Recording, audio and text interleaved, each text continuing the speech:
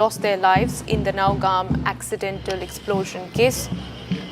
And we also have these visuals of the Lieutenant Governor meeting the families of the victims. And earlier today, there were protests that unfolded in Srinagar with the families trying to ascertain from the authorities as to what exactly unfolded last night and ensure a swift and quick investigation into the sequence of events to make sure that justice is served. Let's go across to my colleague Zeenat, who has been tracking these developments very, very closely. Zeenat, it's a somber moment in Srinagar, very, very critical situation as the investigation deepens. See, this is a somber moment here at the PCR Kashmir, and we are showing you the visuals from the families of the victims. The LG Manoj Sinha just met the families and expressed deep grief and condolence to the families. Meanwhile, you see the wreath was being done by the LG Manoj Sinha and all other senior officers, and now the other officers of the J&K police are also paying floral tributes to these officers who were the part of the FSL team. And this is the scenes on the ground where we see the people have come together. You see the families, they're heartbroken. This is a blow to the families because there was no encounter or any anti-terror operation. But the families were the part of these victims, were the part of the team that were investigating the Jaish module when this unstable substance triggered into an explosion. So we are seeing the heart-wrenching visuals that are coming in from the PCR Kashmir, and my VJ Mubashir is giving you the entire view, the panoramic view of the procedure here. The shoulder is being given by IG Security. Sujit Kumar, he is leading from the front, the coffin on his. All right, we'll come back to you, Zeenat, as you keep a close watch on that. For the moment, we have to move on to more breaking news coming in. This is a new CCTV footage of car bomber Umar Nabi that has now emerged from Faridabad. Terrorist, Dr. Terror Umar Nabi is spotted in this CCTV footage, the visuals of which now on your screen. This is from Faridabad. There's a fresh clip that has been accessed by Republic TV as investigation into the 10/11 conspiracy pick space. Remember, viewers, Republic TV has tracked the entire movement of this terror, Dr. Umar Nabi, from Faridabad, from the Al Falah campus, from Faridabad, all the way through the toll booth that he passed, where that mosque where he camped, ultimately coming in to Delhi on the day of the attack. Investigators have now recovered this CCTV footage showing Umar Nabi using 2 mobile phones while he was on the run. The video from a Faridabad mobile shop, which is dated from the 30th of October, captures him sitting inside the store with a bag on his shoulder and 2 phones with him. At one point, he pulls out a phone from the bag and hands it to the shopkeeper, while another handset stays in his other hand. So these are visuals from late October that we have tracked. These are visuals of terror Dr. Umar Nabi in Faridabad, which has now become the focal point of investigation. In fact, viewers, the Al Falah campus is under radar. There's a crackdown on this entire network of white-collar jihad and those conspirators who are leading this terror plot on Indian soil.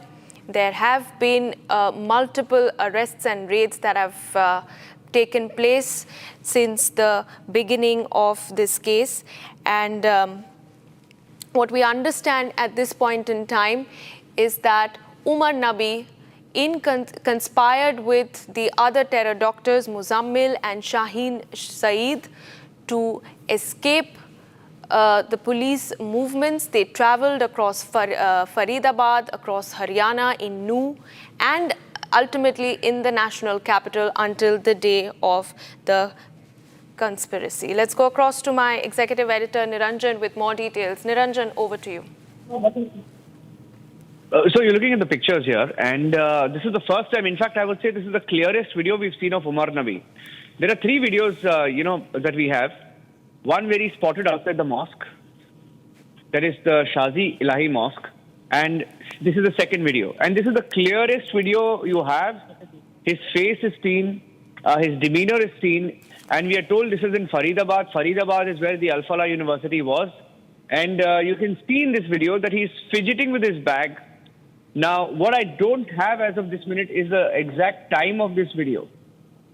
Maybe we'll be able to get the time as well, the timing of, when this video was taken. But what it does show is Umar Nabi in Faridabad, right? It appears to be a medical shop. It's a medical store. And he's at the medical store. He's sitting on top of a sofa. It appears to be like a cushion sofa. And he's sitting there. And he's sharing something with the medical shop. It's a pharmacy. It's a pharmacy. Because you can see on the left, some medicine stocked, some medicine boxes. And it appears that he was there. I don't know. Obviously, we don't know the date of this video. We're assuming it was, okay, we actually have a date of the video. The date of the video is, it shows 29th of October. 29th of October 2025. And 29th of October 2025 is when he was in Delhi about roughly 10 days before the blast. It's about 10 days before, the blast. Now, this is what we know. I'm trying to get more details. In fact, there are, some more reports coming in.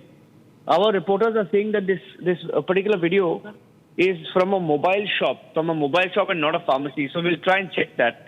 Videos from the 30th is what we understand, but it could be the 29th as well because the timestamp on it says 29th. So it shows Umar Nabi sitting inside a shop, has a bag in his hand, and two phones with him. So he hands it to the shopkeeper.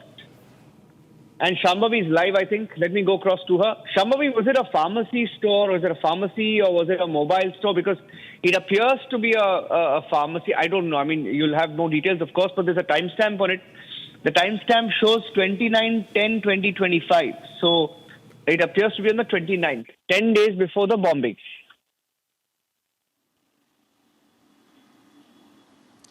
Right. It is actually a mobile shop. You can see the accessories around, and this is actually, you can see that he took he had two phones, one phone in his hand, and then he proceeds to open his bag, take another phone out, and then give it to the shopkeeper for charging. And the moment the phone is in his hands, in the shopkeeper's hand, you can see that Umar gets clearly visibly very restless, and he was constantly looking out because in previous CCTV footages that we have seen, we can see Umar actually looking straight into the CCTVs. This has happened twice before, and in this picture also, this is the first CCTV footage where you can clearly see Umar's picture. In earlier videos, you could see that Umar was wearing a black mask most of the time. And he stared right at the camera, even during the time when he was entering the national territory through Badrapur Toll Plaza coming from Faridabad. Even then, Umar's face was covered, partially covered. But in this picture, you can see the tension on his face, how he was getting restless when he handed over the phone. And this just proves, because there was another theory which was coming from the investigating agencies, that Umar was not using any phone. The last time his phone was active was on 30th of October. That was the last time. And just for 10 days, it was being said that he was not in contact with anybody. He was not using his phone, even during his time when we could see him taking the outer ring road and entering Delhi, driving around various places in Delhi. You could see that he was never using his phone. You could never see. So this was one of the theories. But now we know that there was not only one phone, there were two phones that actually he was using. And surprisingly, both of these phones have not been found at the crime spot. At the spot where the blast took place, nothing was found. None of the parts of it, no phone, nothing was found. All right, Shambhavi, track that very, very closely for all our viewers. But right now we have to slip into a very short break.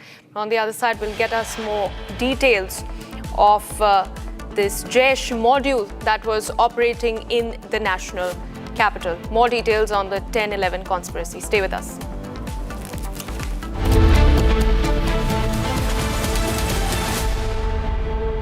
दादी के हाथों का जादू और खुशबू से महकता घर, माँ की मुस्कुराहट और खाने की सुगंध। MDH गरम मसाला, क्योंकि हर रिश्ता है स्वाद से जुड़ा।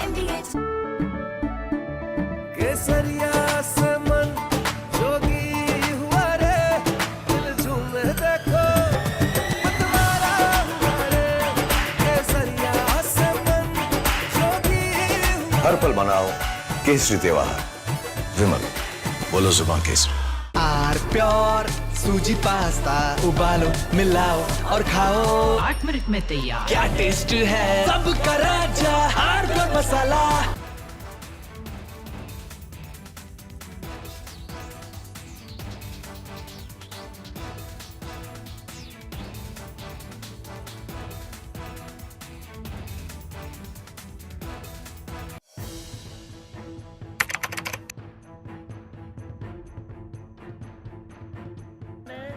So in the past, we would see most of the terrorists who would get arrested, they would be like the people who would be working at a very low level. But today we have seen the white collar suspect.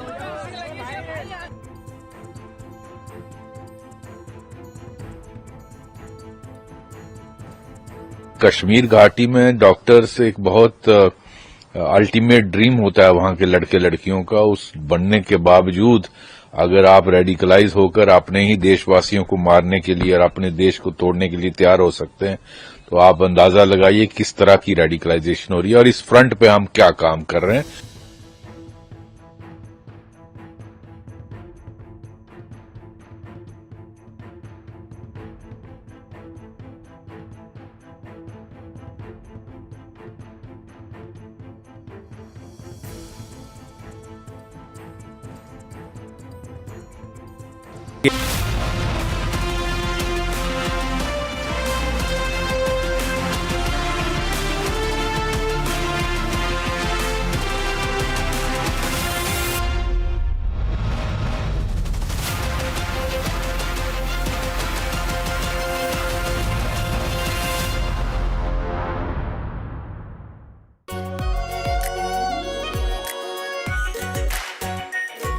Pure shahi paneer masala, delicious, healthy everyday.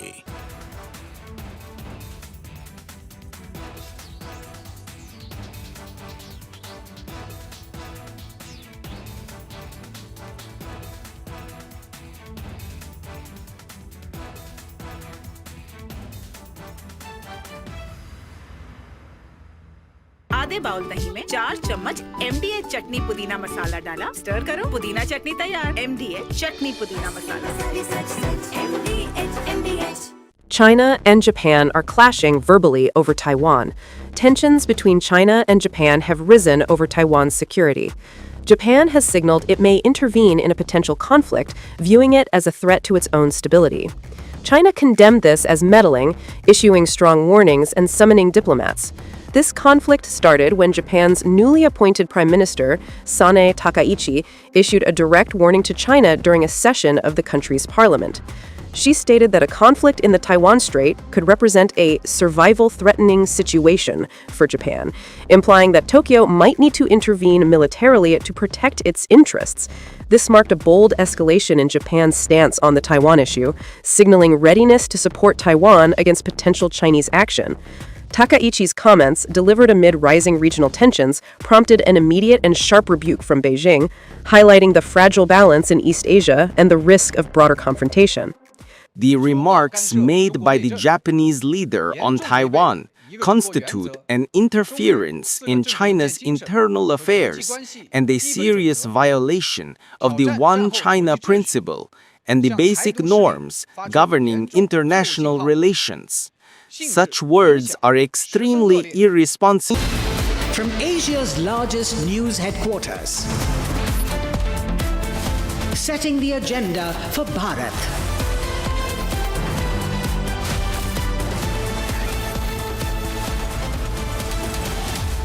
You're watching Republic.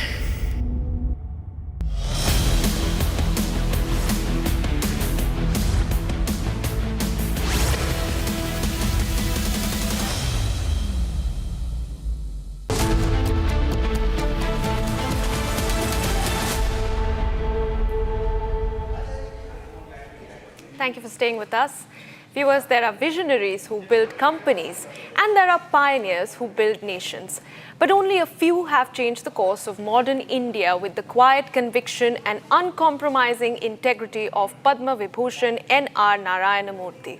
On the next episode of Legends, we trace his remarkable journey, a story of discipline, innovation and the mind that coded India's future. Legends featuring N.R. Narayana Murthy tonight at 7 p.m. only on Republic TV.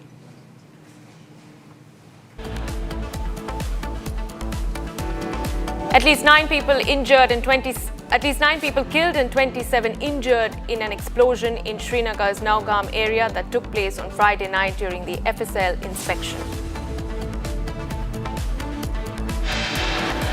Unfortunately, during this course, last night around 11:20 p.m., an accidental explosion has taken place. Any other speculation into the cause of this incident is unnecessary. Jammu and Kashmir DGP rule out terror angle in Srinagar explosion that killed 9 people, says the explosion occurred while handling material seized from Faridabad. Jammu and Kashmir Lieutenant Governor Manoj Sinha orders probe in Nowgam explosion that killed 9 people last night. Investigation into Delhi terror attack deepens. NIA detains 3 more doctors from Al Falah University. Complete focus on Al Falah campus. 15 doctors who were in contact with terrorist Muzammil go underground. Mobile phones of 15 doctors switched off. National crackdown on terror doctors. Medical body cancels registration of terror doctors Shaheen and Adil.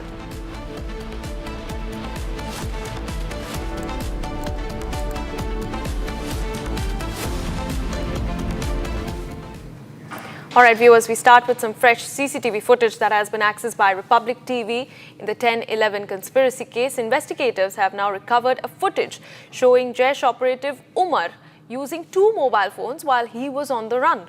The video, which dates to the 29th or the 30th of October from a Faridabad mobile shop, captures Umar sitting inside the store with a bag on his shoulder and 2 phones with him.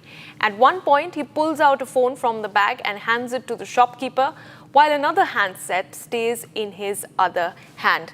The fresh CCTV footage that you now see on the right of your screens is now, which has been accessed by Republic TV. These are 3 clear footages that have come to the spotlight of terror doctor and bomber driver Umar Nabi. The first from the parking lot near the blast site. The second from Turkman Mosque from the same day, just a few hours before the blast took place. He had camped in that mosque. And this third footage, which is about 10 to 11 days before the terror attack in the national capital, is the clearest footage of terror doctor Umar Nabi from a mobile shop in Faridabad that has now been accessed by Republic TV. And initial details also suggest that he traveled from Faridabad to Delhi via the Delhi-Mumbai expressway, stopping at a roadside dhaba and a mosque along the way. The visuals, CCTV2 capturing the moment from Turkman Mosque. He entered Delhi through the Badarpur toll plaza wearing a mask and carrying a large bag. He then visited the Faiz-e-Ilahi Mosque near Ram Leela Maidan, camping there for over 10 minutes before leaving, and finally parked his car near Suneri Masjid in Chandni Chowk, where the explosion occurred. On your screens now are the fresh CCTV footage that has been accessed by Republic TV from 30th of October. This is the clearest footage of terror Dr. Umar Nabi about 10 to 11 days before the attack took place. It shows him operating 2 mobile phones while he was on the run. This is a clip from a mobile shop in Faridabad. It captures him sitting inside the store with a bag on his shoulder, and he has 2 phones with him. He pulls out 1 phone from his bag and hands it to the shopkeeper while keeping the other handset with him. The footage is part of a larger investigation into the Red Fort blast, which has killed 13 people and injured over 20 others. All right, we have Shambhavi, my colleague, joining me live, tracking all these details. Shambhavi, this is the clearest footage so far that Republic TV has accessed of Umar Nabi. Give us more details that you can pick up.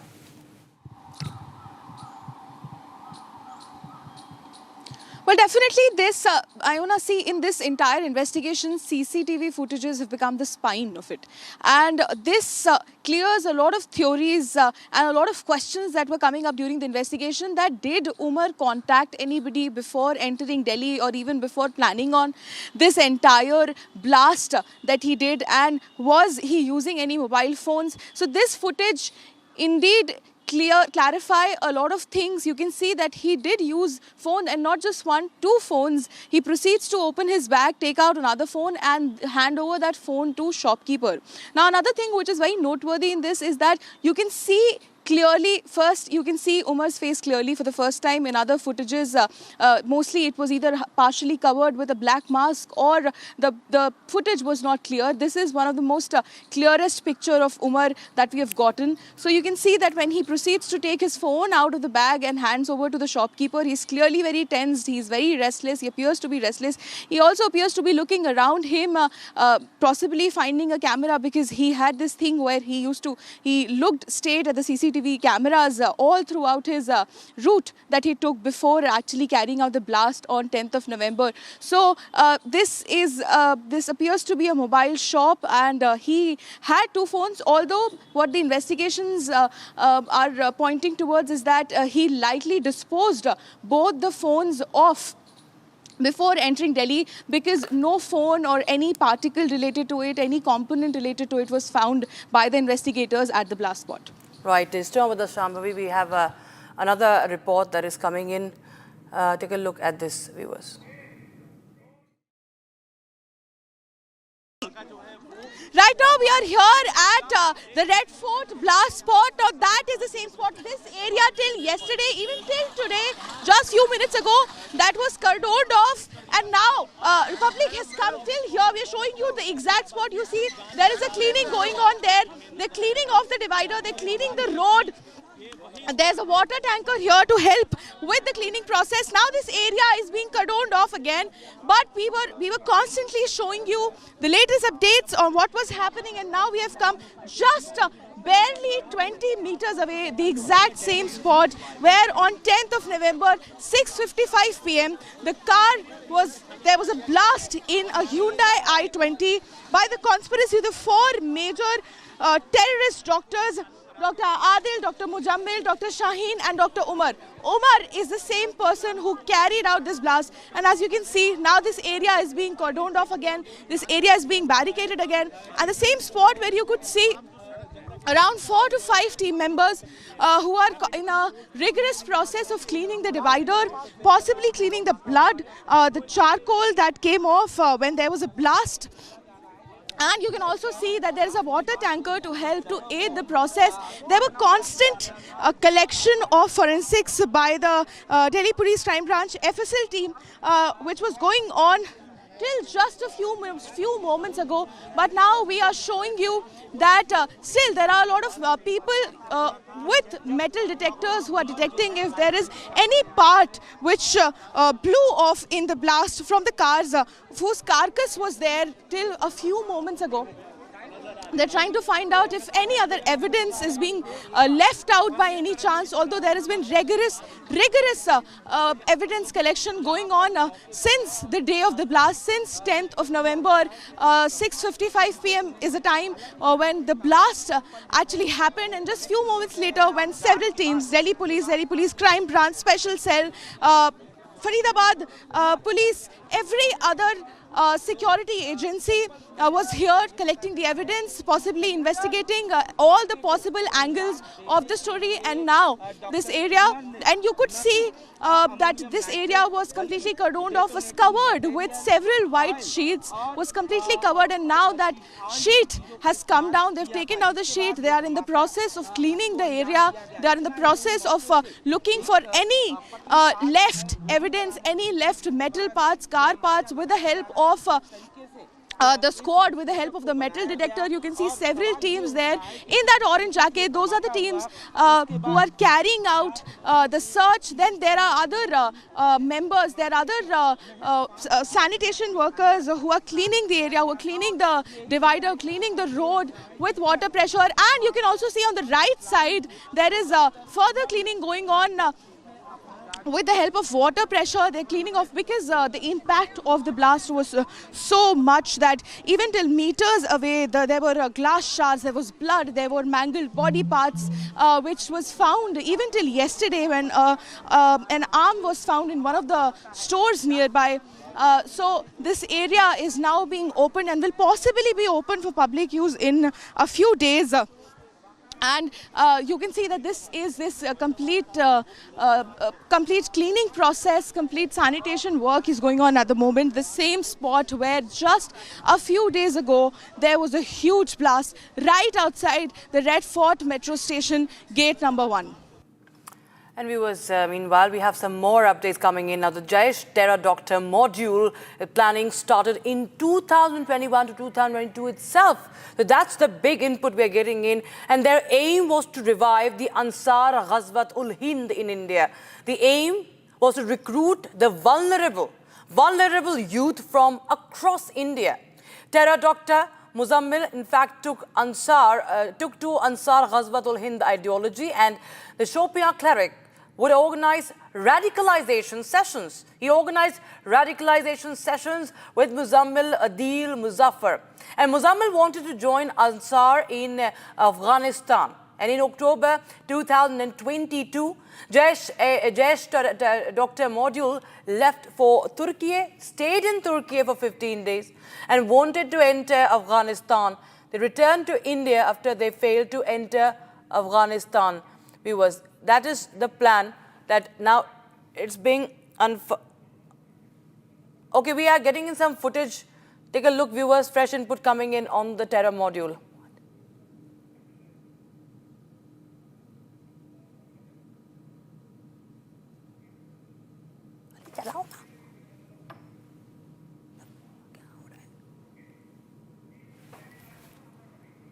I can't understand what he's saying. Bloody hell.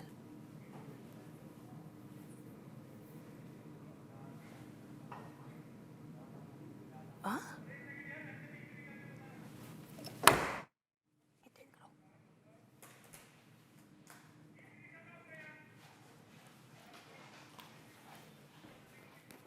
New picture of Umar Nabi is emerging now, and this is the fresh image of Umar Nabi. As you can see, the first photo we got, he is wearing spectacles in that, and now we are getting this fresh visual of Umar Nabi. You can see the stethoscope, this doctor who was working as he was practicing in several hospitals, and now this is the car bomber. This is the Delhi car bomber, Umar Nabi. Fresh photo.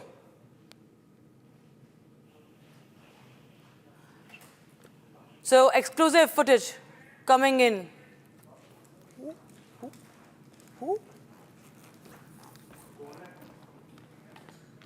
Okay, Niranjan joining us on the phone line from Niranjan. Well, exclusive image of Delhi car bomber Umar Nabi on our screens now. Well, sorry for the chaos in the last few seconds, because we've had back-to-back breaking updates coming in on the story. First up, this is for the first time let's put the label out there for the first time, the doctor of death. The doctor of death, the Delhi car bomber, the doctor of death and the Delhi car bomber. This is terror doctor Umar Nabi. For the first time seen in a lab coat. Look at him posing. We don't have the details of when this photo was taken, but we have in the last 5 minutes broken two aspects of the story. The first aspect is the picture of the car bomber. Now the second aspect is him inside a mobile store. We don't know whether he was repairing his mobile, preparing his mobile, but obviously from the information that we've picked up in the last few days, we know that he was up to something. He had traveled to Srinagar, he'd come back to Delhi, and he came back without his mobile phone. What is extremely critical is that we know he came back, without his mobile phone. He traveled without his mobile phone, and these are pictures that are coming in. For the first time, we are seeing him in a lab coat. First time, with a stethoscope hanging around his neck, the doctor of death. This is the car bomber, the man who blew himself up outside the Red Fort in the national capital, seen clearly. And what is very striking, very typical of a terrorist, look at how he looks different. I mean, his look is different in every single picture and video that you've seen. In one of the picture, you can see him with glasses, right? In the second picture, I mean, of course, he's not wearing spectacles here. And in the third picture that you have, and there's a video that you see him, he's dressed up as a simple student, and he's inside a mobile store carrying a backpack, etc. So there are three different visuals we have seen, different kind of message that he was sending out at different locations, typical deception tactics. This is Dr. Terror Doctor Umar Nabi, who's from Kashmir, spent some time in Anantnag, GMC Anantnag, then went to Al Falah College. He was a professor there, and eventually went on to become the car bomber of Delhi, seen for the first time. The picture that we are seeing of him for the first time in a lab coat, wearing a stethoscope around his neck, and we don't have a date on this picture, but this is as clear as it gets. It appears to be one of those typical display pictures that people click and put on their WhatsApp status. I don't know whether he would have done that, but certainly one of the images that perhaps investigators have pulled out, because this has come to us from agency sources, which means perhaps this was one of the pictures that they've been able to pull out from the data dump of this terror doctor, Dr. Umar Nabi. And let's take the two windows, please. If I can ask our teams to take the two visuals. One, you have a still picture of the car bomber. One, you have a video, CCTV of him 10 days before. Look at it, left of your screen. Rakshita, that's him. Yeah. He looks completely different in that one. I mean, looks completely different. Here he looks different. Maybe it's just shorter hair in the picture, but he looks from the CCTV of him outside the Shazi Ilahi Mosque, where he's looking back, looking over his shoulder. There he looks completely different, right? So all three images that you have, actually we have four images of him. One of him, the first picture that came, a mug shot of him wearing the spectacles, right? First is of the mug shot with spectacles. First window, we'll put the spectacle shots. Second, we will put of him seen outside the mosque. Third, we will put the picture of him at a mobile store. And the fourth time that he's been seen is in this, a picture in a lab coat. So you can map this man now, this car bomber, this terrorist, and Umar Nabi was critical to this entire Jaish terror doctor module, because Umar Nabi and Muzammil, together along with the radical Islamic cleric called Irfan Wage in Shopian, had together plotted the Delhi blast. And this is for the first time that we are seeing his picture, and this is for the first time, of course, so we're getting to understand his identity. Clearest images that we've had so far. So this Saturday, it's been a newsy day, given what has happened. And look at the unfortunate after effects of whatever has happened, right?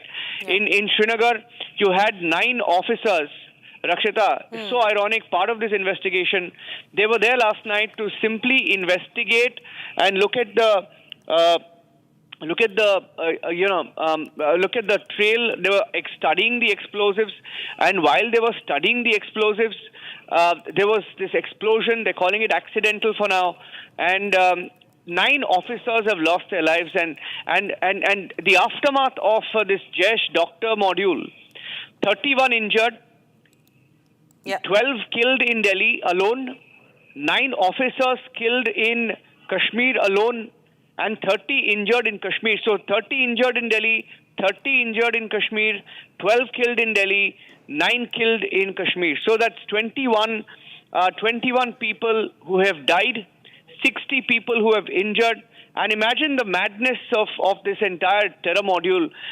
Their plan was to unleash terror across the national capital, across different cities. And I'm going across to Shambhavi. Shambhavi is joining us live.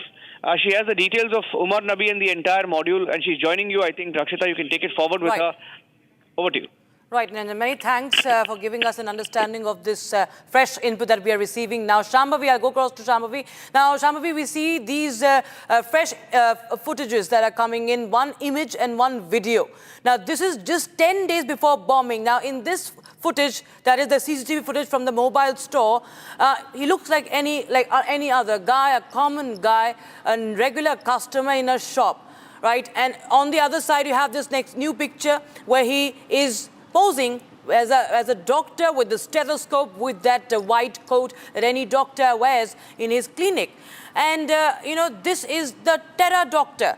Who would know that he was actually a terrorist? Who would know that this man would go on to kill people in the national capital?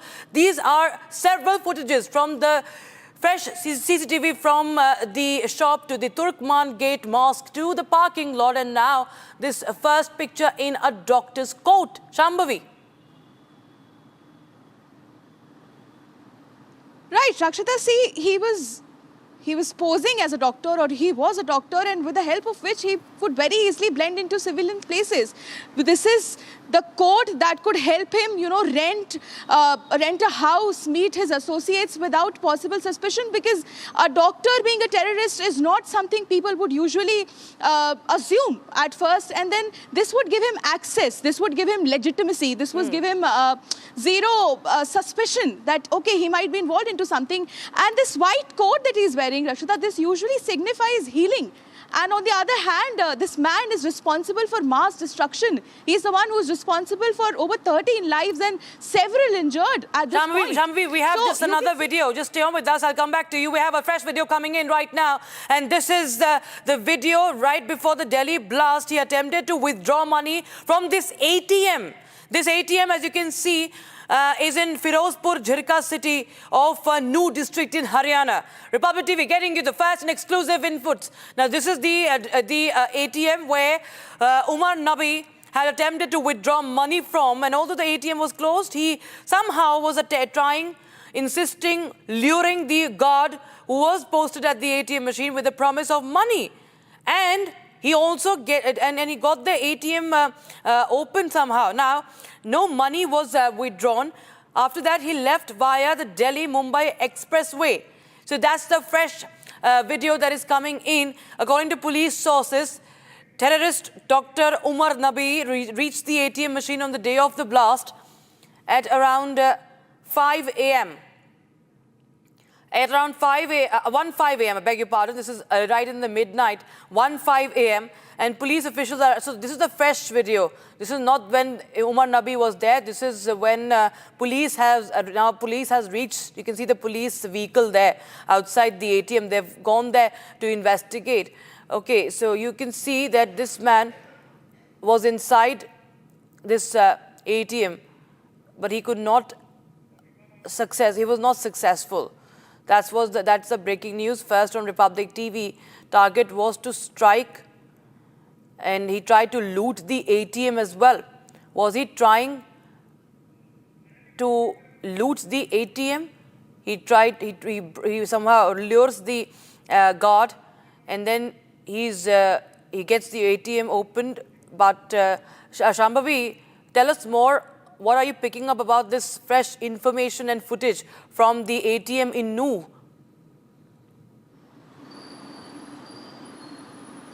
See, Rakshita, this is a new piece of information in the form of the route that he took actually before coming and being parked in the Red Fort parking zone, because we had information about the fact that he was passing from Faridabad and entered Delhi around 7:30 a.m. He left from there, and there was still a lot of information which was pending about his whereabouts, where he was before 7:30. And now, as we are constantly breaking updates, and we know that he was traveling from New to Faridabad, and the time that the investigators have suggested is around 1:38 p.m. That is the time he entered the Faridabad, and he took the Delhi-Mumbai expressway. So it makes sense that around 1:05 in the midnight, 1:05 a.m. Monday, he was there at the ATM, and he tried to withdraw money, and supposedly the ATM apparently was closed. So he tried to lure the guard with promise of money, but ended up not withdrawing any money. So this again is a contrast. He lured the guard with the promise of money to let him withdraw money, and then he ended up not withdrawing the required money, and then he took the route. So so we are still not able to understand, and I'm sure even investigators are trying to understand his mindset, what was going on in his mind. Soumya also joins us live on the broadcast now, Shambhavi. Soumya, she is continuously getting us updates from Al-Falah University that has now emerged at as the epicenter of this entire module. Now, Soumya, we have fresh details coming in about where all this man, Umar Nabi, was traveling, the terror doctor. Multiple CCTV images now emerging, latest being from Faridabad, where he attempted to even loot the ATM. He tried to open this while luring the guard, and now we see that he just runs away. Then he escapes through the highway, the Delhi-Mumbai expressway, once he fails at getting money out from the ATM. Yes, well, Rakshita, slowly and gradually, each and every vantage point that the terror doctor had visited on the day of 10th of November, the Delhi blast case day, is coming out in the open. One such location in consideration at this point is this particular ATM machine based in Firozpur Zirka. This particular place in Noor district of Haryana is under the scanner of Faridabad police and the crime branch as well. Even though as we speak, we have two teams of Faridabad crime branch there interrogating the guard posted there at the ATM machine, because the details are, if are to be believed, it was around 1:05 a.m. on that very day of the blast is when Umar Nabi, the terror doctor, the main culprit behind the wheels of the Hyundai i20, had pit stopped there outside that ATM machine, had made an attempt to withdraw the money. However, the ATM machine was closed. He even tried to bribe the guard posted there, lured him by giving him extra money. Despite that, because of the ATM machine was not functional, he could not, and hence he moved ahead taking the route of the Delhi-Mumbai expressway. So these are the latest dots that we're picking up with regards to each and every location the terror doctor had visited. Back to you, Rakshita.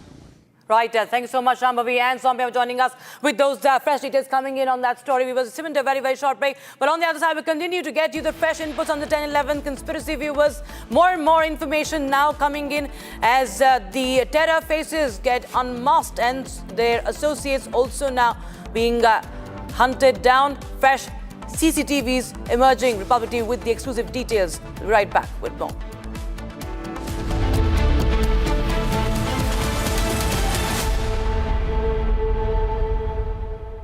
Amity has been ranked India's #1 not-for-profit private university for 11th year, with top 10 ranked institutions in management, engineering, biotech, law, mass comm, telecom, hospitality, fashion and more. Yet another top ranking for Amity University. अब छोलिया हो या लोबिया, सफेद चने या काले चने, सब कुछ मजेदार बने। केसरिया से मन जोगी हुआ रे, दिल झूमे देखो मतवारा हुआ रे। केसरिया से मन जोगी हुआ। हर पल मनाओ केसरी त्योहार। विमल। बोलो जुबान केसरी। थोड़े में ज्यादा स्वाद ये तो है इसकी खास बात। वाओ मामा क्या स्वाद है। अरे मेरे राजा राजा और प्योर मसाला।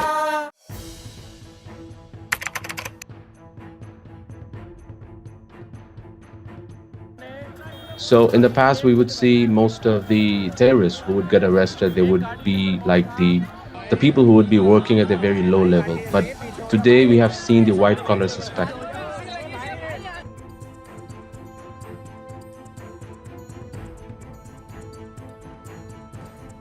कश्मीर घाटी में डॉक्टर्स एक बहुत अल्टीमेट ड्रीम होता है वहां के लड़के लड़कियों का। उस बनने के बावजूद अगर आप रेडिकलाइज होकर अपने ही देशवासियों को मारने के लिए और अपने देश को तोड़ने के लिए तैयार हो सकते हैं, तो आप अंदाजा लगाइए किस तरह की रेडिकलाइजेशन हो रही है और इस फ्रंट पे हम क्या काम कर रहे हैं।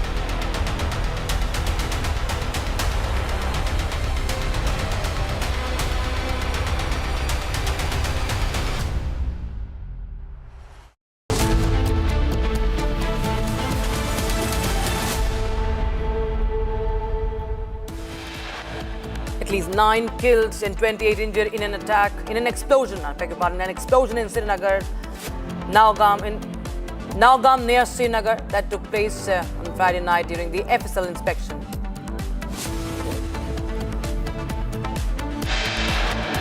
Unfortunately, during this course, last night around 11:20 p.m., an accidental explosion has taken place. Any other speculation into the cause of this incident is unnecessary. Jammu Kashmir DGP rules out the terror angle in Srinagar explosion that killed 9 people, says the blast occurred while handling explosive materials seized from Faridabad. Jammu and Kashmir Lieutenant Governor Manoj Sinha orders probe in Nowgam blast that killed 9 people and left 28 injured last night. Investigation into Delhi terror attack deepens. NIA detains 3 more doctors from Al Falah University. So, complete focus now on the Al Falah campus in Faridabad. 15 doctors who were in contact with terrorist Muzammil go underground now. Mobile phones of the 15 doctors switched off. National crackdown on terror doctors. Medical body cancels registration of these terrorists, Shaheen and Adil.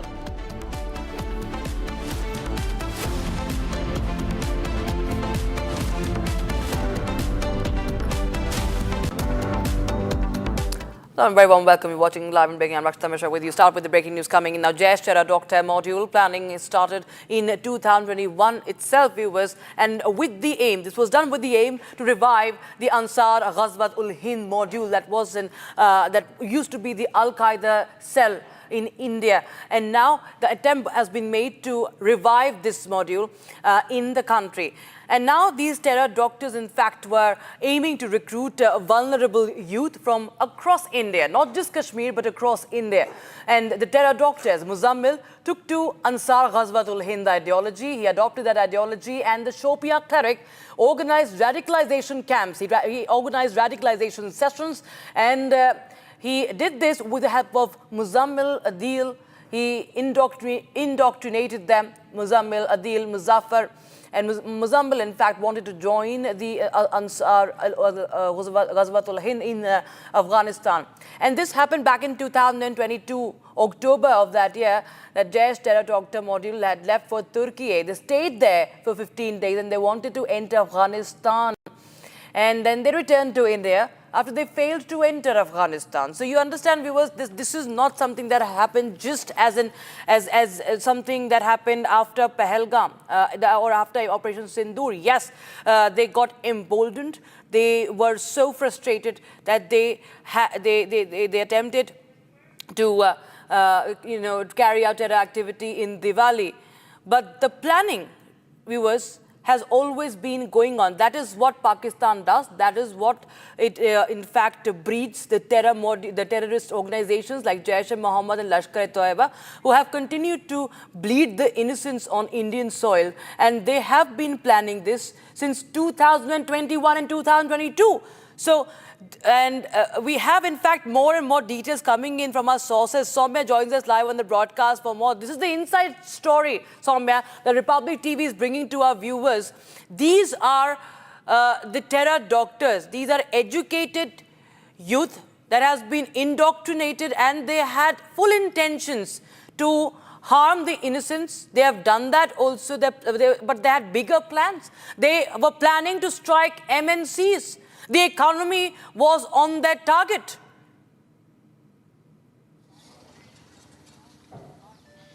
Yes, Rakshita, the plan was very huge. It was a doctor module. It was a white-collar terror doctor module that the Ukasa, the handler in this case, Muzammil's handler. So it was a very different type of module that was breeding, the inception of which began well in 2021 and 2022. There were several attempts to reach to Afghanistan as well. However, Muzammil was instructed by his handler Ukasa as to how he will be taught online the bomb making process. So the exclusive inputs that we have access tells us a very different story as to how this whole inception of this terror module, which is actually behind the Delhi blast case, it actually began in 2021 and 22 and went ahead with several other developments in the years to follow, and eventually was breeding here inside Al-Falah University. And then there were plans as to how there will be multiple serial blasts in December. However, they could not go ahead with the multiple raids and everything that followed by Jammu and Kashmir police, and later what transpired in Faridabad. And that's when what happened on 10th of November, which led to 13 people dead for that matter, and several others severely injured. Right. In fact, stay on with us. We have some more inside details that are coming in on the park handler and the bomb-making expert Abu Ukasa. This man was the handler, and he was with these terror doctors in Turkey. Now, he stayed close to the AFPAC border, the Afghanistan-Pakistan border, and he ran this entire doctor module. He was one of the handlers, in fact, who was orchestrating this whole, and he was from Pakistan. And he told Muzammil that he does not need to travel to Afghanistan. And he also went on to tell Muzammil, that is Ukasa, told Muzammil that he will impart online training to make bombs. So how to make these bombs? We all know that there's been 3,000 kilograms of explosives that have been recovered. Now, this was the man, Ukasa, who is a Pakistan-based handler, but he was also in Turkey. Now, he was training them. He said that you don't need to go to Afghanistan, since he was there somewhere around Afghanistan-Pakistan border also. So apart from the visits to Turkey, he was there in Afghanistan-Pakistan border. Soumya joins us for more. Soumya, well, clearly we can understand that slowly and steadily these important details are emerging that as to who was orchestrating this entire terror module and these activities. Now, Ukasa Abu Ukasa was stopping Muzammil from going to Afghanistan, and instead said that he will train them online as to how to make bombs. Yes, Rakshita, it's obviously a very big development in this whole terror module. It is not just limited to India. It has its roots based in Turkey, Afghanistan and Pakistan, and well, it is one of the major breakthroughs for the security agencies as well in that case, investigating this case. However, if we talk about the timelines as to how and what happened in 2022 after the radicalization session that the cleric took off, for that matter Muzammil, or for that matter Adil, there was an attempt made by Muzammil to enter Afghanistan after staying in Turkey for 15 days. Because of the failed attempts, he could not enter Afghanistan. He was told by his handler, in his case Ukasa, that he will be imparted the lessons with regards to bomb making online. So these are the details that we are picking up as to how it goes way back in 2022. What we saw on 10th of November has its roots way back in 2022 and 2021 and has clear-cut links.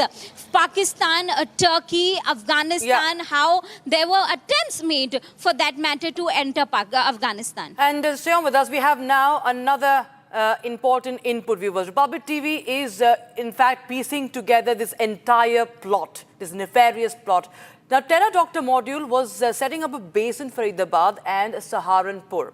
Ammonium nitrate and potash were procured in small batches. These explosives were being procured from shops in Sonipat, shops in Gurugram as well, all in Haryana. And the fresh lead coming up is that some shopkeepers had also questioned these terror doctors. And when they were questioned by them, the terror doctors showed medical ID. So some explosives were recovered from vehicle used by the module. Somewhere clearly we can see why this is a white-collar jihad module. This is to in fact legitimize their intentions. Now, they were very smart that they will not, of course, ammonium nitrate is available, but there is not a lot of regulation, obviously, in terms of its purchase or selling or its sale. But so they were buying it in small amounts, and obviously there were people who raised suspicions, and then they obviously showed that they are doctors, and so as to convince these sellers, these dealers somewhere, that they are using it for some medical purpose, or they are using it for some scientific purpose rather. Yes, Rakshita, you very correctly pointed out how they used their profession as the perfect cover for what was about to happen. Their profession of doctors or assistant professors teaching inside a well-known, well-established university here in Faridabad was used as a cover to stockpile explosives for several months, as the details that we initially picked up also ever since the raids happened and what transpired on 10th of November, early hours of 10th of November when raids happened, when explosives were recovered. Much later, we got to know how these terror doctors were actually involved in this process of stockpiling these explosives for several months. And this is the new input that has emerged as to how they reached out to the people and how they use their ID, their profession as the cover when they said it is because of their profession, which is why they're buying it is for some experiment. So these were the excuses that were used while buying these explosives in question. With that, of course, there's this angle, another angle that has emerged in the forefront. Security agencies, while investigating the cars in suspicion, have revealed that how the cars, the 4 to 5 cars in questions, 1 or 2 cars were also used to carry these explosives in question, the ammonium nitrate. For that matter, the EcoSport, if you remember, which was found and traced down by the Faridabad police earlier this week, even that EcoSport was used for carrying the ammonium nitrate in question. There were traces found by the CFSL team in that EcoSport car. So, which is why the investigation of that EcoSport also took more than 24 hours.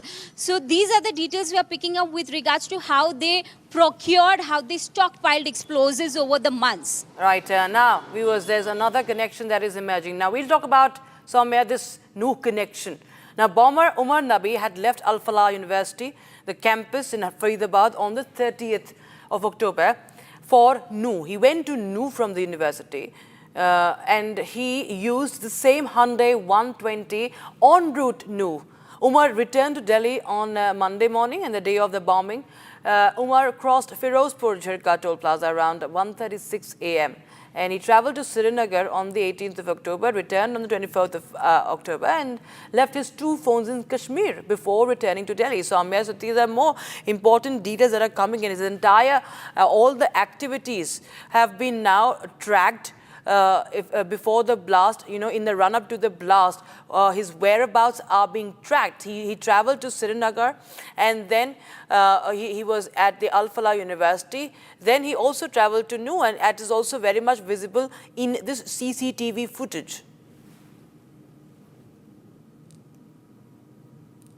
Well, Rakshita, as the investigation is progressing, the investigative agencies here have been successful in tracing down each and every movement of the terror Dr. Umar Nabi, as to how from October 24th to October 30th, his movements from Srinagar to Al Falah to Delhi, and how specifically on the day of the blast, what route he took specifically with regards to at around 1:05 a.m. on the day of the blast, how he stopped by this ATM in Firozpur Zirka area of the NU district. He stopped there. He tried to get money from one such ATM there in Firozpur Zirka district of NU district, wherein he also tried to lure the guard posted there, but because the ATM was not functional, he could not withdraw any money, and later on he had to leave that place, and he eventually took the Delhi-Mumbai Expressway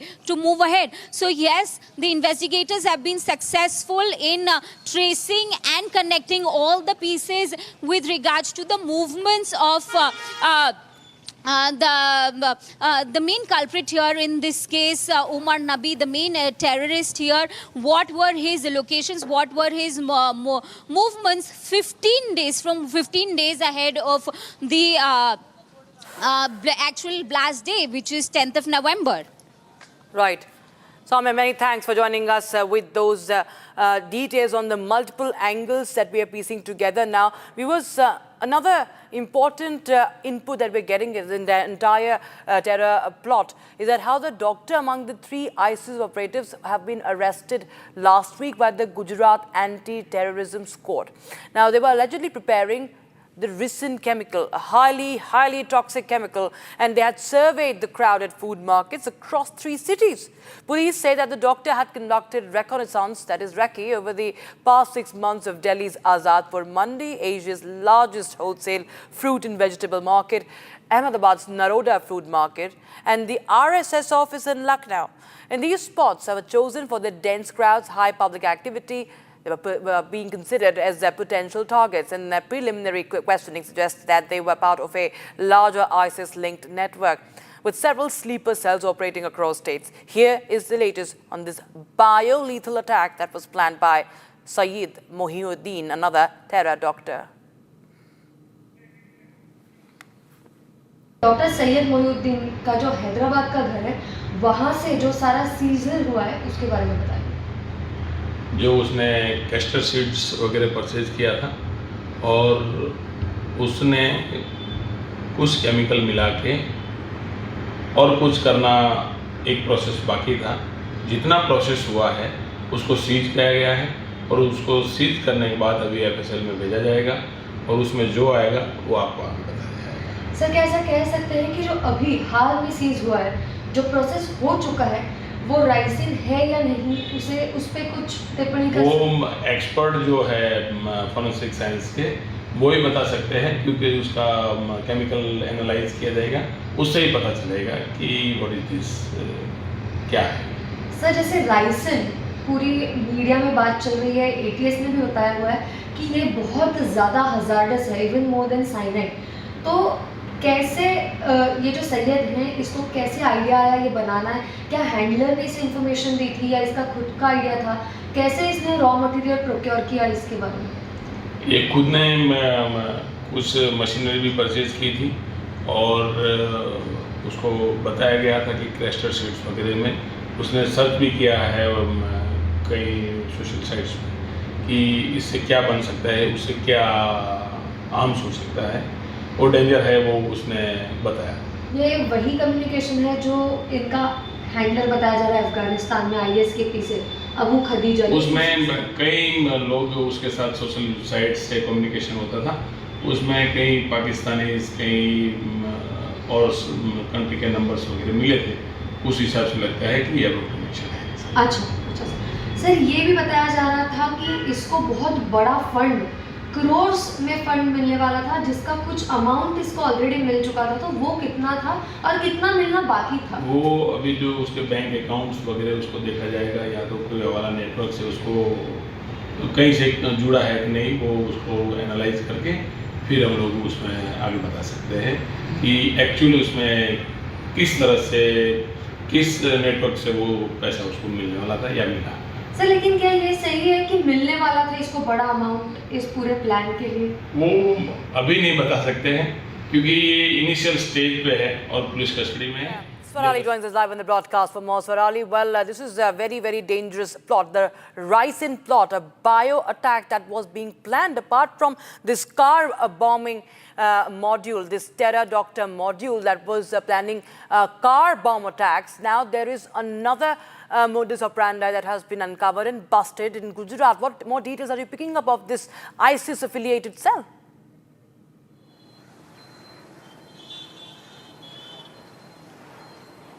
Yes, so let me tell you that India is bearing the forefront and the brunt of white-collar terrorism, and one of them being busted in Gujarat. If we are talking about Dr. Sayyid Mohiuddin, several raw material was procured and seized from his Hyderabad Rajendra Nagar residence. If we talk about it in detail, one blue barrel which contains hazardous material. It's yet not specified because forensic laboratory tests are going on. On the other hand, several other chemicals, 6 bottles of acetones. Now, all these raw materials are in regards with to prepare a very potent biological bioweapon called ricin. To understand the intensity and lethal attack that could have been executed by Dr. Sayyid Mohiuddin, who's a MBBS degree holder from China, we'll have to understand the technical details of this potent bioweapon. Now, according to the OPCW, that is the Organization for the Prohibition of Chemical Weapons, ricin is listed in Schedule 1 in the CWC, that is Chemical Weapons Convention. It is odorless, it is colorless, so it becomes very difficult to identify this bioweapon. On the other hand, there is no antidote. It can be spread through food, water and air. So we can imagine the intensity of harm it could have caused to the Indian soil if this plan was executed, which got foiled by Gujarat ATS when Dr. Mohiuddin and his 2 subordinates were arrested by Gujarat ATS. Yes, absolutely. Many thanks, Swarali, for getting us those details coming in. In fact, Swarali also got us this in detailed report that shows how this could have been the most lethal bioterror attack on Indian soil if unleashed as planned by the terror accused terror doctor Sayyid Mohiuddin. India is bearing the brunt of white-collar terrorism, one of them being bursted in Gujarat. To understand the lethal bioterror attack planned by Dr. Sayyid Mohiuddin, who is one of the major terror accused, hails from Hyderabad and has a medical degree from China. We will have to delve deeper into the technical details of potent poison called ricin. According to the OPCW, which is Organization for the Prohibition of Chemical Weapons, ricin is listed in Schedule 1 in the CWC, that is Chemical Weapons Convention. It has got no antidote, it is colorless, odorless, which makes it even more difficult to be identified. The various ways to use it is ingestion, inhalation and infusion, which means it can be spread across through food, water and air. You can imagine the harm it could have caused to the Indian soil. Let us come to the other technical details, as in the raw material which was seized from the Hyderabad, the residence of Dr. Sayyid. To be very specific, blue barrel containing hazardous material which is yet not specified because it's sent to FSL, several chemicals, 6 bottles of acetone, industrial solvent, seed oil press machine. There were other equipments which are used in the process of making this potent poison called ricin, like seals, funnels, and lot more. A very important update in this entire case is now it is to be seen what results are fetched from the FSL. The research that will go on and the investigation done by FSL will tell us more about this case, as in the material that is seized from his house, up till what extent he was successful in making this potent poison. All right, now shifting focus to what happened in Srinagar last night. It's a shocking CCTV footage now that's emerging of the explosion in Srinagar. The CCTV accessed by Republic TV shows the exact moment of the explosion near the Nowgam police station. A sudden, blinding flash of light, engulfing the camera lens, marking the intensity of the blast. While officials have confirmed that it was accidental, the visual evidence highlights the powerful impact at the site. Take a look.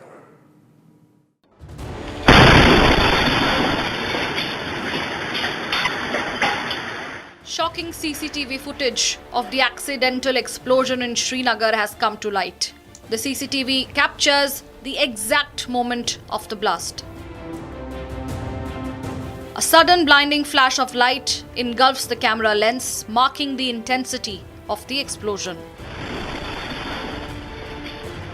CCTV footage from a nearby house showed the impact of the explosion, which left a trail of destruction in the area.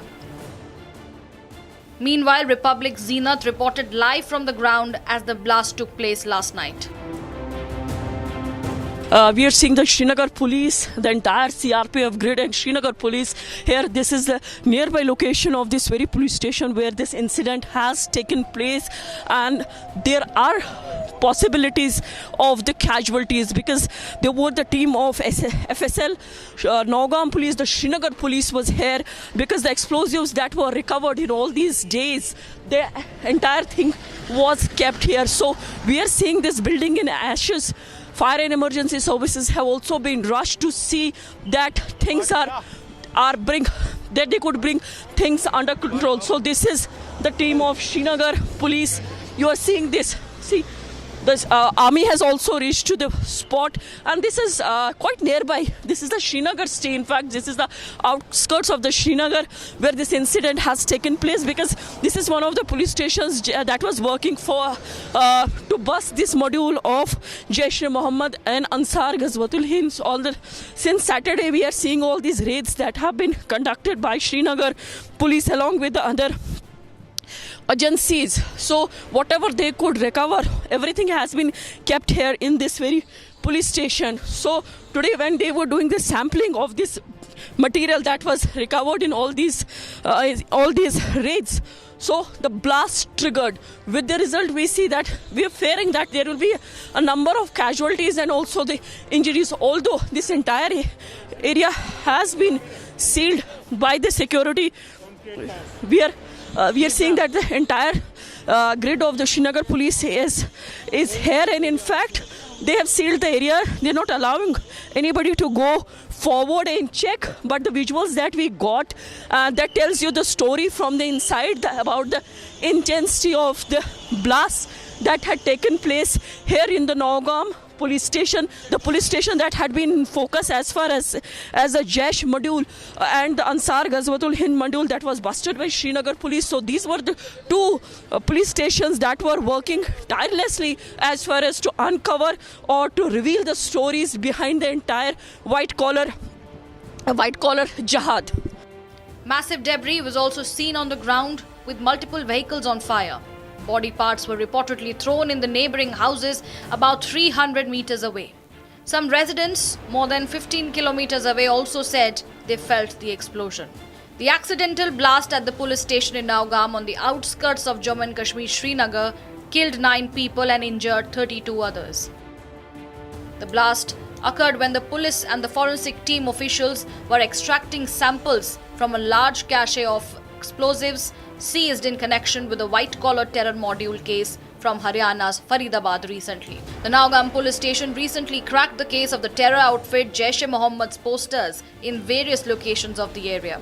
While some of the explosives recovered from Faridabad were kept at the forensic lab, the major part of the explosives were stored at the police station. The midnight blast shattered windows, damaged the station structure and disrupted the quiet of the neighborhood as ambulances and police vehicles rushed to the site. The blast comes 4 days after a deadly car explosion in Delhi, which killed at least 13 people.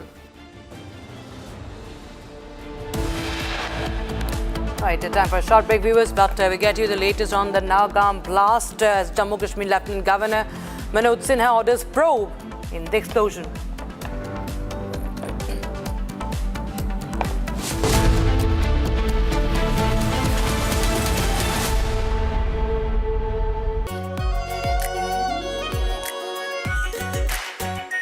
Our pure Shahi Paneer Masala. Delicious, healthy, every day. इसको घर पे लगाओगे तो शादी का तो पता नहीं, पर घर पक्का नहीं टूटेगा। रुंगटा नहीं तो घर स्ट्रॉन्ग नहीं। रुंगटा स्टील TMT बार एकदम सॉलिड। पहाड़ों में एक हाइकिंग स्टिक भी बन सकती है। आधे बाउल दही में 4 चम्मच MDH चटनी पुदीना मसाला डाला, स्टर करो, पुदीना चटनी तैयार। MDH चटनी पुदीना मसाला। MDH।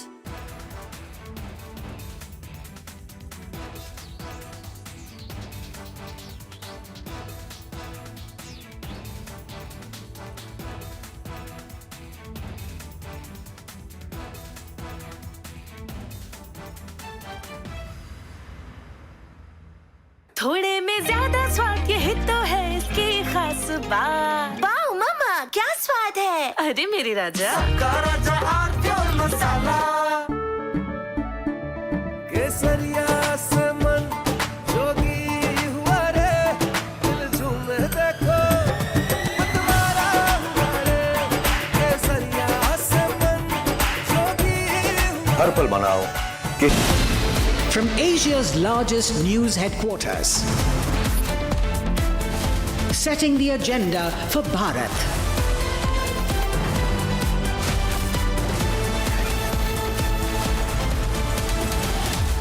You're watching Republic.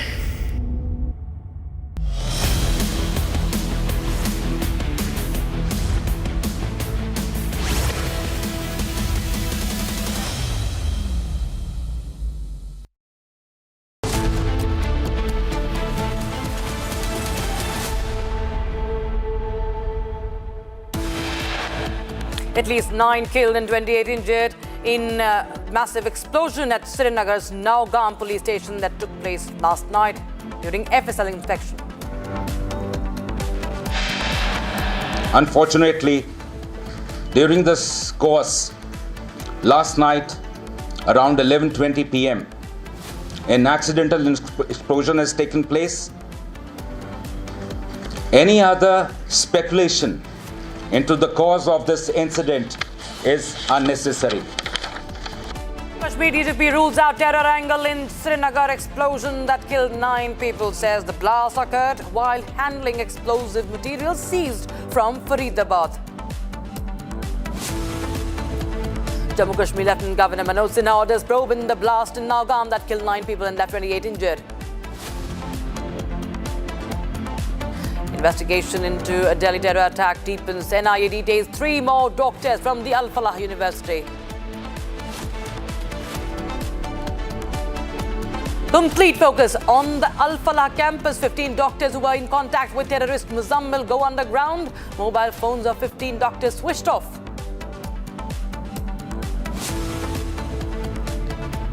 National crackdown on terror doctors. Medical body cancels registration of the terror Dr. Shaheen and Adil.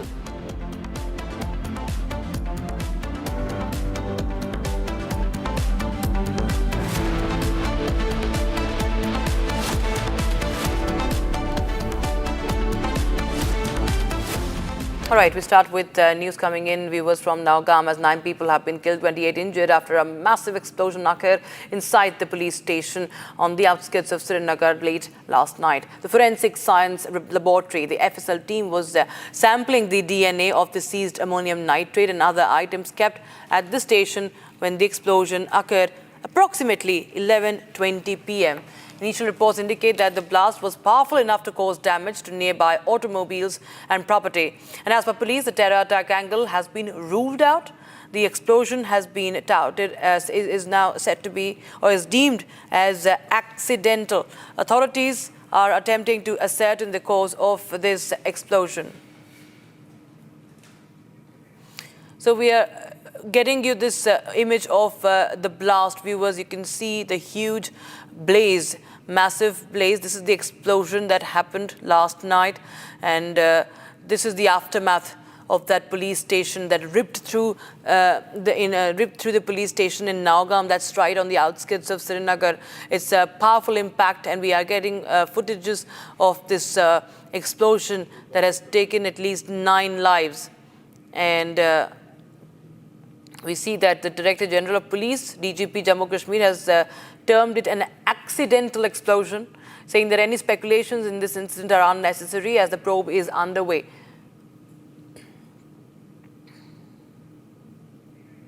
Arawat joins us live on the broadcast for more. Arawat, well, we see this is a massive explosion that has in fact also led to the deaths of several people and many others injured.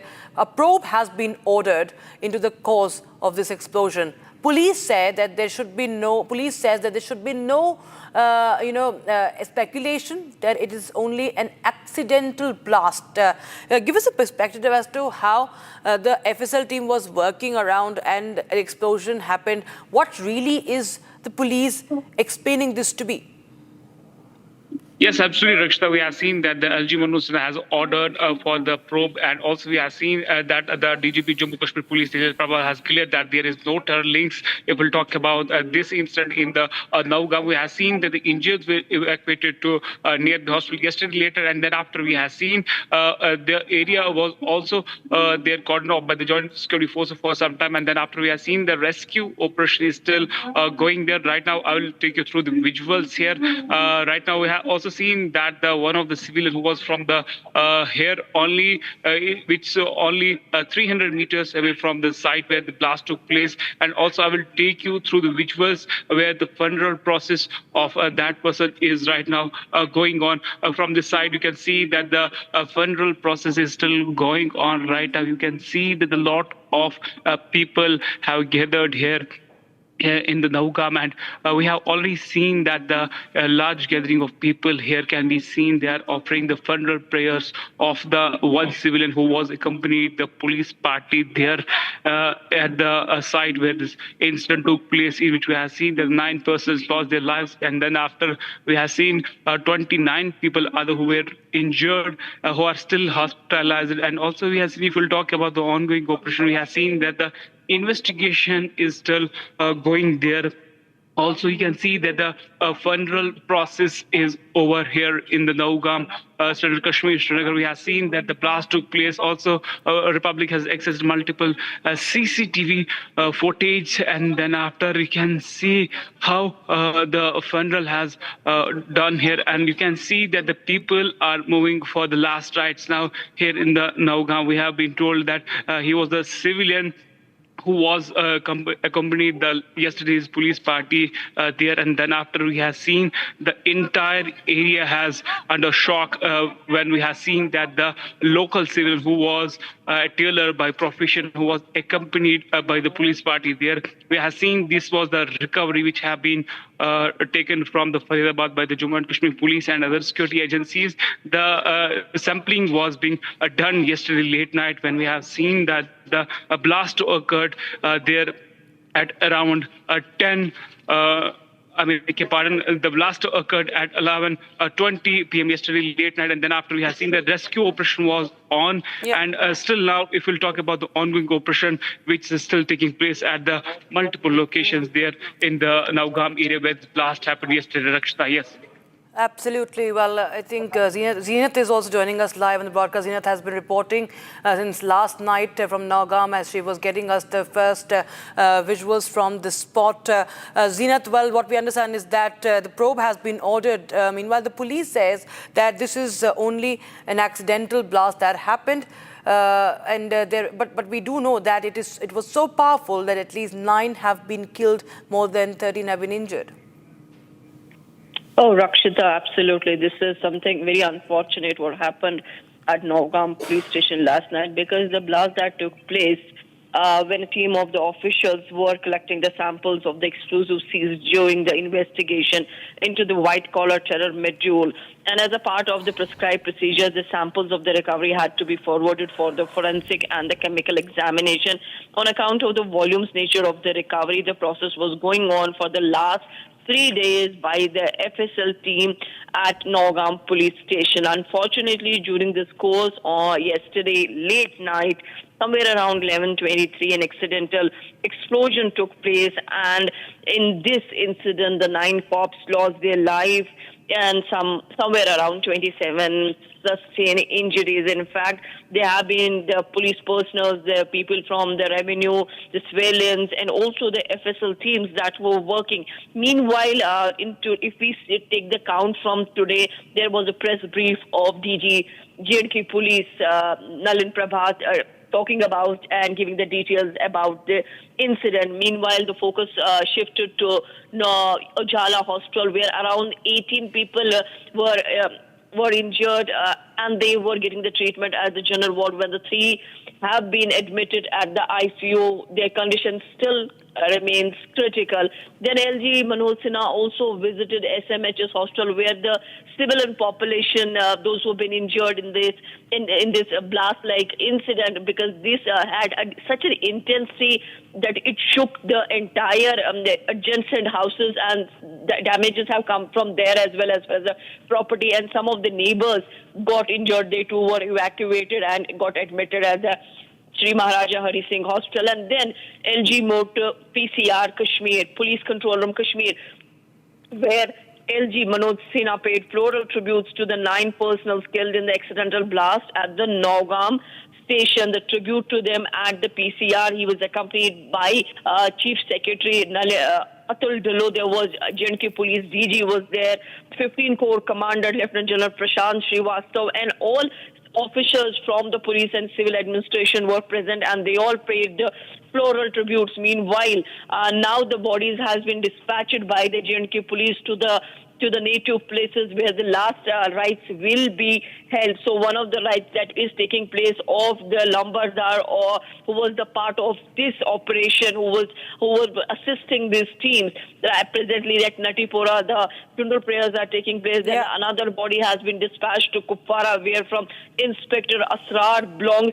So this is something very unexpected, because on the one side we were seeing that J&K Police in action, Srinagar Police have been able to manage and get these white-collar doctors. There are 300 kg explosive ammonium nitrate were recovered, but the same ammonium nitrate was shifted from Faridabad to Srinagar. It was carried in one of the tempo van, and there was some around 30 bags, 25 bags were completed with the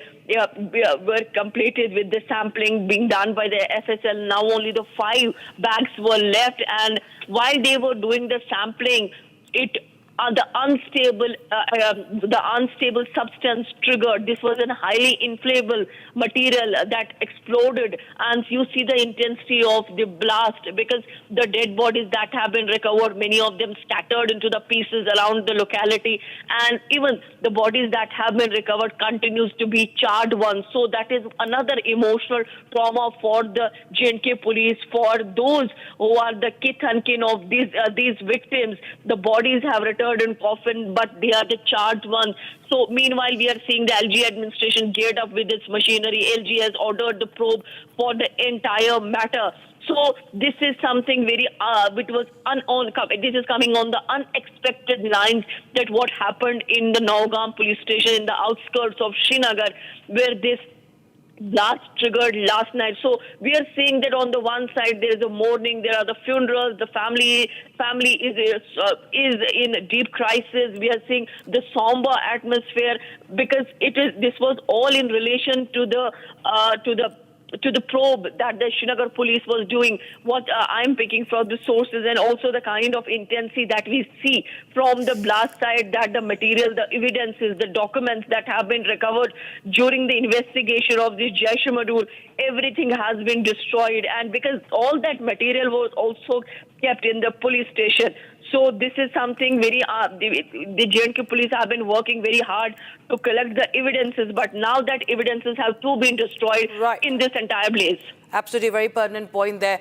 Very key evidence, and that, of course, is a very, very dangerous situation right now. Thank you so much, Zeenat and Rawat, for joining us with the details on that story. Now, following the tragic explosion, viewers, that ripped through the police station in Nowgam, Director General of Police termed it an accidental explosion and said that any speculations in this incident are unnecessary as the probe is underway. He addressed the media and said that the police station suffered huge damage while adjoining buildings were also affected. Probe is underway to assess and the cause, isn't it?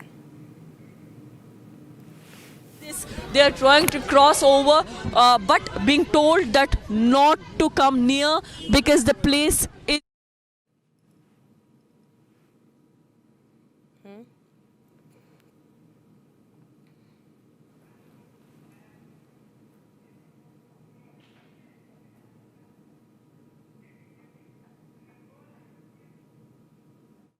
It was 11:20 when a loud bang was heard in the central Kashmir's Nowgam. When we have heard that the blast took place in the police station premises, we have already seen that the investigation in the case of Faridabad, where from the recovery was made by the joint security forces of the Jammu and Kashmir police, was reported. And then after we have seen at 11:20, the loud bang was heard, and you can see this is a damage that had happened yesterday late night. It indicates that the intensity of the blast was too high. You can see that this is the newly constructed complex here at the Central Kashmir Srinagar. It's around some 30 to 40 meters away from that very police station where we have seen that the blast happened yesterday late night. If my VJ can pan camera from this very side, you can see that the brick wall has completely damaged, and then after you can see there not only this, also the glass wall is also broken out. Also, I will try to show you the visuals of that very police station. If my VJ can zoom from this very side, and you can see there there is the damaged rooftops. That's the exact location of the police station. Republic is the only channel which is showing you this report, that's the only and exact location of that very site where this incident has happened late last night. And also from this very side, you can see that these kind of damage have been not only reported here, but also we have got the information from other districts too, that in the South Kashmir and other parts of the Kashmir has reported the same kind of destruction as we have seen. And you can see there in the visuals how the situation is. This is a damage that have been reported after the yesterday's blast in the Central Kashmir Srinagar. But we have seen that all the officials on the ground, and they are monitoring the situation very closely, as we have got the input from the DGP Jammu and Kashmir that there is no terror angle into it. But yes, we have seen that the accidental explosive was exploded there, and then after we have seen that the investigation has already started, as the Lieutenant Governor Manoj Sinha has called for the verification of this blast. But yes, if we talk about the ongoing situation, we have seen that all the security chiefs and other of the various agencies are on the ground. From this very side, you can see this is the entire area, and special checkpoints have been established at the various sensitive locations along the national highways. And also we have seen that the everything is being monitored very closely by the authorities. Also, we have seen since the yesterday late night when this incident happened, we have seen that the authorities on the ground, and they are monitoring every single activity on the ground, how it happened, and also the things are being investigated now. Meanwhile, the eyewitnesses' account outlined how many people were present at the spot and what exactly unfolded. Listen in. ये कल जो police station Nowgam में धमाका हो गया, तो वो जो बाहर से वो लाया गया था उसका वो एक्सपेरिमेंट कर रहे थे कुछ और पैकिंग कर रहे थे। उस सिलसिले में इसको भी बुलाया गया था, तो उधर वो मजिस्ट्रेट के सामने और पुलिसकर्मियों के सामने वो धमाका हो गया अचानक, तो उस वजह से उन पुलिसकर्मियों के साथ ये भी शहीद हो गए उधर। तो क्या फैमिली है इसकी? इसके तीन बच्चे हैं, 2 बच्चे, इसकी एक दुकान है, टेलर है ये टेलर मास्टर यहाँ। इसको बुलाया गया था और मजिस्ट्रेट भी थे वहाँ, वो सैबू के, वो भी उसमें शहीद हो गए हैं और पुलिस के कुछ एहलकार भी शहीद हो गए उसमें। मेरे पापा लगते थे। तो क्या हुआ था? इंसिडेंट हुआ, इनको ब्लास्ट हुआ है वहाँ पे। ब्लास्ट की वजह से मेरे बाप भी आ गए उसमें, बाकी तो सारे उधर अफसर ही थे। मेरा बाप था खाली सिविलियन। अगर इनको लेना था, कोई टेलर लेना था, अपने डिपार्टमेंट में लेते, वो लेते, मेरे बाप को क्यों लेना था? कोई लेना देना नहीं है, ना कुछ है यार। किसी भी को उठा के लेके जाए, चलो करो हमारा काम। ये कौन सा, ये गुंडागर्दी है। करो काम, उसको क्या है इसके साथ? इनको लाने अपने वर्कर, डिकम्पोज करना है, कुछ करना है। हुआ है, ब्लास्ट हुआ है, सबको पता है ब्लास्ट हुआ है, आपको भी पता है ब्लास्ट हुआ है। हम कहाँ, हम अपने घर में थे। हाँ, बाप उधर ही थे। हाँ, वो उधर ही थे। क्यों, हमारा थाना है ना पास में ही। जब धुआं उड़ गया तो हम डर गए, हमारे पता था हमारा बाप है थाने में, हम दौड़ गए और उधर था आग। फिर हमने ढूंढ लिया 2 बजे तक रात के, पर हमें कहीं नहीं मिला। Now, this blast in Nowgam police station occurred while a police and forensic team was examining explosive materials seized from Faridabad, part of the 2,900 kilogram chemical cache that was recovered from an arrested doctor in the case. Now, 9 people have been killed, several others left injured. Huge explosives, nearly 2,900 kilograms of ammonium nitrate, was recovered from Faridabad near Delhi. These seized explosives were brought to Srinagar for forensic investigation. But an unfortunate and accidental incident occurred last night. The explosives detonated accidentally during the FSL investigation. The blast occurred while officers and forensic experts were examining the seized explosive material from Faridabad linked to the Delhi blast case. On November 9-10, investigators recovered a huge quantity of explosive substances, chemicals and reagents from Faridabad. The material was stored in the open yard of Nowgam police station pending forensic analysis. As per the DGP Kashmir, for the past 2 days, the Forensic Science Laboratory was carefully sampling the volatile consignment.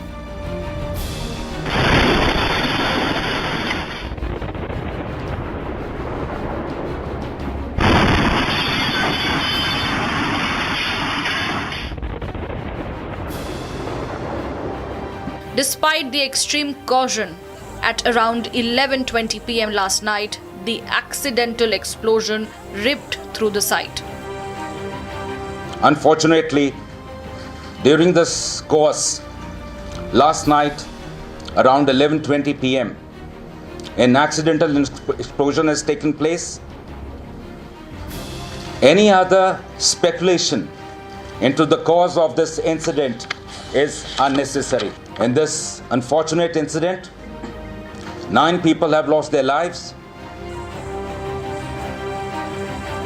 The tragedy killed 9 people, 1 SIA officer, 3 FSL personnel, 2 crime scene photographers, 2 revenue officials and a tailor attached to the team. Blast की वजह से मेरे बाप भी आ गए उसमें, बाकी तो सारे उधर अफसर ही थे। मेरा बाप था खाली सिविलियन। अगर इनको लेना था, कोई टेलर लेना था, अपने डिपार्टमेंट में लेते, वो लेते, मेरे बाप को क्यों लेना था? कोई लेना देना नहीं है, ना कुछ है यार। किसी भी को उठा के लेके जाए, चलो करो हमारा काम। ये कौन सा, ये गुंडागर्दी है। करो काम, उसको क्या है इसके साथ? इनको लाने अपने वर्कर, डिकम्पोज करना है, कुछ करना है। हुआ है, ब्लास्ट हुआ है, सबको पता है ब्लास्ट हुआ है, आपको भी पता है ब्लास्ट हुआ है। On the other hand, 27 police officers, 2 revenue staff and 3 nearby civilians were left injured and immediately rushed to the hospital. It is to mention that the Nowgam police recently cracked the case of a terror module based on leads taken from a poster. During investigation of FIR number 162 of 2025 of Nowgam police station, a huge cache of explosive substances and chemicals were recovered. The recovery was kept securely in an open area of the police station. All the agencies involved in the investigation are working together in a coordinated and scientific manner. As a part of standard and prescribed procedure, the recovered chemical and explosive samples were being forwarded for further forensic and chemical examination. Because of voluminous recovery, the said process was continuously attended for about last 2 days by following the standard operating procedure. Owing to unstable and sensitive nature of the recovery, it was being handled very carefully under the expert supervision. Meanwhile, a full inquiry has been launched to determine the exact cause of the explosion.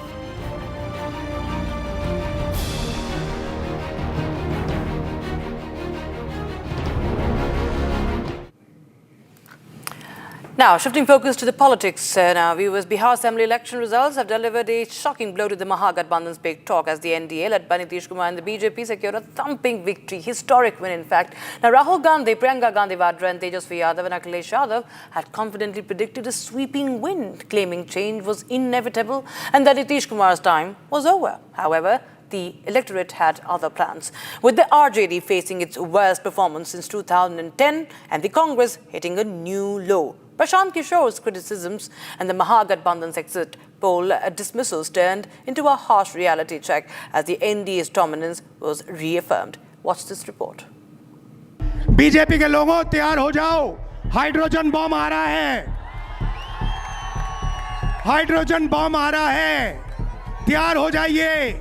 14 नवंबर 8 बजे ballot box खुलेंगे, मतपेटियां खुलेगी, 9 बजे मतगणना शुरू होगा और 1 बजते बजते लालू राहुल की पार्टियों का सुपड़ा साफ। The big talk has been bigger than ever in the 2025 Bihar Assembly election. Sweeping declarations of victory by the Mahagathbandhan that flew in their face on result day.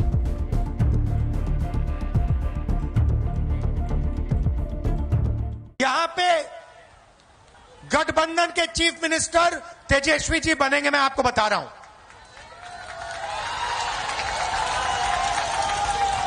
और जो सरकार बनेगी, महागठबंधन की सरकार जो बनेगी, ये आप अच्छी तरह सुनिए, ये हर जात की, हर धर्म की सरकार होगी। आज बिहार में 20 सालों से एक ही सरकार चल रही है और ये सरकार जैसे जैसे साल बीतते गए वैसे वैसे बिहार से चली ही नहीं। आज बिहार की सरकार नीतीश जी नहीं चला रहे हैं, उनको चलाने दे ही नहीं रहे हैं। आज यहाँ की सरकार केंद्र से चलती है। पिछले 20 साल में नीतीश जी ने कितने फूड प्रोसेसिंग प्लांट चालू किए? देखिए, बिहार में बदलाव के लिए जनता ने वोट दिया है और बिहार में बदलाव होने जा रहा है। नई उम्र के तेजस्वी मुख्यमंत्री बनने जा रहे हैं और इंडिया गठबंधन, महागठबंधन को रोकने के लिए बीजेपी जानबूझ करके एग्जिट पोल करा रही है और अपने लोगों से एग्जिट पोल करा रही है। नीतीश कुमार को हटाना हम आपको बता रहे हैं। 5 वर्ष आप बताइए, राशन कार्ड बनाने में 2-2.5 हजार रुपया घूस लिया है कि नहीं लिया है? जो 20 साल में ये सरकार नहीं कर पाई है, 20 महीने में तेजस्वी इस काम को पूरा करने का काम करेगा। आज एनडीए का सीएम का चेहरा कौन होगा पता नहीं है। अमित शाह कह दिए कि अब जब चुनाव हो जाएगा तो विधायक लोग तय करेगा कि मुख्यमंत्री का चेहरा कौन होगा। यानी एक बात तो तय है, नीतीश कुमार जी को अमित शाह और भाजपा के लोग दोबारा मुख्यमंत्री बनाने नहीं जा रहे हैं। ये संकेत देता है कि बिहार की जनता ने तय कर लिया है कि हमें बदलाव चाहिए, हमें परिवर्तन चाहिए। नीतीश कुमार जी का समय हो चुका है। एनडीए गठबंधन की सरकार आनी है, एनडीए को घर बिठाना है, बिल्कुल साफ है। मेरी प्रतिक्रिया ये है कि पूर्ण बहुमत के साथ महागठबंधन की सरकार बनने जा रही है और जिस तरह के एग्जिट पोल आ रहे हैं वो पूरी तरीके से वही इशारा कर रहे हैं, क्योंकि आज की बम्पर पोलिंग इस बात को बता रही है कि महागठबंधन भारी बहुमत से जीत रहा है। नीतीश कुमार तो सीएम बनेंगे ही नहीं। आज तो चुनाव खत्म हो गया, रिजल्ट आ जाए, नीतीश कुमार तो सीएम बनेंगे नहीं। मैंने तो बहुत पहले से कह रहा हूं इनकी लास्ट पारी है ये, उनको तो इस्तेमाल किया जाता है बस। नीतीश जी की जिस तरह वो काम नहीं कर पाए, दौरे नहीं कर पाए और जिस तरीके से उनको नजरअंदाज भाजपा ने किया है, उससे बीजेपी की सीटें कम होंगी, जेडीयू की भी कम होंगी।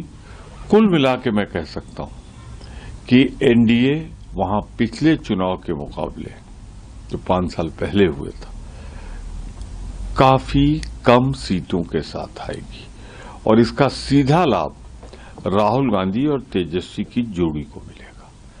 तो एग्जिट पोल पर तो किसी को आज की तारीख में भरोसा नहीं है। किसकी तरफ से बनाए जाते हैं, कैसे बनाए जाते हैं, बताने की जरूरत नहीं है।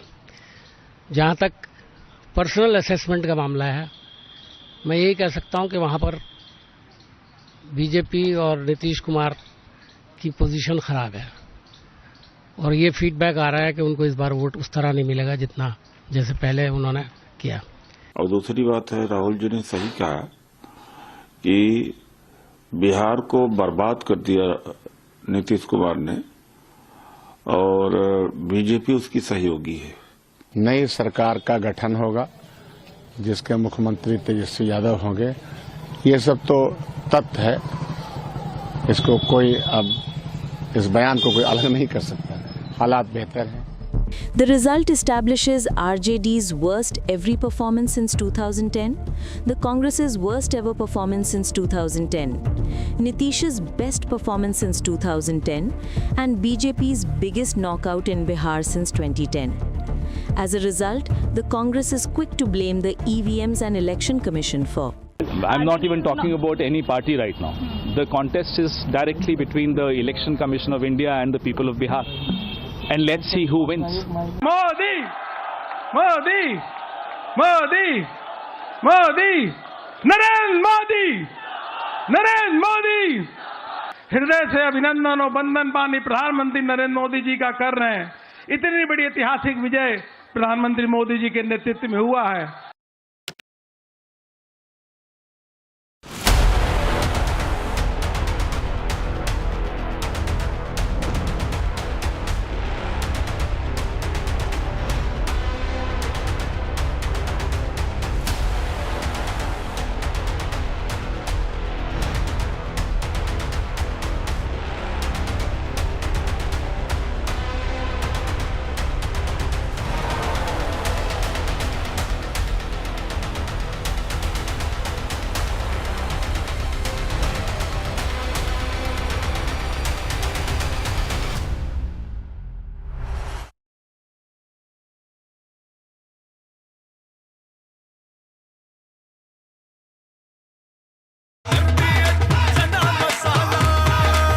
अब छोलिया हो या लोबिया, सफेद चने या काले चने, सब कुछ मजेदार बने। Amity has been ranked India's #1 not-for-profit private university for 11th year, with top 10 ranked institutions in management, engineering, biotech, law, masscom, telecom, hospitality, fashion and more. Yet another top ranking for Amity University. दादी के हाथों का जादू और खुशबू से महकता घर, माँ की मुस्कुराहट और खाने की सुगंध। MDH गरम मसाला, क्योंकि हर रिश्ता है स्वाद से जुड़ा।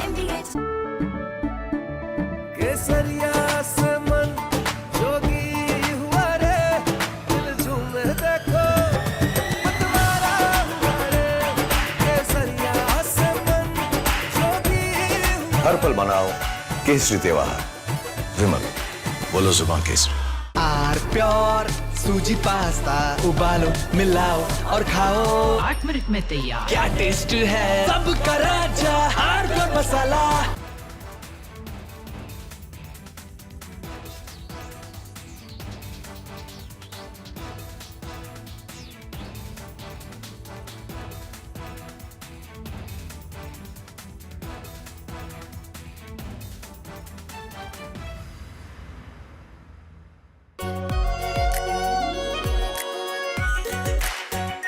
Are pure shahi paneer masala, delicious, healthy every day.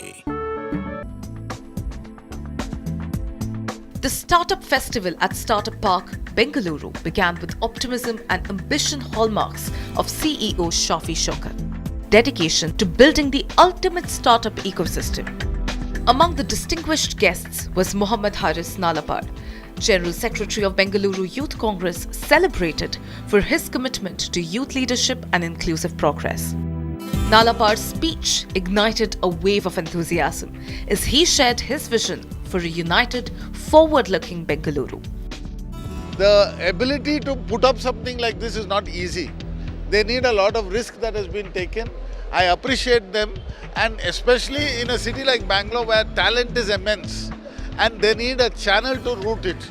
The talent needs to reach here and find a way to get out. So I was saying about Incubate Nation. It's a company that gives you you have an idea, you want to start a startup, but you are still working somewhere, you don't have full-time job. They will help you incubate it. They will take your idea, they will do the marketing, they will help you with everything. They'll pay salaries also until you get up and running. So it's a great opportunity. I would like to congratulate the team that's doing this job, Shafi and Abbas and the entire crew that is putting this together. Thank you. As the event wrapped up, it was clear that the Startup Park's evolution is shaped by both visionary leaders and inspiring guests.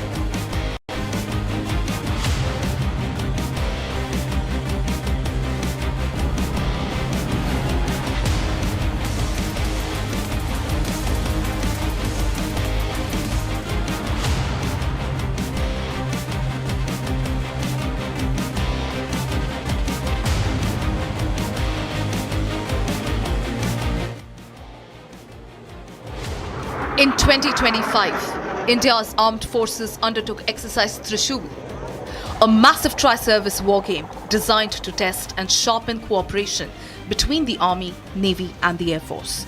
From the parched sands of Jaisalmer to the surf of Gujarat, Trishul demonstrated unprecedented jointness and self-reliance.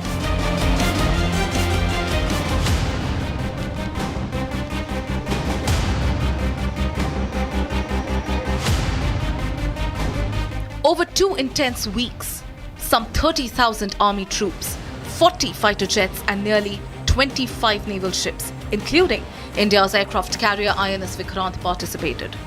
The drill culminated in Amphex 2025, a large-scale amphibious landing off Madhavpur beach in Gujarat. All of this seen through deep military access only Republic TV can bring.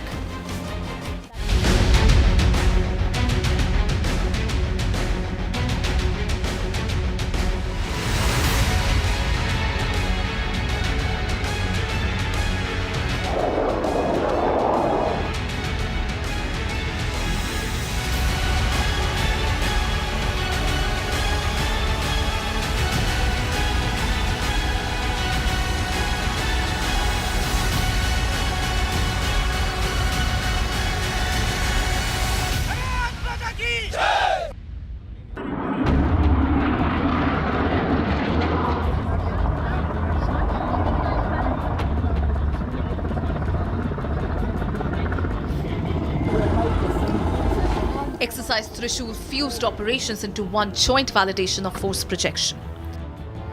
In the forward areas of Jaisalmer, near the Indo-Pakistan international border, exercise Marujwala tests armoured and mechanized forces under Apache cover and artillery fire.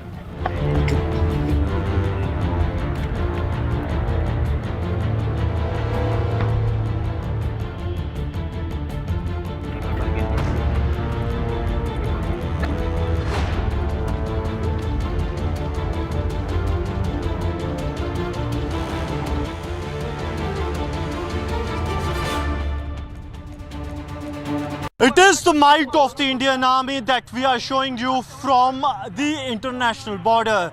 Roughly 50 kilometers from the Indo-Pakistan international border, this is the Bhishma tank, the T-90, the might of the India's battle tanks. And this is the India's main battle tank. I'll request Rawatji to come this way as we move along with this giant to the areas of this desert, that how this desert is ruled by the T-90 Bhishma. As we move, you will see the desert all along. This desert is in the Rajasthan, and as we speak, this is the area where Indian armed forces are carrying out exercise Trishul.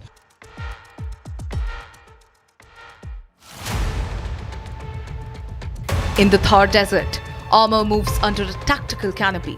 BMP-2 infantry combat vehicles laid dense smoke screens to blind hostile observation posts and anti-tank guided missile teams. Behind that curtain, T-90 Bhishma main battle tanks punch through at speed, turrets traversing, guns ready. The target? A simulated Rahim Yar Khan base.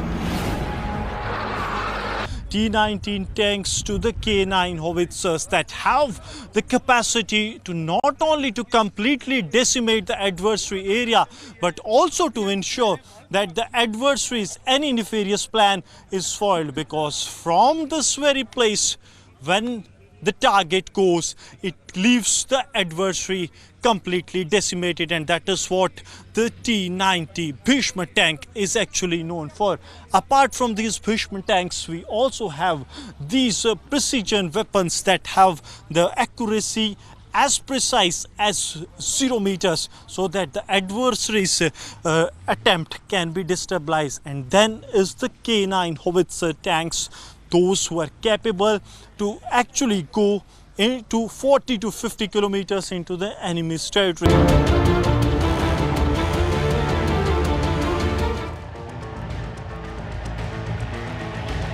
Information dominance wins the first fight. Ashni drones platoons, recently raised and rapidly fielded, push sensor forward into contested space. Indigenous drones are one of the key assets when it comes to the modern warfare, and right now, as we report from the exercise Marujwala, here the Indian Armed Forces have also brought in their specialized drones. These drones are especially made for the modern warfare.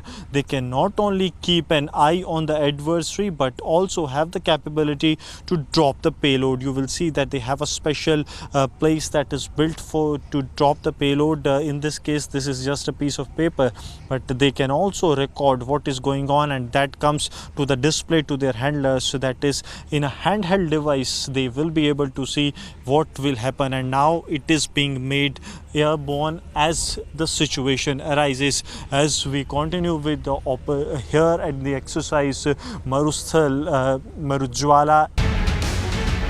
At ground level, robotic mules close the last tactical mile. Ammunition forward, casualties back, reducing the physical burden on infantry and sustaining tempo in broken terrain.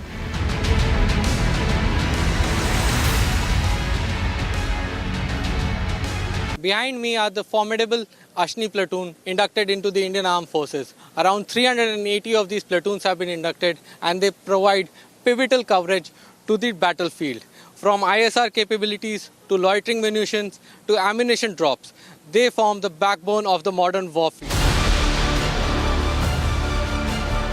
In exercise Akhand Prahar, formations train for speed, resilience and lethality. Rudra Brigade executes combined arm maneuvers, infantry, armour and artillery, moving in lockstep. Bhairav Commando Battalion drills breaching and special mission tasks, blurring the line between conventional and unconventional operations.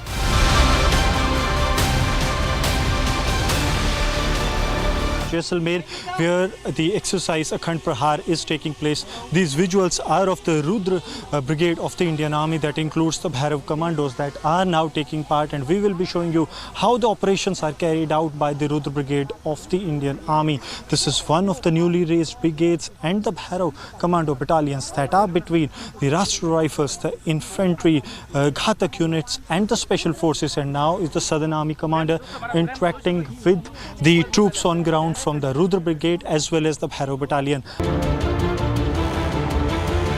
On the western coastline at Porbandar, Amphex 2025 brings India's amphibious doctrine from the planning table to the surf line. Behind me are the Sea King Charlie helicopters of the Indian Navy, bringing in the naval guns, that is the 155mm mortar for an undersling cargo operation. It will be deploying the same on the beachhead for support of the troops. Simulation of naval gun firing has started. This signifies the softening of targets on the coastline. It will be provided to ensure that no enemies on the coast may be entrenched and the troops on the amphibious troops of the Indian Armed Forces can land on the beach. This is the largest tri-service amphibious exercise India conducts biennially, a live validation of joint planning, joint fires and joint logistics under combat conditions. Behind me is the Mahindra Armado. This is the all-terrain vehicle for the Indian Army. It has been armoured, bullet-proofed and mine-proofed. It provides critical area dominance and surveillance support to our troops while doing coastal landing. I am on top of the T-72 tank that was just part of the demonstration. Equipped with explosive reactive armor and a mighty cannon, this strikes fear into the hearts of the enemies. This was just landed using the landing platform crafts to ensure total superiority of the beachhead that was formed. We just witnessed the amphibious capabilities of the amphibious exercises 2025. हम लोग सब exercise त्रिशूल का जो अंतिम चरण है उसके लिए यहाँ इकट्ठा है और इस एक्सरसाइज त्रिशूल के दौरान मैं ये बताना चाहूँगा कि जिस प्रकार का जॉइंटनेस, इंटीग्रेशन और इंटरऑपरेबिलिटी हम लोगों ने कायम की है, वो एक नया ही प्रतीक है। इतना प्रभावशाली रहा है, एक हमने नया स्तर कायम किया है जिसके लिए मैं अपने ही ट्रुप्स नहीं परंतु western naval command, south western air command के जो हमारे मिले जुले दस्तों ने मिलकर इस त्रिशूल को अंजाम दिया है उसके लिए उनकी सराहना करना चाहता हूं। Jointness does not happen simply by talking. Jointness does not happen simply by wanting jointness to happen. Jointness needs to be ensured by working together in a synergized and integrated manner all the way up to the field level. And this is exactly what we have done once again, and all of us go back quite happy that we have utilized this opportunity well and we are stronger because of this opportunity. As has been covered earlier also, has been a continuous process, a continuous activity that the three commands in this area have been undertaking for the past many years. This is a regular exercise that takes place. Strategic messaging देना या नहीं देना हमारा मकसद इसमें नहीं है। हमारा मकसद सिर्फ और सिर्फ इकट्ठे आकर अपने प्रोटोकॉल्स, अपने प्रोसीजर्स को रिफाइन करना और जो भी नई टेक्नोलॉजी हमारे पास में इस वक्त आई है उसको अपने प्रोसीजर्स के अंदर इन्वॉल्व करना और उससे अपने बेस्ट रिजल्ट्स पाना. That is the sole reason for conducting this exercise year after year. This marks the conclusion of the Tri-Services exercise that began on 3rd of November 2025 and continued throughout 2 weeks. We saw jointmanship, integration and allied warfare being performed at its peak. This was the best performance that could have delivered and a stern message to anyone who dared.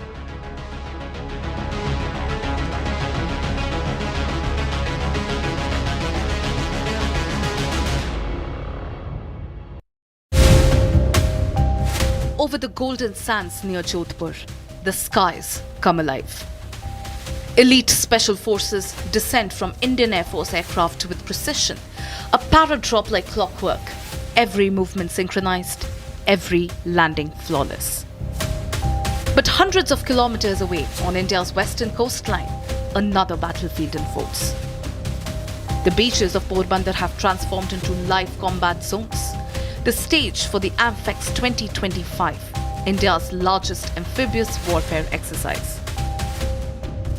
India's largest tri-service exercise unfolds before the western coast of India. Right now at Porbandar, this is a strategic location where the AMFEX 2025, part of the Tri-Services Exercise Trishul 2025, is folding live before my eyes. We will be seeing coastal warfare, landing drills, slithering operations, MiG-29K, carrier battle groups in full force and action. The INS Jalashwa parked right off the coast. We will be able to determine the force and might of all three forces. The Indian Army, Navy and Air Force in tandem will pull off this beautiful exercise today. What you're seeing is more than just a rehearsal. It is the real face of modern warfare. Heliborne troops, naval landings, real ammunition. Every branch of India's defense forces working as one. As dawn breaks, seeking and Mi-17 helicopters roar overhead, executing sling operations to drop assault troops directly into the combat zone. Below them, BMP armoured vehicles deploy smoke screens, shrouding the coastline in a tactical fog. Behind me is the mighty BMP. This is a Russian-made troop transport provider. This is the workhorse of the Indian Army. It has been providing troop transportation and armour protection to our forces for decades now. This will be vital to our coastal landing exercises today. It will provide a smoke screen and will be the first on land as armor protection provided to the landing forces. Every frame here demonstrates one principle: jointness. A unified tri-services response where command, coordination and communication work as one seamless mechanism. At the center of the operations is INS Jalashwa, a 16,000-ton amphibious vessel.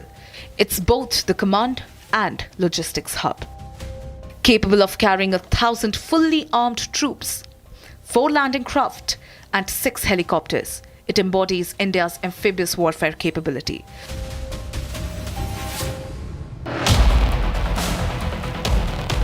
What elevates AMFEX 2025 is the integration. Ashni Brigade's drones scout inland, feed targeting coordinates to artillery units and relay real-time imagery to commanders. The battlefield is no longer blind. It is data-driven, it is predictive.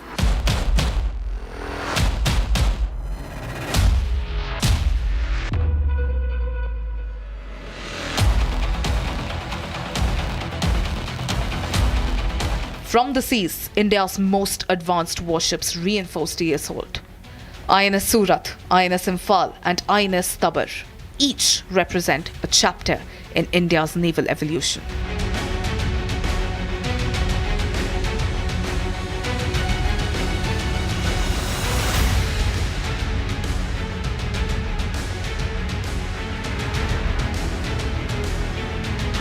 INS Surat, the destroyer, redefining maritime firepower.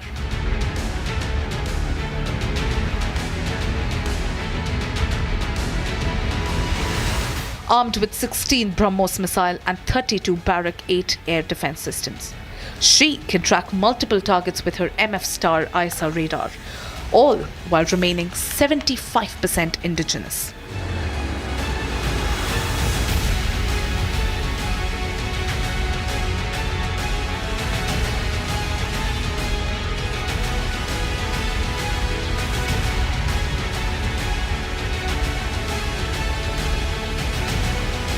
INS Imphal, India's pride from the northeast.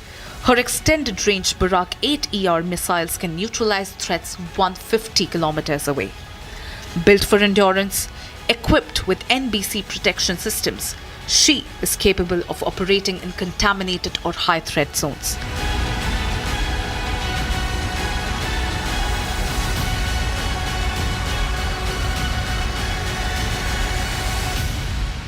INS Tabar, the veteran.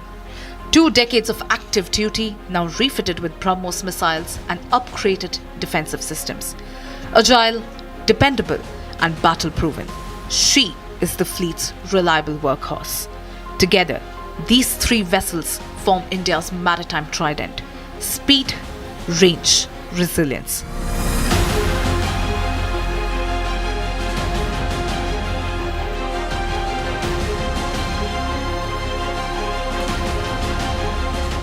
Over land, sea, and the sky, the message is crystal clear. India's military readiness is not an aspiration. It is an operational reality.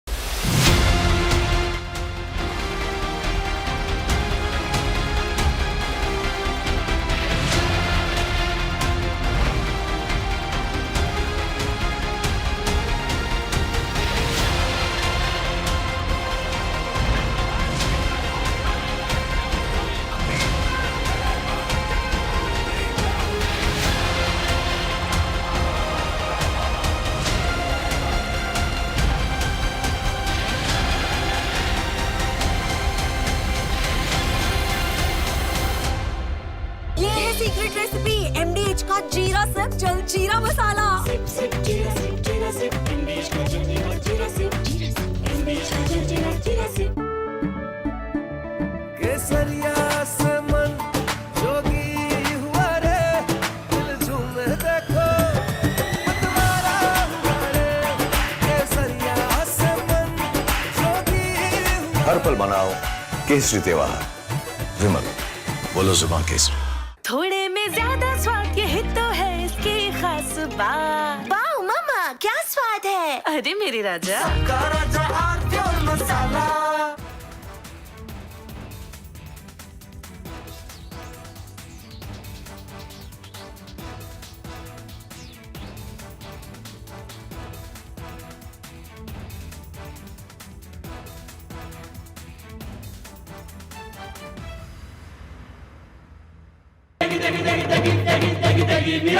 MDH की देगी मिर्च, देगी मिर्च का तड़का, अंग अंग फड़का। MDH की देगी मिर्च।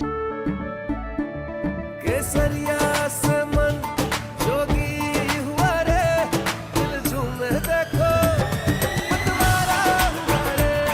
केसरिया से मन जोगी हुआ। हर पल मनाओ केसरी त्योहार।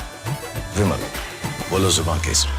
आर प्योर सूजी पास्ता, उबालो मिलाओ और खाओ 8 मिनट में तैयार। क्या टेस्ट है सबका राजा आर प्योर मसाला। MDH की हल्दी मिर्ची धनिया करे कमाल। ये रंग दे, ये खुशबू दे, ये तीखा, ये कम पड़े। क्या निराला MDH masala. China and Japan are clashing verbally over Taiwan. Tensions between China and Japan have risen over Taiwan's security. Japan has signaled it may intervene in a potential conflict, viewing it as a threat to its own stability. China condemned this as meddling, issuing strong warnings and summoning diplomats. This conflict started when Japan's newly appointed Prime Minister, Sanae Takaichi, issued a direct warning to China during a session of the country's parliament. She stated that a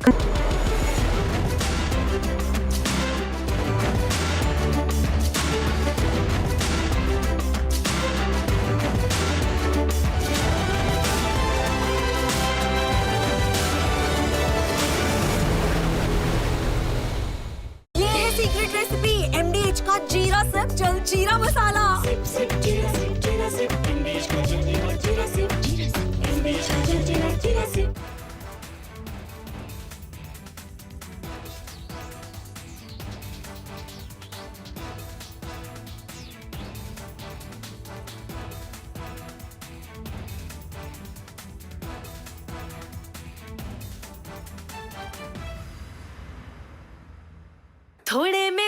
स्वाद यही तो है इसकी खास बात। Wow मम्मा क्या स्वाद है। अरे मेरे राजा राजा और pure masala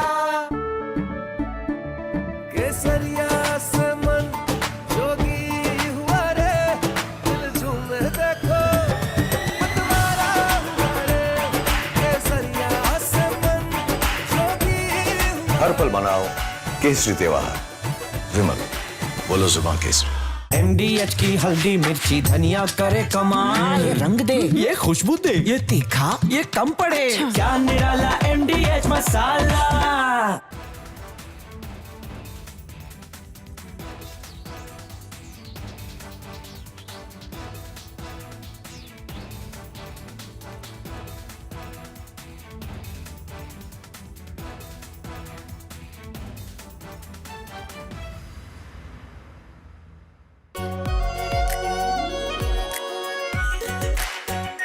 Our pure Shahi Paneer Masala. Delicious, healthy, every day. China and Japan are clashing verbally over Taiwan. Tensions between China and Japan have risen over Taiwan's security. Japan has signaled it may intervene in a potential conflict, viewing it as a threat to its own stability. China condemned this as meddling, issuing strong warnings and summoning diplomats. This conflict started when Japan's newly appointed Prime Minister, Sanae Takaichi, issued a direct warning to China during a session of the country's parliament. She stated that a conflict in the Taiwan Strait could represent a survival-threatening situation for Japan, implying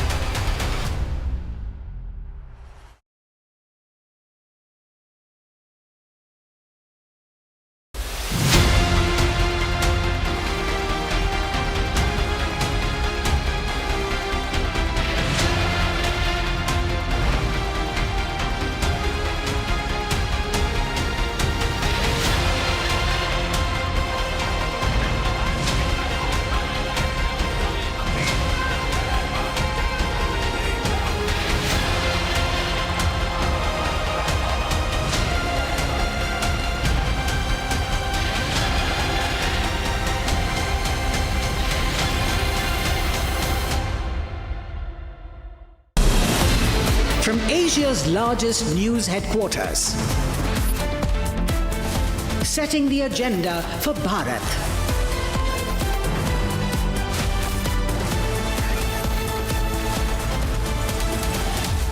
You're watching Republic.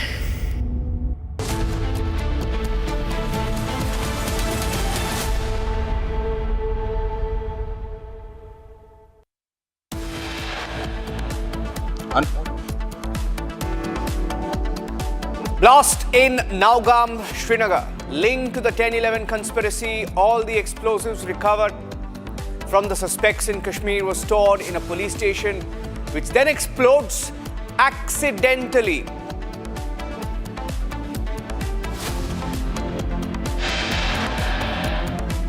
Nine lives lost in the Srinagar explosion. Almost 300 kilograms of ammonium nitrate and other explosives that were stored being examined just mysteriously go off.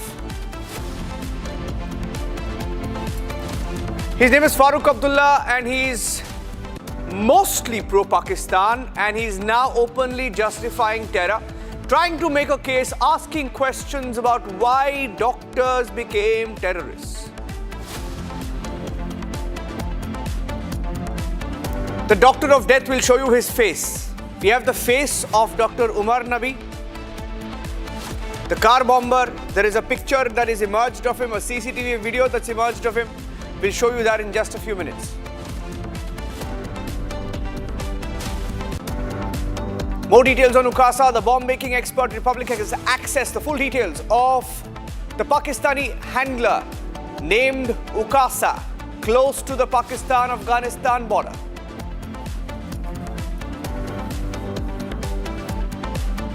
"15 Al-Falah doctors under scanner, wanted in the Jaish terror module, now on the run."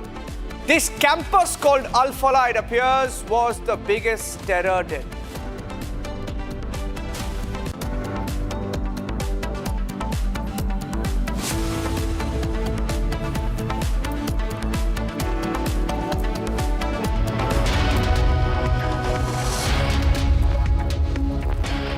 Thank you for joining us on Republic TV, ladies and gentlemen. A little after 11 p.m. last night, precise time between 11:10 and 11:20, there was a huge explosion in Nowgam on the outskirts of Srinagar. Technically, it's within the Srinagar city limits. And we are tracking that story closely. Now, let me bring you some more related news. Pakistan narco-terror module has also been busted by the Jammu and Kashmir police as they go all out. So someone is not happy with the kind of crackdown that's underway in different parts of the country, including in Jammu and Kashmir, in the Delhi NCR region. And 3 kgs of heroin worth 15 crore rupees seized in the raids. The Pakistan narco-terror module was busted by the Jammu and Kashmir police. We have a confirmation that's coming in. And here is a response, the official response of why this is critical. Pakistan pushing terror. We're telling you all about that. Listen in. Jammu Kashmir police ने जो है पाकिस्तान से लगातार operate हो रहे एक heroine module को जो है भंडाफोड़ किया है। 2 लोगों की गिरफ्तारी हुई। बात करने के लिए एसएसपी जम्मू जोगिंदर सिंह हमारे साथ मौजूद हैं। सर, बड़ी कामयाबी मिली है क्योंकि बड़ी मात्रा में 3 किलोग्राम के करीब जो है नारकोटिक्स रिकवर हुआ। पाकिस्तान से मॉड्यूल ऑपरेट होता था, क्या जानकारी है? देखिए, अभी तक हमने जो 2 लोगों को अरेस्ट किया है, इसमें उनसे हमने ये नारकोटिक्स जो है वो सब्सटेंस जो है वो बरामद किया है। अभी तक की जो हमारी इन्वेस्टिगेशन है वो ये सिग्नल करती है कि इसके तार कहीं ना कहीं जो है पाकिस्तान के साथ जुड़े हुए हैं। इसमें हमने पूरे मॉड्यूल को आइडेंटिफाई कर लिया है। उसकी पकड़ दकड़ के लिए काम जारी है। जैसे जैसे हमारी पकड़ में लोग आएंगे ये चीज़ें और भी ज़्यादा खुलती जाएंगी। मॉड्यूल ऑपरेट कैसे करता था ये, क्योंकि क्रॉस बॉर्डर मॉड्यूल था? देखिए, अभी तक जो मोटी मोटी, क्योंकि मैं पूरी जानकारी आपको अभी नहीं बता सकता, लेकिन इसमें मॉडस ऑपरेंडी ये है कि यहाँ से कुछ लोग जो है जिनका कांटेक्ट पाकिस्तान में है वो वहाँ से सामान मंगवाते हैं और वो मोस्ट प्रॉब्ली थ्रू ड्रॉपिंग जो है, ड्रोन ड्रॉपिंग जो है पंजाब में कहीं आता है और देन यहाँ से कुरियर जाता है, उसको लोकेशन दी जाती है और उस लोकेशन से सामान उठाता है। माना जाए कि इंटरस्टेट मॉड्यूल है? Interstate and international module. Quickly, in about 30 seconds, Gursimran, if you can tell us why this was important. 30 seconds, quickly. Niranjan, it is very important, reason being that they were operating on the behest of the Pakistani handlers and they were getting their narcotics in Punjab from there. They were getting it here, selling that, and the money was being used for the terror activities. This comes as a success for the Gandhinagar police because in the heart of the city, this module has been busted. This was operating for last 6 months and now their handlers sitting across the border as well as this entire chain of command that is there of this module that has been identified, and as we speak, the multiple raids are underway because this is not only the narcotics module but this has longer links with the narco terror module. So that is being largely worked upon by the Jammu and Kashmir police, especially in the heart of the Jammu city. This module has been busted by the Gandhinagar police in the last couple of days long operation that they have carried out in Ranjan. Okay, thank you very much. A crisp report there from Gursimran. Moving across, ladies and gentlemen, this is the biggest story today. It's all linked to the Delhi terror module. 9 people, and all of them were there as part of the investigation into the explosives that were recovered as part of the Jaish module. So in Delhi, you have a blast. The bombers are tracked. And as part of the investigation that originally began in Nowgam, Srinagar, the station which first busted this module, they had recovered explosives, and that set of explosives were being examined last night, 11 p.m., when there is a huge explosion that takes place. Police on record say it's an accidental explosion that took place.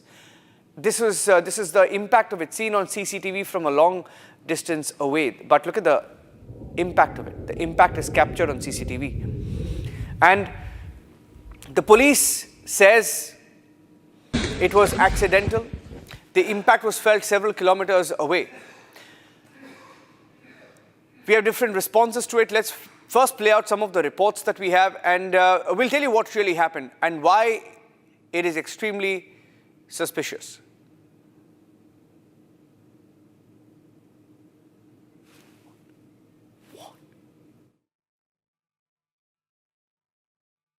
It was 11:20 when a loud bang was heard in the central Kashmir's Nowgam. When we have heard that the blast took place in the police station premises, we have already seen that the investigation in the case of Faridabad, where from the recovery was made by the joint security forces of the Jammu and Kashmir police, was reported. And then after we have seen at 11:20, the loud bang was heard, and you can see this is a damage that had happened yesterday late night. It indicates that the intensity of the blast was too high. You can see that this is the newly constructed complex here at the Central Kashmir, Srinagar. It's around some 30 to 40 meters away from that very police station where we have seen that the blast happened yesterday late night. If my VJ can pan camera from this very side, you can see that the brick wall has completely damaged, and then after you can see there not only this, also the glass wall is also broken out. Also, I will try to show you the visuals of that very police station. If my VJ can zoom from this very side, and you can see there there is the damaged rooftops. That's the exact location of the police station. Republic is the only channel which is showing you this report. That's the only and exact location of that very site where this incident has happened late last night. And also from this very side, you can see that these kind of damage have been not only reported here, but also we have got the information from other districts too, that in the South Kashmir and other parts of the Kashmir has reported the same kind of destruction as we have seen. And you can see there in the visuals how the situation is. This is a damage that have been reported after the yesterday's blast in the Central Kashmir, Srinagar. But we have seen that all the officials on the ground, and they are monitoring the situation very closely, as we have got the input from the DGP Jammu and Kashmir that there is no terror angle into it. But yes, we have seen that the accidental explosive was exploded there, and then after we have seen that the investigation has already started, as the Lieutenant Governor Manoj Sinha has called for the verification of this blast. But yes, if we'll talk about the ongoing situation, we have seen that all the security chiefs and other of the various agencies are on the ground. From this very side, you can see this is the entire area, and special checkpoints have been established at the various sensitive locations along the national highways. And also we have seen that the everything is being monitored very closely by the authorities. Also, we have seen since the yesterday late night when this incident happened, we have seen that the authorities on the ground, and they are monitoring every single activity on the ground, how it happened, and also the things are being investigated now.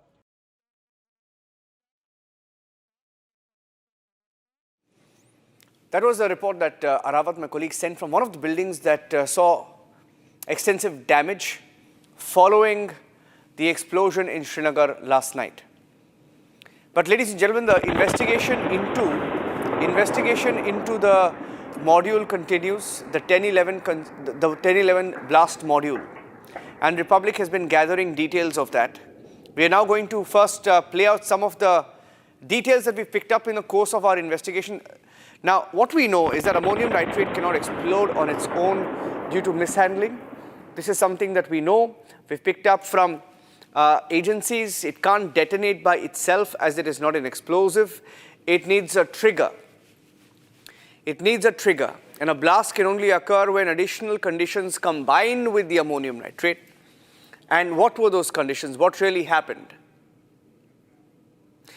Let's, while we keep our focus also on Nowgam, let's tell you more about the root cause of whatever is happening. And the root cause is in the Delhi blast module, the Jaish module, right?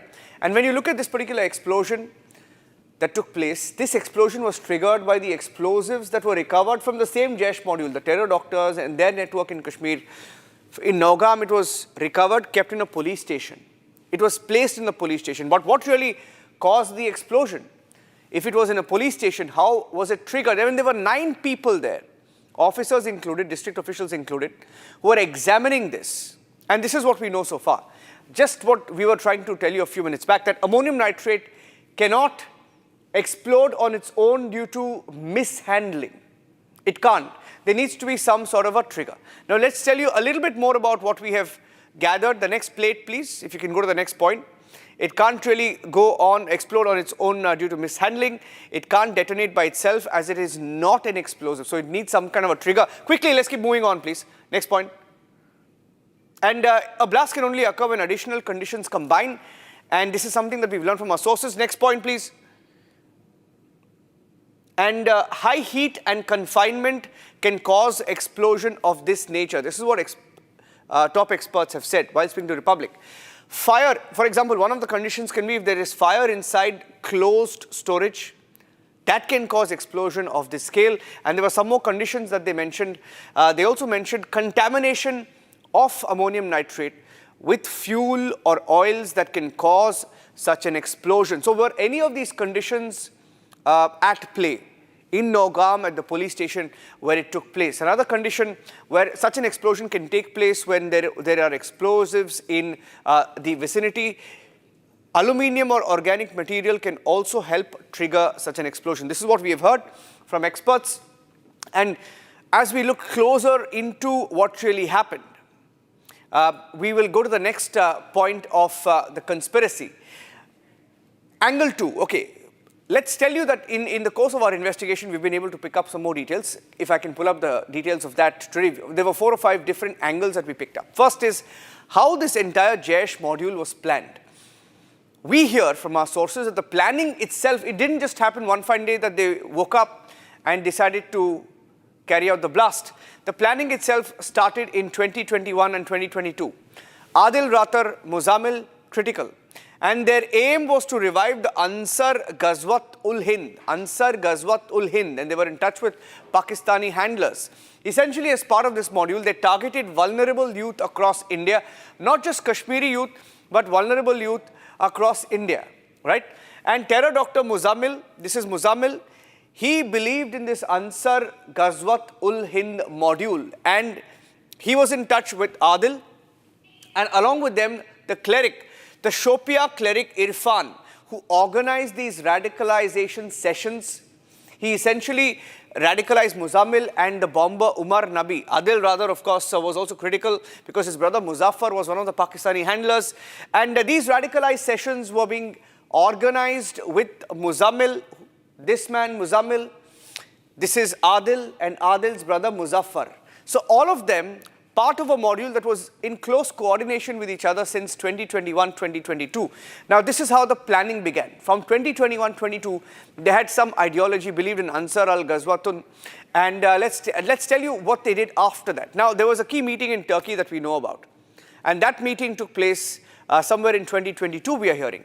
And in this Turkey meeting was this terror doctor Muzammil.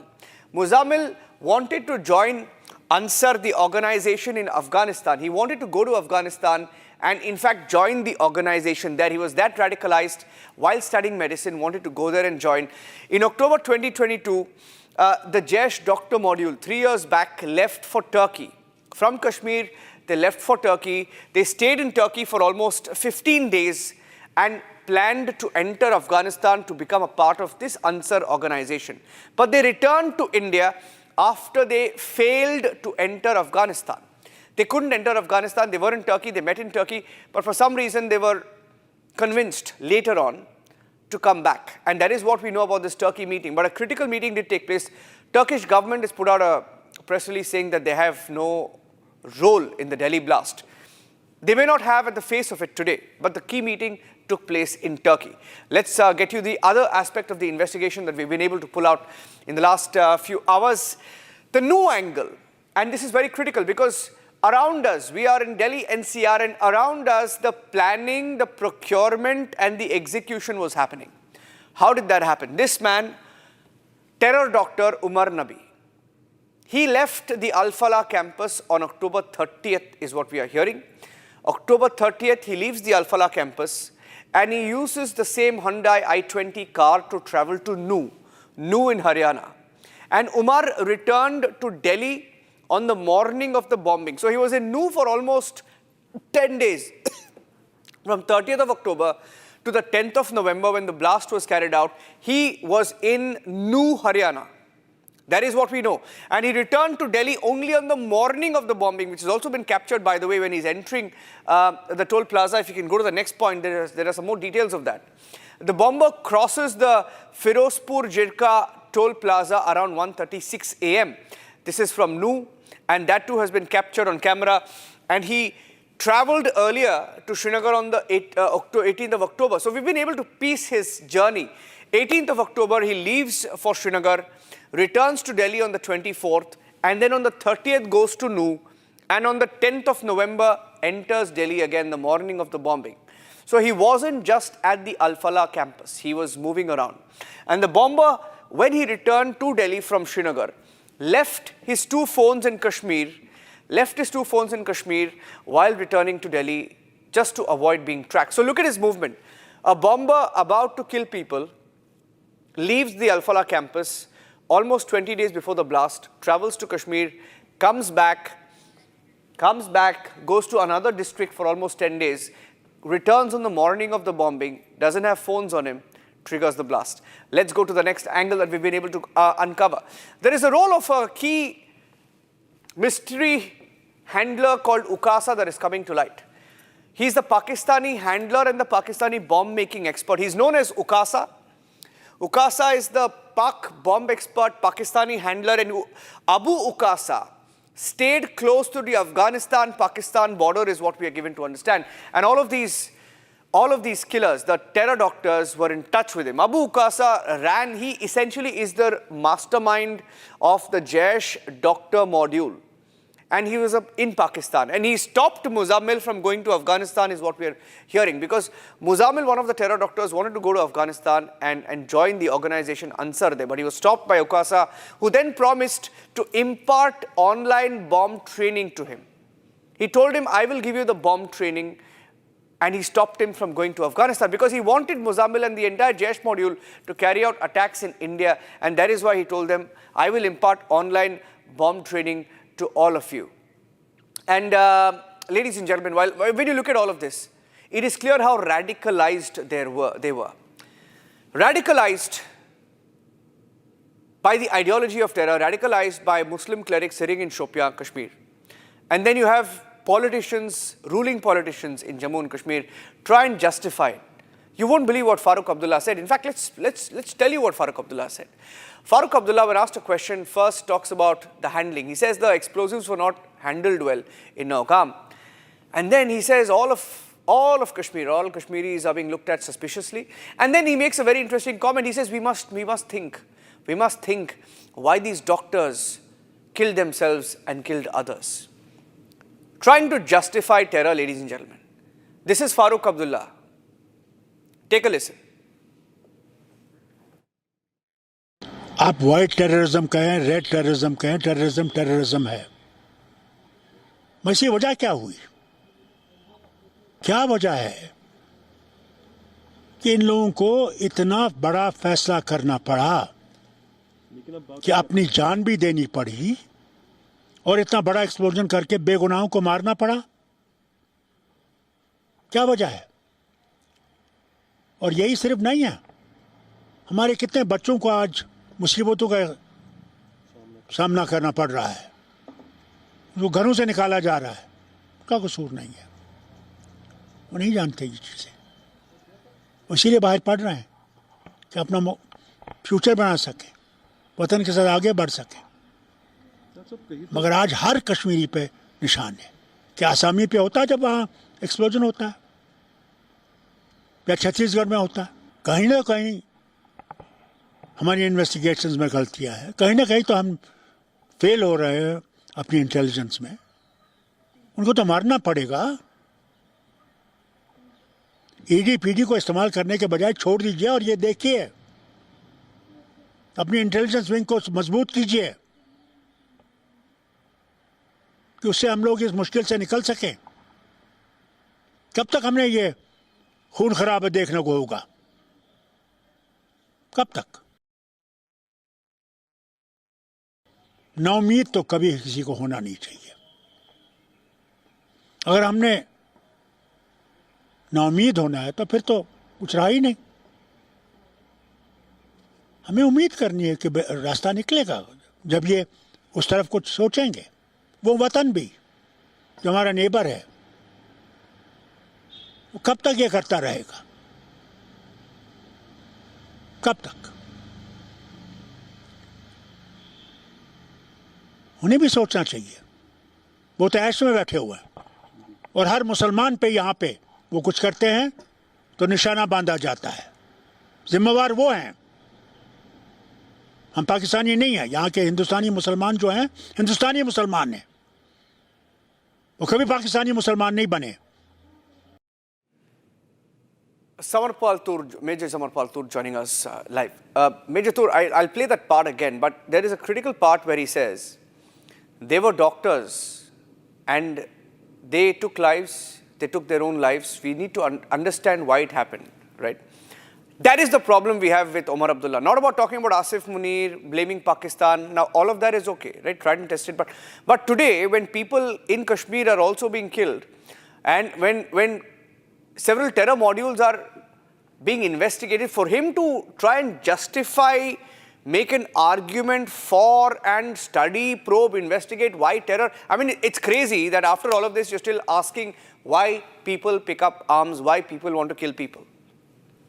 Niranjan, it is very, very shameful to have seen this visuals and statements by Mr. Farooq Abdullah, and he is behaving like a typical radicalized Maulvi who's giving very wrong statements. And I mean, he is so shameless that his first statement should have been that he should have condemned the attack. He should have condemned the Fedayeen terrorists, but he has not done that. In fact, he is asking us that what was the reason that they became Fedayeens, the white-collar terrorists. I mean, with what audacity? He is trying to justify, or is he trying to justify or reason that what led to them becoming radicalized?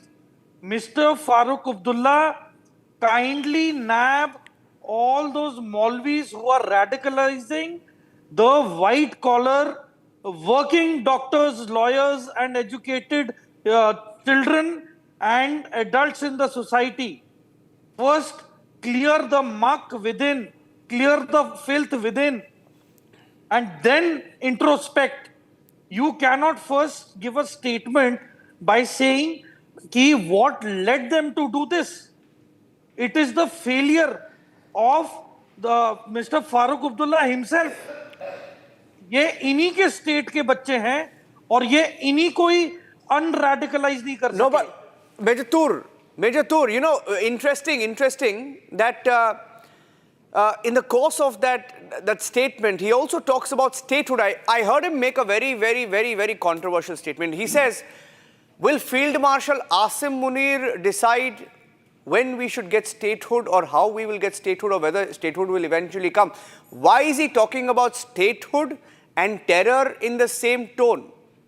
Why is he linking statehood to terror?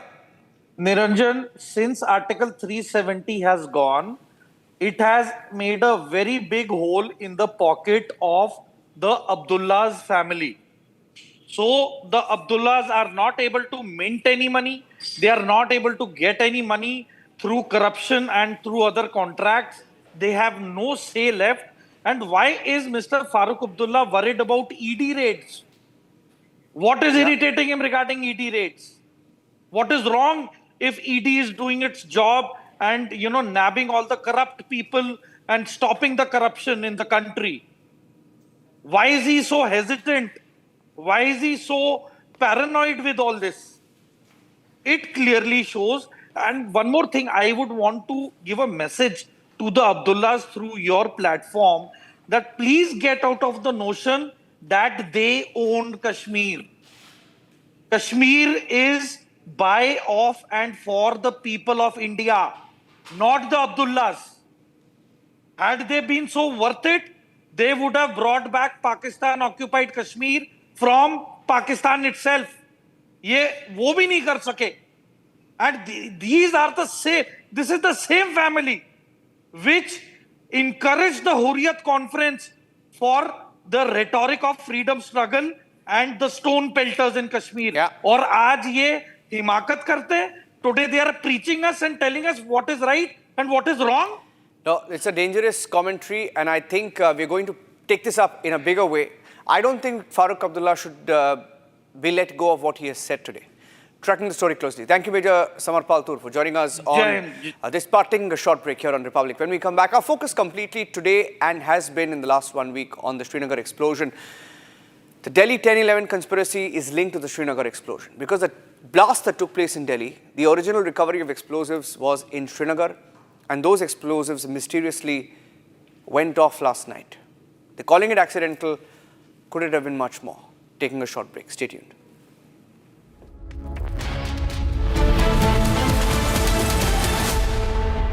दादी के हाथों का जादू और खुशबू से महकता घर, माँ की मुस्कुराहट और खाने की सुगंध। MDH गरम मसाला, क्योंकि हर रिश्ता है स्वाद से जुड़ा। केसरिया से मन जोगी हुआ रे, दिल झूमे देखो मतवारा हुआ रे। केसरिया से मन जोगी हुआ। हर पल मनाओ केसरी त्योहार। विमल, बोलो जुबान केसरी। आर प्योर सूजी पास्ता उबालो मिलाओ और खाओ 8 मिनट में तैयार। क्या टेस्ट है सबका राजा आर प्योर मसाला।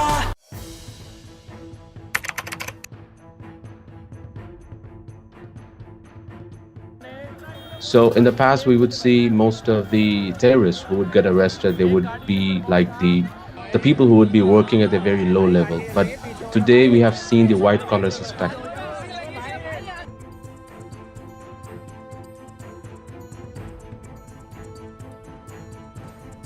कश्मीर घाटी में डॉक्टर्स एक बहुत अल्टीमेट ड्रीम होता है वहां के लड़के लड़कियों का। उस बनने के बावजूद अगर आप रेडिकलाइज होकर अपने ही देशवासियों को मारने के लिए और अपने देश को तोड़ने के लिए तैयार हो सकते हैं, तो आप अंदाजा लगाइए किस तरह की रेडिकलाइजेशन हो रही है और इस फ्रंट पे हम क्या काम कर रहे हैं।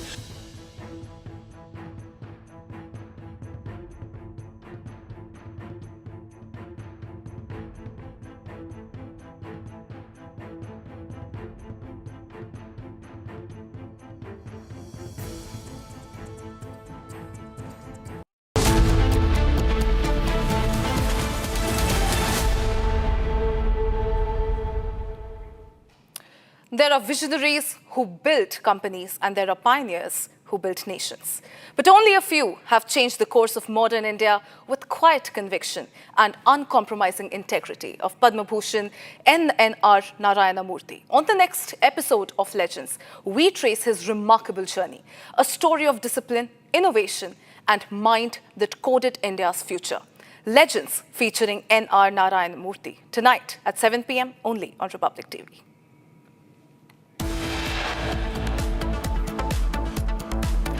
J&K police authorities rule out terror attack angle in Nowgam police station explosion, say incident was accidental.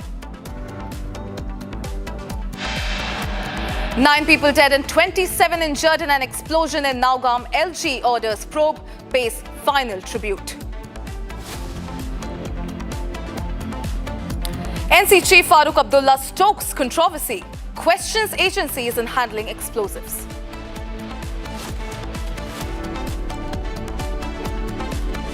More skeletons stumble out of closet. Fresh CCTV footage emerges of Umar Nabi at a pharmacy 10 days before the blast. Complete focus on terror mastermind and Pakistani handler Ukasa, the bomb-making expert linked to the terror doctors. Investigation into Delhi terror attack deepens. 15 doctors of Al Falah University on the run post the attack.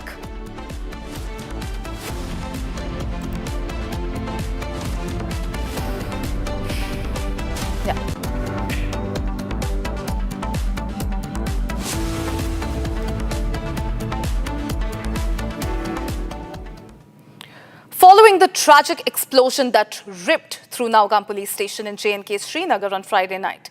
Director General of Police termed it as an accidental explosion and said that any speculations in the incident are completely unnecessary as the probe is currently underway.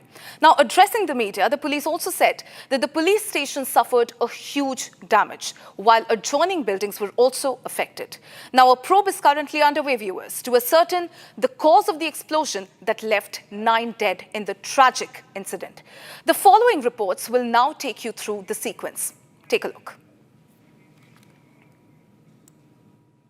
It was 11:20 when a loud bang was heard in the central Kashmir's Nowgam. When we have heard that the blast took place in the police station premises, we have already seen that the investigation in the case of Faridabad, where from the recovery was made by the joint security forces of the Jammu and Kashmir police, was reported. And then after we have seen at 11:20, the loud bang was heard. And you can see this is a damage that had happened yesterday late night. It indicates that the intensity of the blast was too high. You can see that this is the newly constructed complex here at the Central Kashmir Srinagar. It's around some 30 to 40 meters away from that very police station where we have seen that the blast happened yesterday late night. If my VJ can pan camera from this very side, you can see that the brick wall has completely damaged, and then after you can see there not only this, also the glass wall is also broken out. Also,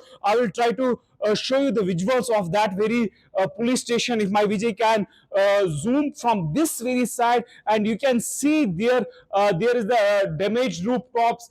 That's the exact location of the police station. Republic is the only channel which is showing you this report. That's the only and exact location of that very site where this incident has happened late last night. And also from this very side, you can see that these kind of damage have been not only reported here, but also we have got the information from other districts too, that in the South Kashmir and other parts of the Kashmir has reported the same kind of destruction as we have seen. And you can see there in the visuals how the situation is. This is the damage that have been reported after the yesterday's blast in the Central Kashmir Srinagar. But we have seen that all the officials on the ground, and they are monitoring the situation very closely, as we have got the input from the DGP Jammu and Kashmir that there is no terror angle into it. But yes, we have seen that the accidental explosive was exploded there, and then after we have seen that the investigation has already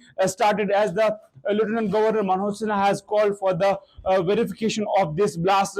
But yes, if we'll talk about the ongoing situation, we have seen that all the security chiefs and other of the various agencies are on the ground. From this very side, you can see this is the entire area, and special checkpoints have been established at the various sensitive locations along the national highways. And also we have seen that everything is being monitored very closely by the authorities. Also, we have seen since the yesterday late night when this incident happened, we have seen that the authorities on the ground, and they are monitoring every single activity on the ground, how it happened, and also the things are being investigated now.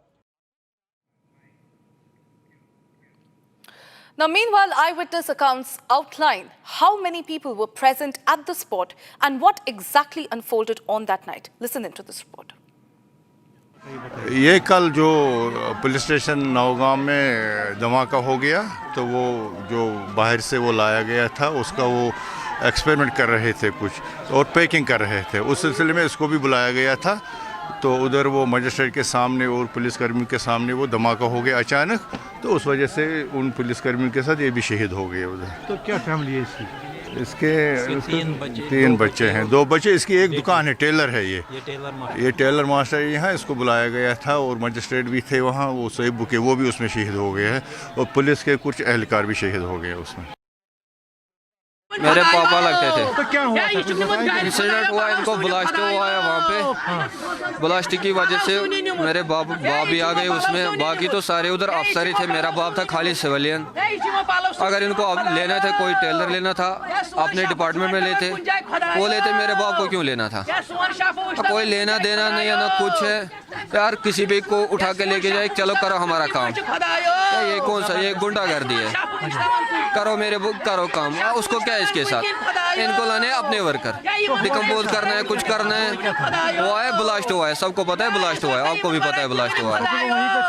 हम कहाँ, हम अपने घर में थे। हाँ बाप उधर ही थे, हाँ वो उधर ही थे। क्यों, हमारा थाना है ना पास में ही, जब धुआं उड़ गया तो हम डर गए, हमारे पता था हमारा बाप है थाने में, हम दौड़ गए और उधर था आग ही आग। फिर हमने ढूंढ लिया 2 बजे तक रात के, पर हमें कहीं नहीं मिला। All right, joining me live is my colleague Zeenat. Zeenat, if you could tell our viewers who are just tuning into the bulletin, what exactly transpired on that night? If you could tell our viewers the timeline of the incidents happening, and also, the sources have told Republic that ammonium nitrate cannot explode on its own accord. So how exactly did that explosion take place? What are your sources telling you on the ground? Zeenat. See, as far as the ammonium nitrate is concerned, definitely it cannot explode on its own unless and until you have the chemical around or there is some other chemical that is added to this very component. Meanwhile, as far as the investigation goes and within their sources from the department, I'm being told that it was not only the ammonium nitrate, but rather the chemicals in the room were also there, plus the ammunition and the arms of these police personals who were working. So that all has added and it has triggered the blast in Nowgam police station. The blast took place around 11:23 p.m. last night when the bang was heard and people rushed towards what actually happened, and it was the flames were coming out from the police station, in which some 9 people lost their life because there was the FSL team, the SIA team, and also the photographers who were doing the photography and the videography of the entire procedure that was being followed as the case was supposed to be taken over by the SIA. In this incident, the 9 people lost their life. As DGP in his press, while he was reading the press note, said that it is nothing, there is no terror angle, rather it was an accidental blast that took place. We have been seeing in the daytime the LG Manoj Sinha providing all assistance for the recovery of those who have been injured. In fact, he also visited the hospitals where they are being treated. One was at the Ujala, which is the outskirts of Srinagar, just close to the Nowgam police station. Another was SMHS Hospital in Srinagar, and later LG Sinha also went to a PCR Kashmir where the wreathing ceremony was done, and then formally the body was handed over to the families for their last rites. So this was the itinerary and the events that took place during the daytime. Now the question is that why such huge material was kept at the very police station where and the locality and the location of the police station, it is just in the residential area where this entire thing unfolded. Now the tailor who was brought in to stitch the material that was there, because there were around 30 bags and 25 bags were already, the sampling of the 25 bags were already done. Now the 5 bags were left, and this sampling was going on for the last 3 days. Now another thing is why the sampling was done so late. Why not during daytime or in the evening? Why late night sampling was being done?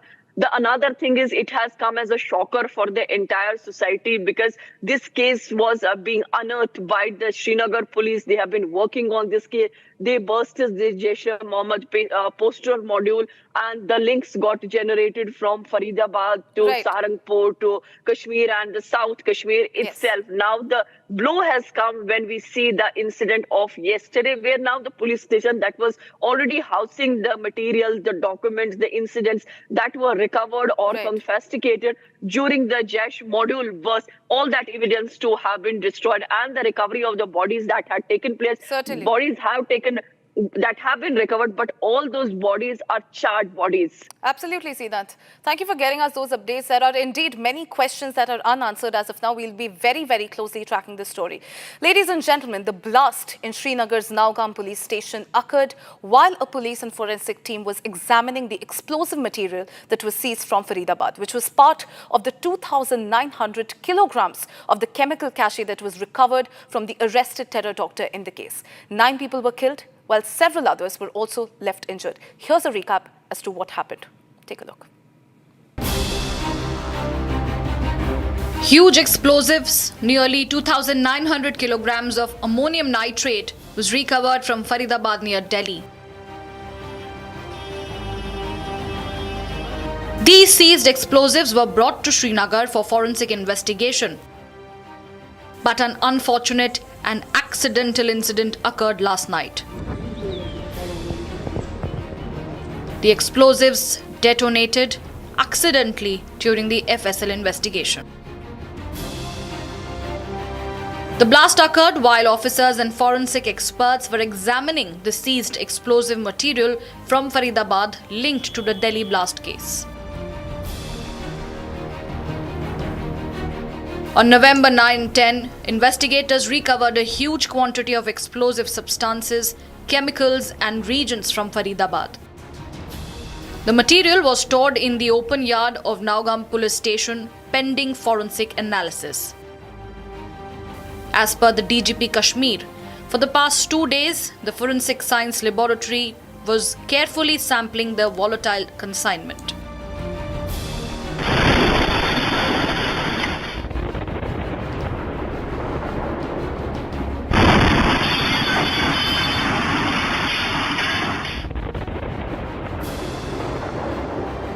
Despite the extreme caution, at around 11:20 p.m. last night, the accidental explosion ripped through the site.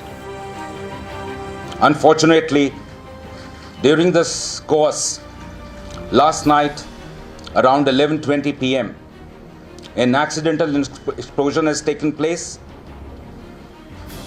Any other speculation into the cause of this incident is unnecessary. In this unfortunate incident, 9 people have lost their lives. The tragedy killed 9 people, 1 SIA officer, 3 FSL personnel, 2 crime scene photographers, 2 revenue officials and a tailor attached to the team. Blast की वजह से मेरे बाप भी आ गए उसमें, बाकी तो सारे उधर अफसर ही थे, मेरा बाप था खाली civilian.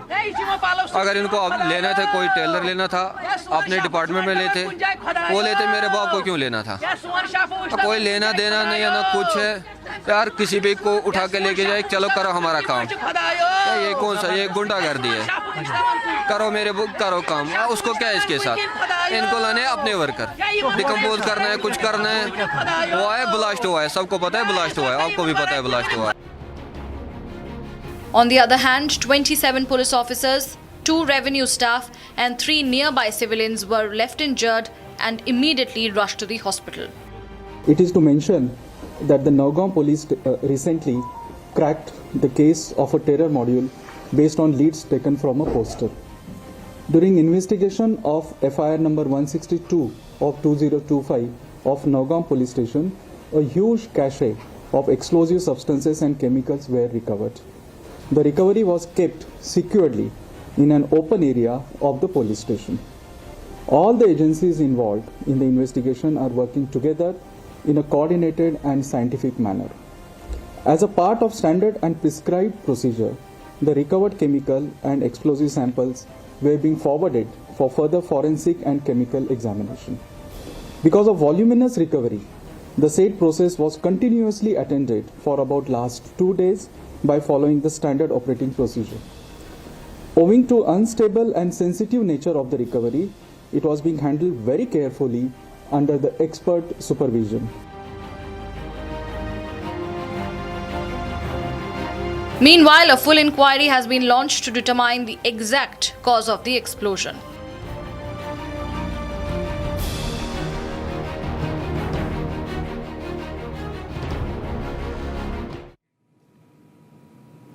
A doctor among 3 ISIS operatives arrested last week by the Gujarat Anti-Terrorism Squad was allegedly preparing ricin, which is a highly toxic chemical, and had surveyed crowded food markets across 3 different cities. Police has also said that the doctor had conducted a recce over the past 6 months of Delhi's Azadpur Mandi, which is Asia's largest wholesale fruit and vegetable market, Ahmedabad's Naroda fruit market, as well as RSS office in Lucknow. Now, these spots that was chosen for their dense crowd and high public activity were being considered as potential targets. Preliminary investigation and preliminary questioning also suggests that they were, in fact, part of a larger ISIS-linked network with several sleeper cells operating across the states. Here is the latest on this lethal biochemical attack that was planned by Dr. Syed Mohiuddin. All right, let me cut straight across to Swarali, who is joining me live on this bulletin. Swarali, this is yet another development that is coming to the fore. This time, it is another doctor who has now been nabbed, and this is none other than the lethal ricin attack that we have been very, very closely tracking. If you could tell our viewers what exactly led to this arrest of this particular terror doctor. Sure. So let me take you to the sequential arrest of Dr. Syed Mohiuddin, who is a major terror accused, and his two subordinates. Now, Gujarati ATI has got the lead that Dr. Syed Mohiuddin is travelling from Hyderabad towards Ahmedabad to receive the dead parcel that was being dropped by others to Azad and Suhail, who hail from Uttar Pradesh. So they nabbed him at the Adalat toll plaza near Ahmedabad, and during the investigation, 30 live cartridges and total 3 pistols were procured from his material. Now, other than that, a very alarming raw material which is used to produce ricin was also seized from his belongings. Castor seeds and oil were also seized from the car from where he was nabbed. Now, talking about the technical details of this very potent poison called ricin, it is scheduled in the list 1 of CWC, that is Chemical Weapons Convention. So we can imagine the intensity and harm it could have caused if this terror plot was unleashed in the Indian soil. It is odorless, colorless, so it becomes very difficult for it to be identified. On the other hand, there is no antidote for ricin. Now, it can be inhaled, ingested or infused in a human body, which means it can be spread through food, air, even through water. So we can imagine the intensity of the attack if it could have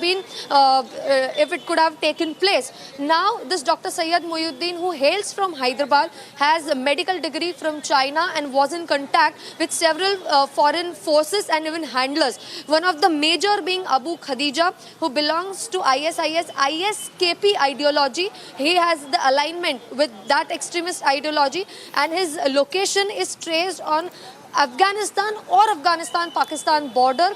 Syed was in constant contact with Abu Khadija and even other several foreign forces.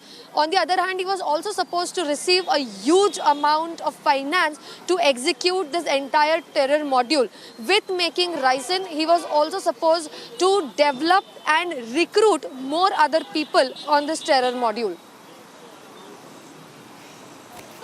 Right, thank you, Swarali, for getting us these updates. We'll be tracking the story very, very closely. Ladies and gentlemen, it's time to slip into a very, very short break. On the other side, we continue to track this story. The 10/11 Delhi blast conspiracy remains one of our top focus. We'll be right back.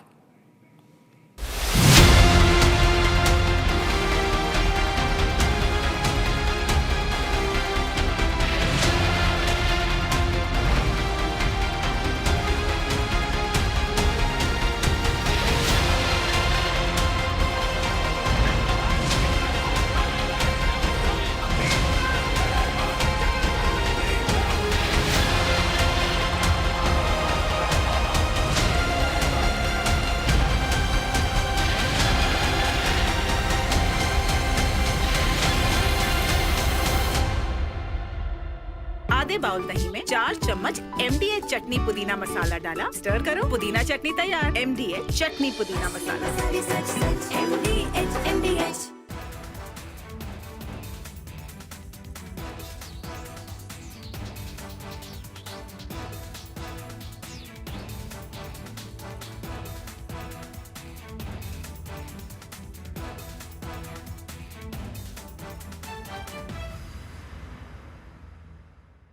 Pure सूजी pasta उबालो मिलाओ और खाओ 8 minute में तैयार। क्या taste है सबका राजा हार्डकोर मसाला।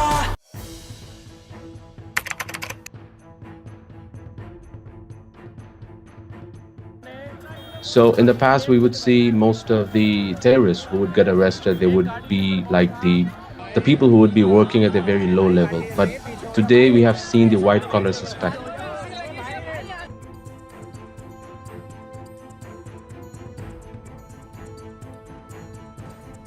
कश्मीर घाटी में डॉक्टर्स एक बहुत अल्टीमेट ड्रीम होता है वहां के लड़के लड़कियों का, उस बनने के बावजूद अगर आप रेडिकलाइज होकर अपने ही देशवासियों को मारने के लिए और अपने देश को तोड़ने के लिए तैयार हो सकते हैं, तो आप अंदाजा लगाइए किस तरह की रेडिकलाइजेशन हो रही है और इस फ्रंट पे हम क्या काम कर रहे हैं.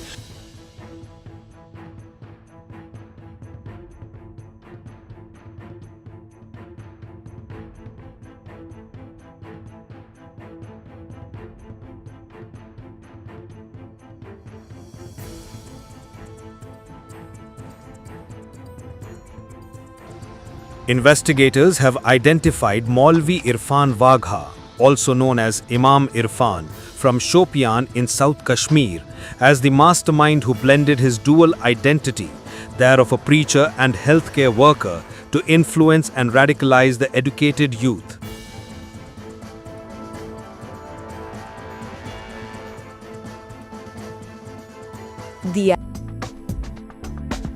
Startup Park by IQ Ventures continues to redefine Bengaluru's landscape for creativity and entrepreneurship. The spirit of innovation was matched by the energy of special guest Arjun Rampal, renowned actor and model.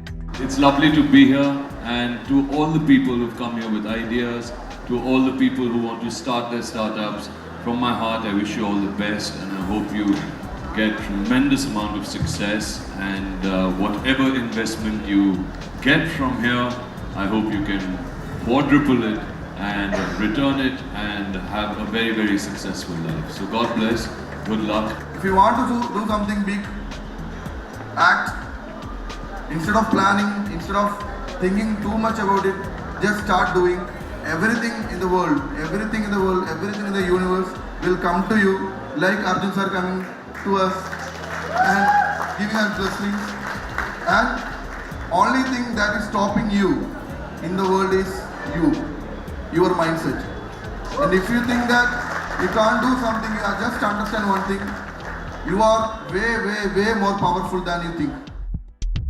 Together, they reminded everyone that Bengaluru's startup spirit is driven by creativity, vision, and collective support of a community led by passionate changemakers.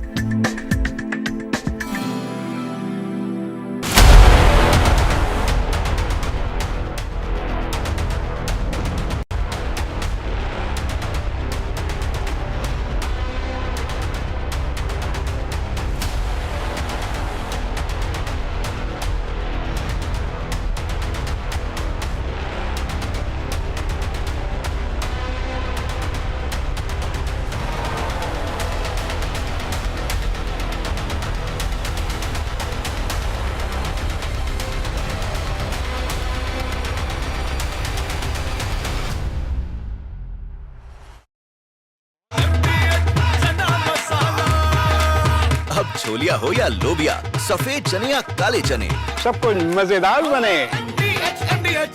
इसको घर पे लगाओगे तो शादी का तो पता नहीं, पर घर पक्का नहीं टूटेगा। रुंगटा नहीं तो घर स्ट्रॉन्ग नहीं। रुंगटा स्टील TMT बार एकदम सॉलिड। पहाड़ों में एक हाइकिंग शिप भी बन सकती है।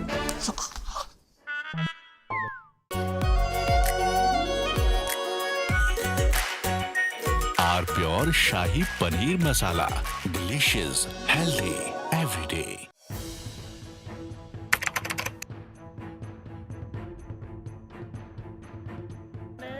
So in the past, we would see most of the terrorists who would get arrested, they would be like the people who would be working at a very low level. But today we have seen the white collar suspect.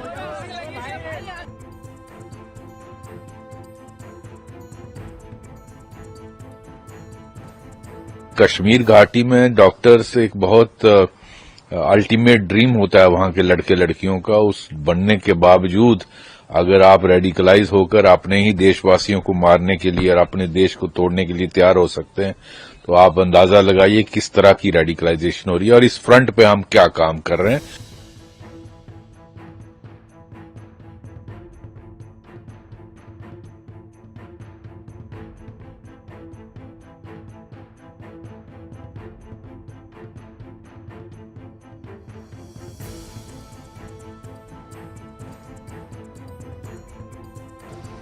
Investigators have identified Maulvi. From Asia's largest news headquarters,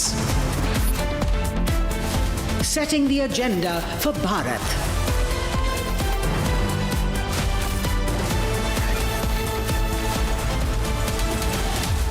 You're watching Republic.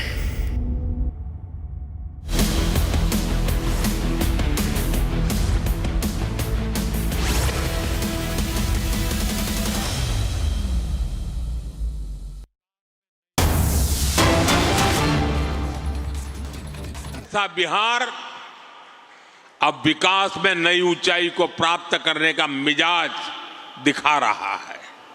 इस चुनाव में उस मिजाज के दर्शन हुए हैं। बिहार की माताएं बहनें और बिहार के नौजवान,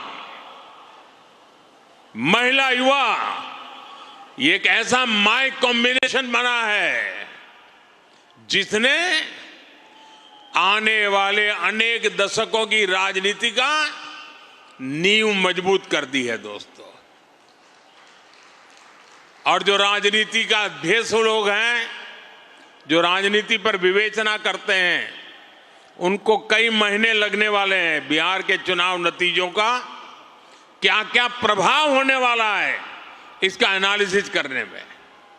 और मैं साफ मानता हूं, हिंदुस्तान की राजनीति में इस चुनाव में आपने देखा होगा, पिछले 2 साल से बिहार में ये जमानती नेता जो जमानत पर घूम रहे हैं, वे बिहार में जा करके जातिवाद का भाषण देते रहते थे। और उनसे जितनी ताकत थी उन्होंने जातिवाद का जहर फैलाने की थी। और पुराने जमाने से उनको लगता था शायद इससे उनका खेल हो जाएगा। बिहार के इस चुनाव ने जातिवाद के उस जहर को पूरी तरह नकार दिया है। ये देश के लिए बहुत ही उज्जवल संकेत है। बिहार के अंदर सार्वजनिक कार्यक्रमों में गैर कानूनी तरीके से जमीन ने कब्जा करके, मकानों को कब्जा करके जो वक्फ बना दिया जाता था, हमने देखा था तमिलनाडु में हजार साल पुराने गांव के गांव वक्फ प्रॉपर्टी बना दिए गए थे। देश भर में चिंता बन पड़ी थी। तब जाकर के हमने पार्लियामेंट में कानून पास किया वक्फ को लेकर के। बिहार के चुनाव में ये जमानती नामदार, उनके साथी दल सार्वजनिक रूप से वक्फ कानून को फाड़ देते थे और ये कहते थे कि हम जीत करके आएंगे, वक्फ कानून को लागू नहीं होने देंगे। बिहार के लोगों ने इस सांप्रदायिक जहर को भी विकास की राह पर चलते हुए पूरी तरह नकार दिया है। साथियों, वहां पर बिहार के वरिष्ठ नेता, आपने पिछले 2-3 साल के बिहार विधानसभा के दृश्य देखे होंगे। जिस प्रकार से नीतीश कुमार को अपमानित करने की फैशन बन गई थी, ऐसे भद्दे शब्दों का उपयोग होता था, जो पार्लियामेंट में भी जो दूसरे नामदार हैं वो भी पार्लियामेंट की सारी मर्यादाएं तोड़ करके जिस प्रकार से भद्दी हरकतें करते हैं, वैसी पटना में होती थी। न देश की जनता इसे स्वीकार करती है और न ही बिहार की जनता कतई इसको स्वीकार कर सकती है। ऐसे कई बातें हैं जिन्होंने इनके प्रति पूरी तरह नफरत का माहौल इस चुनाव में नजर आ रहा था। साथियों, समाज के सब वर्ग ने, बिहार के सभी क्षेत्र ने एनडीए को, एनडीए के साथी दलों को अभूतपूर्व समर्थन दिया है। अगर मैं जहां दलित समुदाय के प्रभाव वाले क्षेत्र वाली सीटें हैं, 38 सीटें, 34 सीटें एनडीए जीत गया। ये इतना बड़ा झूठ फैलाते थे, दलित समाज ने उनको ठुकरा दिया। साथियों, देश ये मुस्लिम लीगी माओवादी कांग्रेस को एमएमसी, मुस्लिम लीगी माओवादी कांग्रेस, देश तो अस्वीकार कर चुकी है। कांग्रेस पार्टी में जो राष्ट्रीय विचारों से पले बड़े लोग हैं, जिन्होंने कभी इंदिरा जी और राजीव गांधी जैसे लोगों के नेतृत्व में काम किया है, ऐसे कांग्रेस का बहुत बड़ा वर्ग ये नामदार की हरकतों से दुखी है। वो कहते हैं अब कांग्रेस को कोई बचा नहीं सकता है। ये हालत हो गई है। एक दो दशक में 50-50, 60 साल तक एक चक्री राज करने वाले लोग इस प्रकार से खत्म हो जाएं, ये साफ साफ उनके लिए आत्मनिरीक्षण का विषय है। वे अपने साथियों को भी पराजय के कारण नहीं समझा पा रहे, वे अपनी पार्टी को भी पराजय के कारण समझा नहीं पा रहे हैं, और इसलिए सरल रास्ता ढूंढ लिया है। कभी ईवीएम हरा देता है, कभी इलेक्शन कमीशन हरा देता है, कभी मतदाता सूची का शुद्धिकरण हरा देता है। एक ऐसी बहानेबाजी उन्होंने खोज ली है। वो बहानेबाजी खुद को तो शायद कुछ दिन ठीक रखेगी, लंबे अरसे तक उनकी कैडर को स्वीकार्य नहीं होगा। मुझे मालूम है, पार्लियामेंट में जब युवा कांग्रेस के सांसद मिलते हैं, जो फर्स्ट टाइम कांग्रेस के सांसद है या उनके इंडिया अलायंस के सांसद है, वो मिलते हो कहते हैं साहब क्या करें, हमारी तो कैरियर खत्म हो रही। मैंने कहा क्या हुआ? बोले हमें संसद में बोलने का अवसर ही नहीं मिल रहा है, हर बार संसद को ताला लगा दो, यही करते रहते हैं। वो अपने क्षेत्र में जवाब नहीं दे पा रहे हैं। वो कह रहे अगर हम हमारे क्षेत्र के विषयों को संसद में नहीं उठाएंगे तो दोबारा हमें कौन भेजेगा? पूरा युवा वर्ग कांग्रेस का जो पहली बार पार्लियामेंट में आया है, वे अपने भविष्य को लेकर के चिंतित हो गया है। साथियों, ऐसी स्थिति में हमारी जिम्मेवारी और बढ़ जाती है। हमें विकास की नई ऊंचाइयों को पार करना है। हमें विकसित भारत के संकल्प को पूरा करके रहना है। दोस्तों,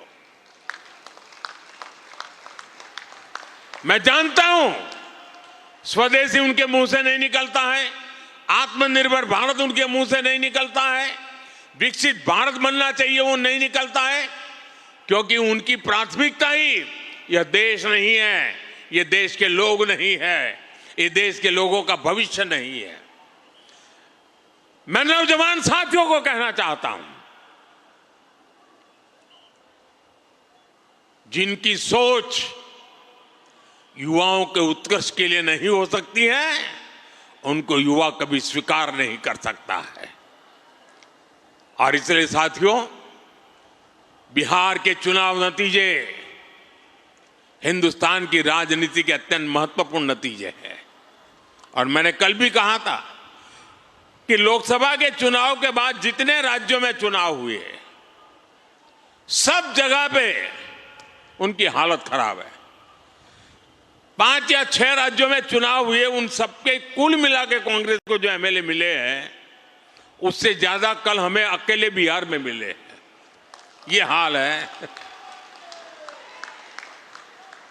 लेकिन साथियों, हर विजय हमारे लिए जिम्मेवारी लेकर के आता है।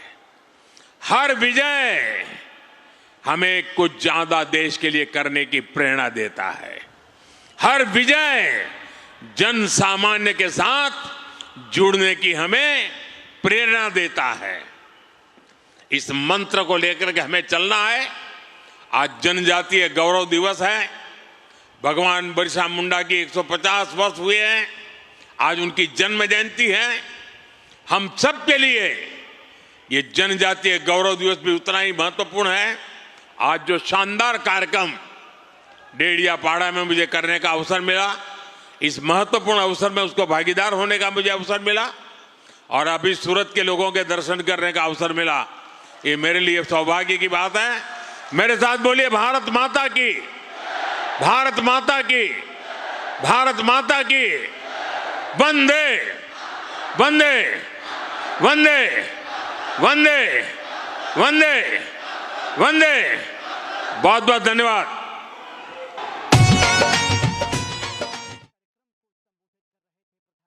Development push and of course the big landslide victory in Bihar. Okay, now we begin with the latest edition of 6 Stories at 6 viewers. Very warm welcome. I'm Rakshita Mishra with you, and today the top story is the massive explosion that shook Nowgam, just right in the outskirts of Srinagar.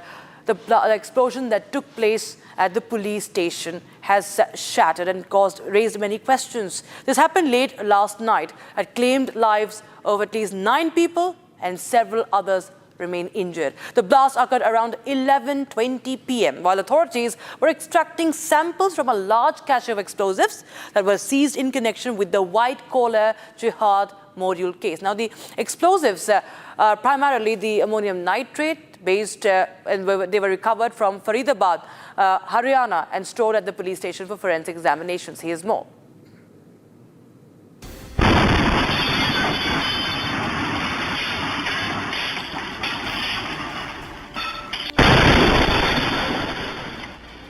A calm Friday night disrupted by a massive explosion exactly at 11:20 p.m. that rocked the Nowgam police station in Srinagar of Jammu and Kashmir. Leaving a trail of destruction and chaos, the blast claimed the lives of 9 people who were present at the site. They were examining the recovery of explosives. It was 11:20 when a loud bang was heard in the central Kashmir's Nowgam.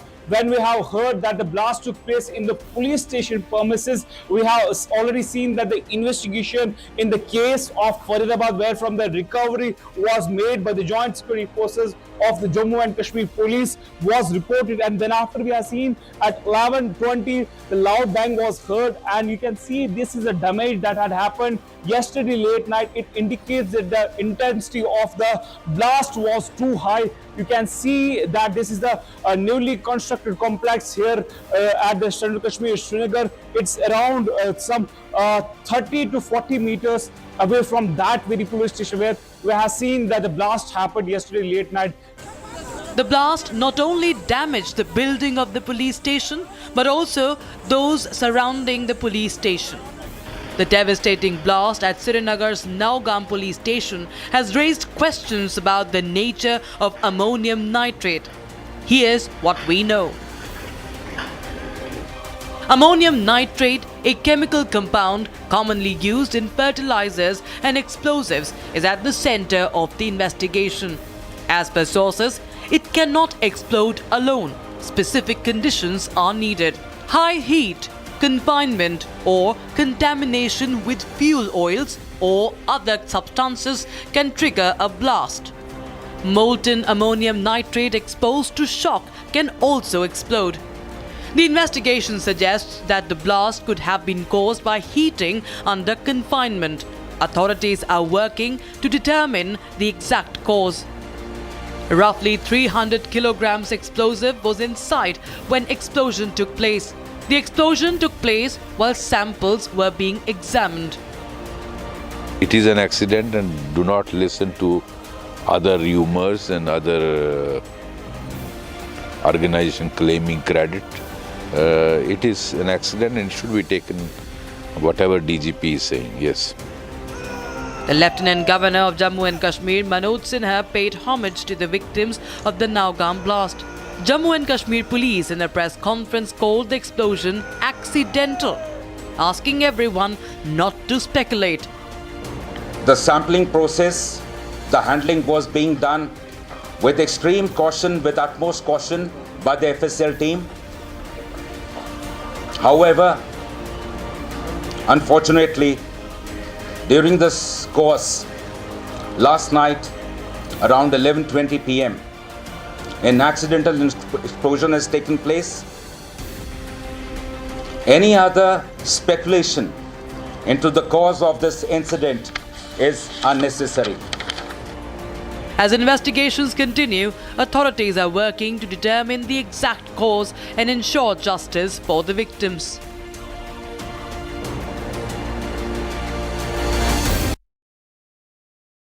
People were killed in the blast at Delhi's Red Fort, and many have been injured. What should have been a united front, that would have united the nation in condemning terror, is now actually seeing right the opposite. And these are the same voices every time crying, lamenting the crackdown against terror and sympathizing with the killers. Investigators are tracking those responsible for the deadly strike. And senior leaders from Jammu and Kashmir, that Kupkar gang, is stirring controversy with their statements that appear to justify the terror narrative. In the latest, it's Farooq Abdullah who has stirred a row with his remarks, where he goes on to ask that one must introspect that why these terror doctors chose the path they were on, isn't it? 13 lives lost in Delhi Red Fort blast. Innocents bleed, but the Muftis and Abdullah continue to shed tears for the killers. And this time they have gone on to justify terror. National Conference leader Farooq Abdullah stated that every Kashmiri is now being looked at with suspicion and questioned why Kashmiris are being. He said there is a need to understand why these terror doctors have turned to violence, as he demanded a fair probe into what led to the blast. आप white terrorism कहें, red terrorism कहें, terrorism terrorism है। मगर वजह क्या हुई? क्या वजह है कि इन लोगों को इतना बड़ा फैसला करना पड़ा कि अपनी जान भी देनी पड़ी और इतना बड़ा एक्सप्लोजन करके बेगुनाहों को मारना पड़ा? क्या वजह है? The former J&K CM also referred to Pakistan's involvement and alleged that the blast seemed to be controlled by its army chief Asim Munir. And in a sharp question, he asked whether Munir would now decide when Jammu and Kashmir gets its statehood back. क्या हमारा फैसला field marshal Asif Munir साहब को करना है? क्या वो फैसला करेंगे कि हमारा स्टेटहुड कब आएगा? इसका जवाब देना मुल्क को। ये तो उनके इशारों पे चल रहा है, मुझे दिखता है। वो जब भी चाहेंगे ब्लास्ट करेंगे, जब चाहेंगे हमें लटकाएंगे। तो क्या मिला वतन के साथ रहकर? यही बदहाली। Meanwhile, PDP chief Mehbooba Mufti followed a similar tone. She urged authorities not to harass family members of those only under suspicion. Mufti called for a fair treatment and due process, saying relatives should not be punished for someone else's alleged actions. एक तो इसकी investigation जल्द होनी चाहिए और साफ सुथरी investigation होनी चाहिए। दूसरा, जिन खानदानों से ये ताल्लुक रखते हैं, उनके माँ बाप भाई बहन वो मुजरिम नहीं है, उनको मुजरिम मत समझो। क्योंकि मैंने खुद देखा टीवी पे जिस तरह एक डॉक्टर के बाप, उसका क्या कसूर है, उसके मुंह पे काला कपड़ा डाल के उसको धक्के घसीटा जा रहा था। ये अच्छी बात नहीं है। Such statements at a sensitive time could divide opinion when the country needs unity. The government, meanwhile, have launched a multi-agency probe to trace and eliminate all masterminds of this attack.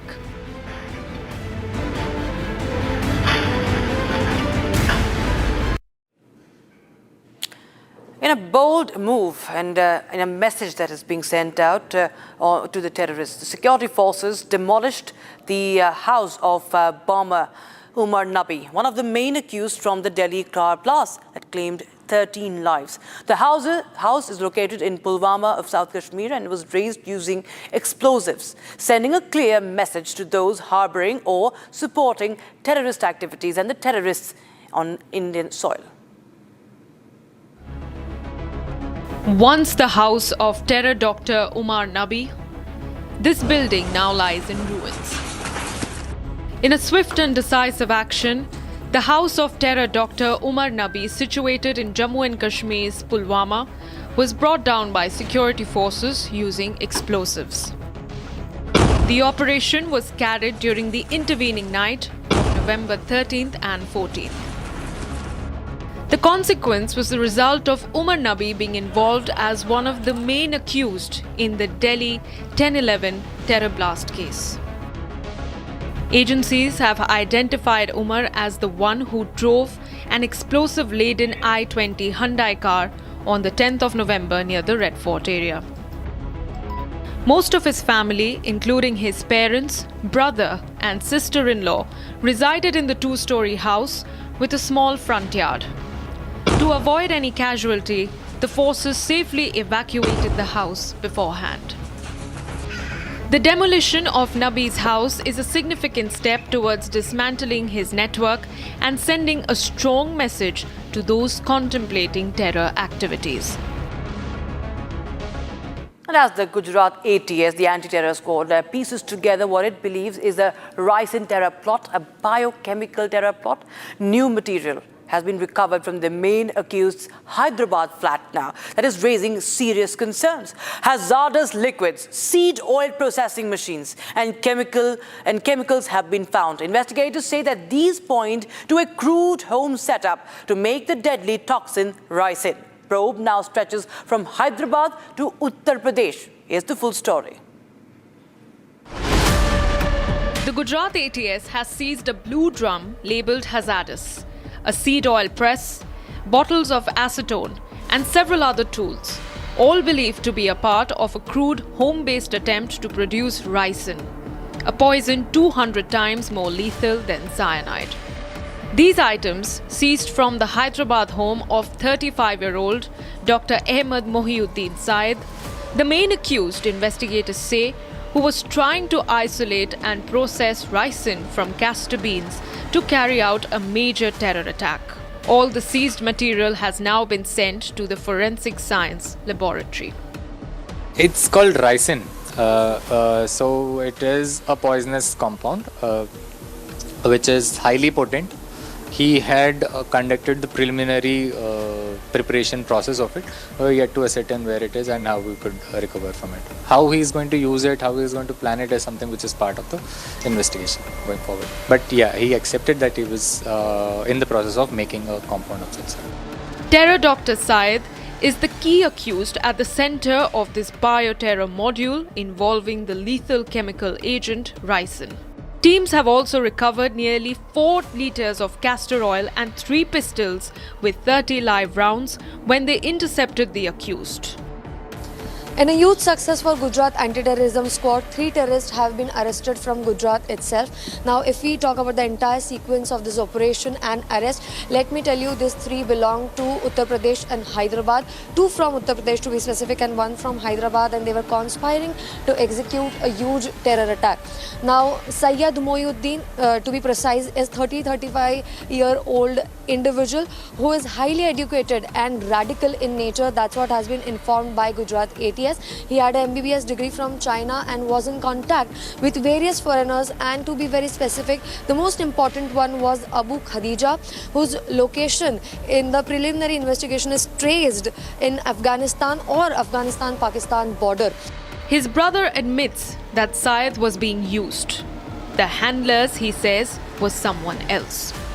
ये जो अभी Saturday के बाद में जो press conference meet हुई उसके बाद में से सबको ये रिवील हुआ कि एसेटॉन और रेजिन के कॉम्बिनेशन से कुछ पॉइज़न तैयार हो सकता है। तो ये पहली मर्तबा ऐसा सुनाई में आया। तो भाई भी जिस तरीके से वो घर पर रेजिन ला करके और वो जो पल्प निकाले और उसमें एसेटॉन मिलाए, तो उनको देखने से भी कोई ऐसा नहीं लग रहा था कि भाई को मालूम है।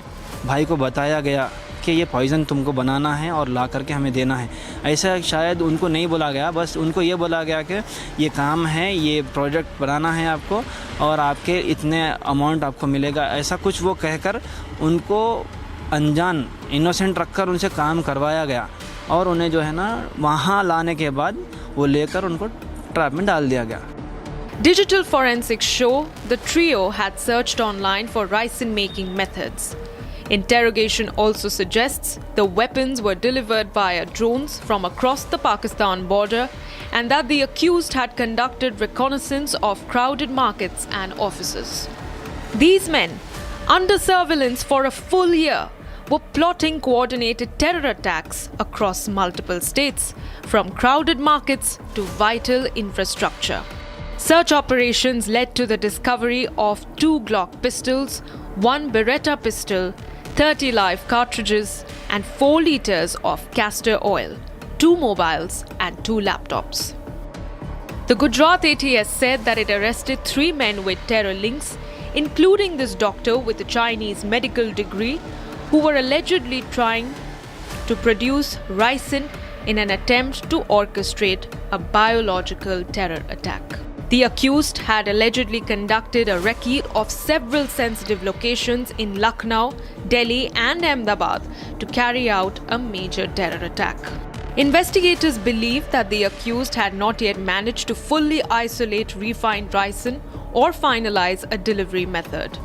The FSL report is yet to determine how far the plot has progressed.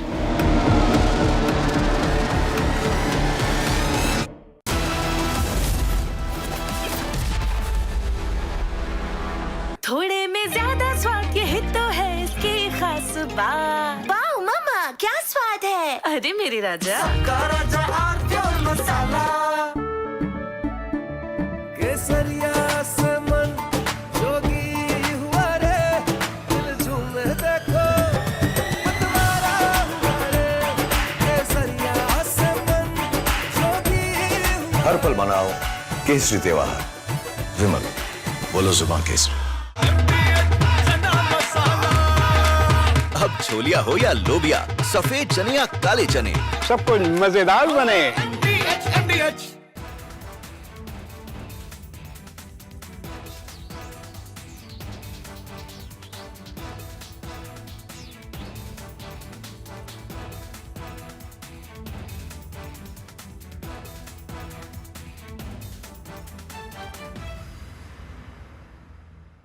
China and Japan are clashing verbally over Taiwan.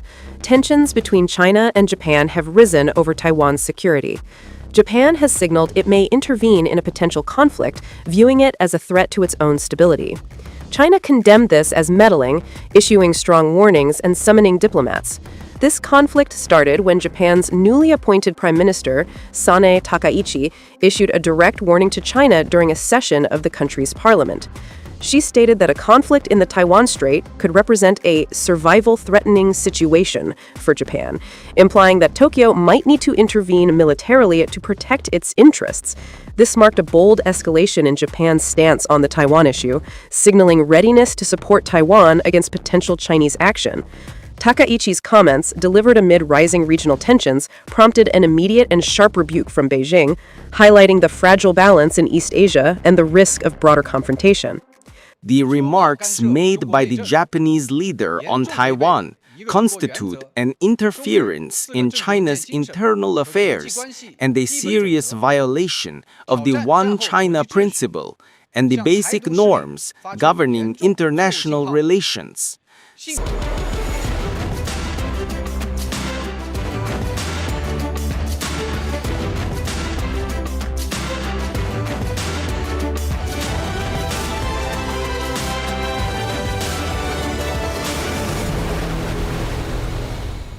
थोड़े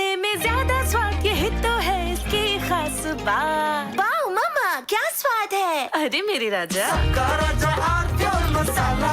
Some places feel like they've been waiting for you, where every piece speaks of legacy, from diamonds that celebrate ambition to festive gold that honors tradition.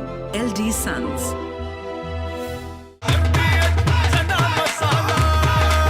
अब छोलिया हो या लोबिया, सफेद चने या काले चने, सब कुछ मजेदार बने।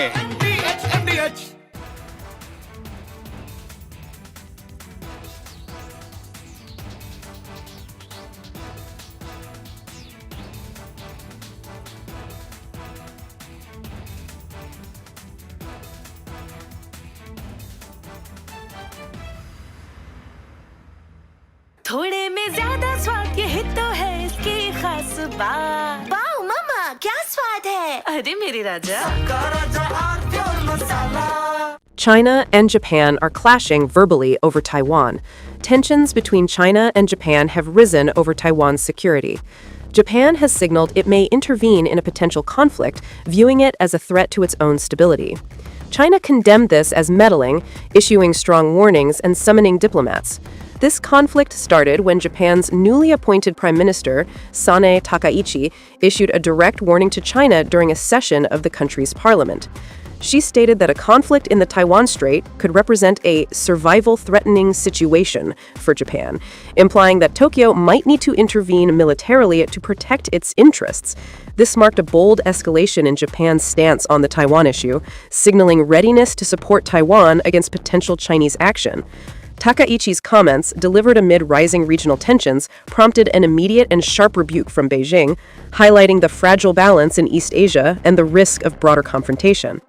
The remarks made by the Japanese leader on Taiwan constitute an interference in China's internal affairs and a serious violation of the One China principle and the basic norms governing international relations. Such words are extremely irresponsible and dangerous in nature and have caused very negative impact. Taiwan is an island of 23 million people, situated about 100 miles off China's southeast coast. China regards it as a breakaway province under the... From Asia's largest news headquarters, setting the agenda for Bharat.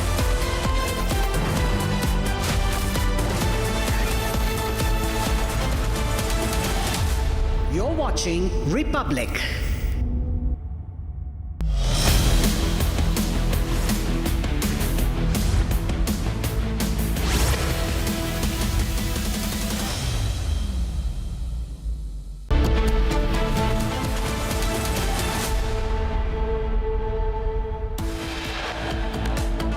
J&K police authorities rule out terror attack angle in Nowgam police station explosion, say the incident was accidental. 9 people dead and 27 injured in an explosion in Nowgam. LG orders probe, pays final tribute. NC Chief Farooq Abdullah strokes controversy, questions agencies in handling explosives. More skeletons tumble out of closet. Fresh CCTV footage emerges of Umar Nabi at a pharmacy 10 days before the blast. Complete focus on terror mastermind and Pakistani handler Ukasa, the bomb-making expert linked to the terror doctors.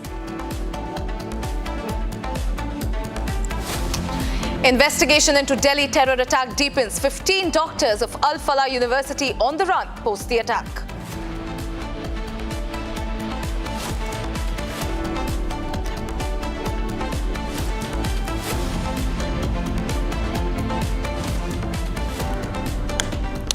Ladies and gentlemen, we are starting this edition with a breaking news that is coming in. It is a major crackdown on synthetic drugs in Rajasthan. The Narcotics Control Bureau, or the NCB, and the Rajasthan police have busted a secret mephedrone, which is an empathogen stimulant drug manufacturing lab operating out of Dhantrai village in Sirohi district. Now, chemicals worth nearly 40 crore rupees have been seized from the site as well. Now, officials say that the recovered material could be used to produce around 100 kgs of mephedrone. 5 people, including the mastermind, have now been arrested as well.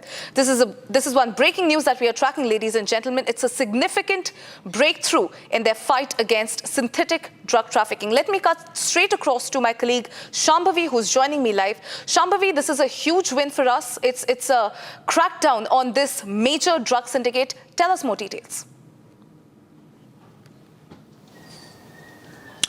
Well, this was a joint operation by NCB and Rajasthan Police, and in this a very known gangster mastermind, Wala Ram, his name came up, and he was arrested with 4 of his associates.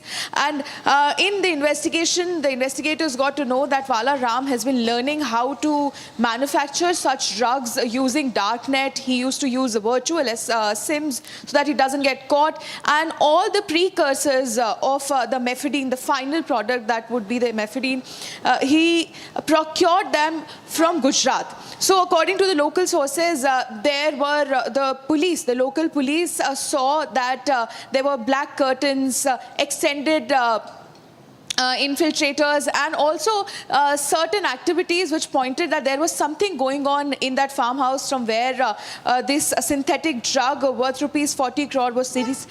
And then they informed the NCB, and in a joint operation this major bust happened, and a lot of even this would be enough to make around 100 kg of mephedrone, and around 2 kg was already seized by 28th of October. Back to you.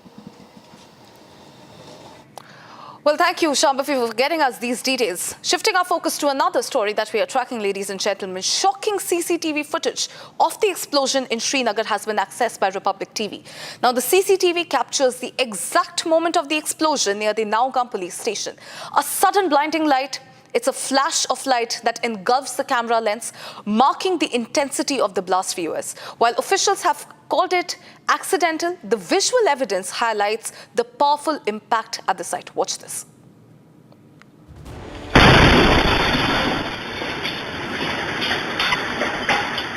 Shocking CCTV footage of the accidental explosion in Srinagar has come to light. The CCTV captures the exact moment of the blast. A sudden blinding flash of light engulfs the camera lens, marking the intensity of the explosion.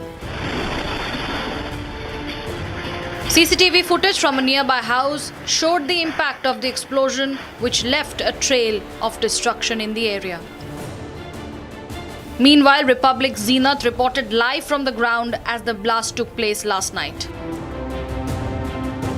We are seeing the Srinagar police, the entire CRPF grid and Srinagar police here. This is the nearby location of this very police station where this incident has taken place, and there are possibilities of the casualties because there were the team of FSL, Nowgam police, the Srinagar police was here because the explosives that were recovered in all these days, the entire thing was kept here. So we are seeing this building in ashes.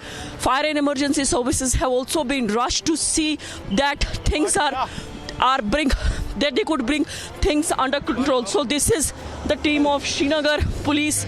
You are seeing this. See, this army has also reached to the spot, and this is quite nearby. This is the Srinagar city. In fact, this is the outskirts of the Srinagar where this incident has taken place, because this is one of the police stations that was working for to bust this module of Jaish-e-Mohammed and Ansar Ghazwatul Hind.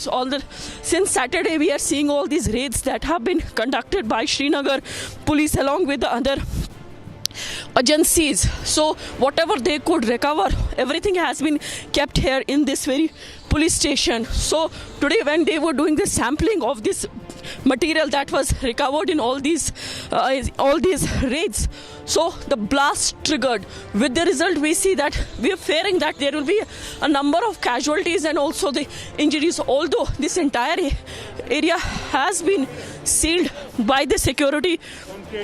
We are seeing that the entire grid of the Srinagar police is here, and in fact they have sealed the area. They're not allowing anybody to go forward and check. But the visuals that we got, that tells you the story from the inside about the intensity of the blast that had taken place here in the Nowgam police station, the police station that had been in focus as far as a Jaish module and the Ansar Ghazwatul Hind module that was busted by Srinagar police. So these were the two police stations that were working tirelessly as far as to uncover or to reveal the stories behind the entire white collar jihad. Massive debris was also seen on the ground with multiple vehicles on fire. Body parts were reportedly thrown in the neighboring houses about 300 meters away. Some residents more than 15 kilometers away also said they felt the explosion. The accidental blast at the police station in Nowgam on the outskirts of Jammu Kashmir, Srinagar, killed 9 people and injured 32 others. The blast occurred when the police and the forensic team officials were extracting samples from a large cache of explosives seized in connection with the white-collar terror module case from Haryana's Faridabad recently. The Nowgam police station recently cracked the case of the terror outfit Jaish-e-Mohammed's posters in various locations of the area. While some of the explosives recovered from Faridabad were kept at the forensic lab, the major part of the explosives were stored at the police station. The midnight blast shattered windows, damaged the station structure and disrupted the quiet of the neighborhood as ambulances and police vehicles rushed to the site. The blast comes 4 days after a deadly car explosion in Delhi, which killed at least 13 people.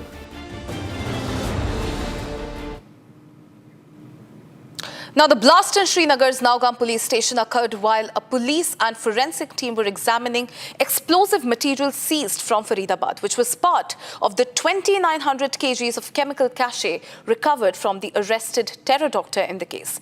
9 people were killed, while several others were left injured. Take a look at this report.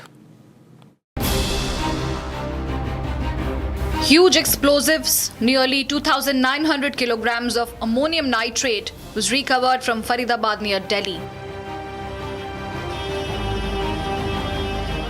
These seized explosives were brought to Srinagar for forensic investigation. But an unfortunate and accidental incident occurred last night. The explosives detonated accidentally during the FSL investigation. The blast occurred while officers and forensic experts were examining the seized explosive material from Faridabad linked to the Delhi blast case. On November 9-10, investigators recovered a huge quantity of explosive substances, chemicals and reagents from Faridabad. The material was stored in the open yard of Nowgam police station pending forensic analysis. As per the DGP Kashmir, for the past 2 days, the Forensic Science Laboratory was carefully sampling the volatile consignment.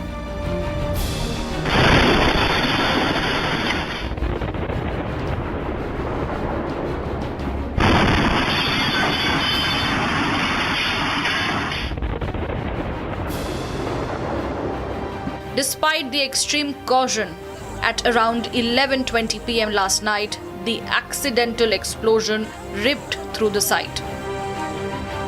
Unfortunately, during this course, last night around 11:20 p.m., an accidental explosion has taken place.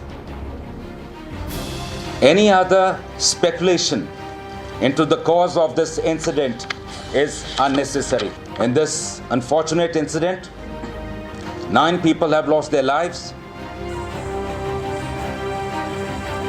The tragedy killed 9 people, 1 SIA officer, 3 FSL personnel, 2 crime scene photographers, 2 revenue officials and a tailor attached to the team. Blast की वजह से मेरे बाप भी आ गए उसमें, बाकी तो सारे उधर अफसर ही थे, मेरा बाप था खाली सिविलियन। अगर इनको लेना था, कोई टेलर लेना था अपने डिपार्टमेंट में लेते, वो लेते, मेरे बाप को क्यों लेना था? कोई लेना देना नहीं है, ना कुछ है। यार किसी भी को उठा के लेके जाए, चलो करो हमारा काम।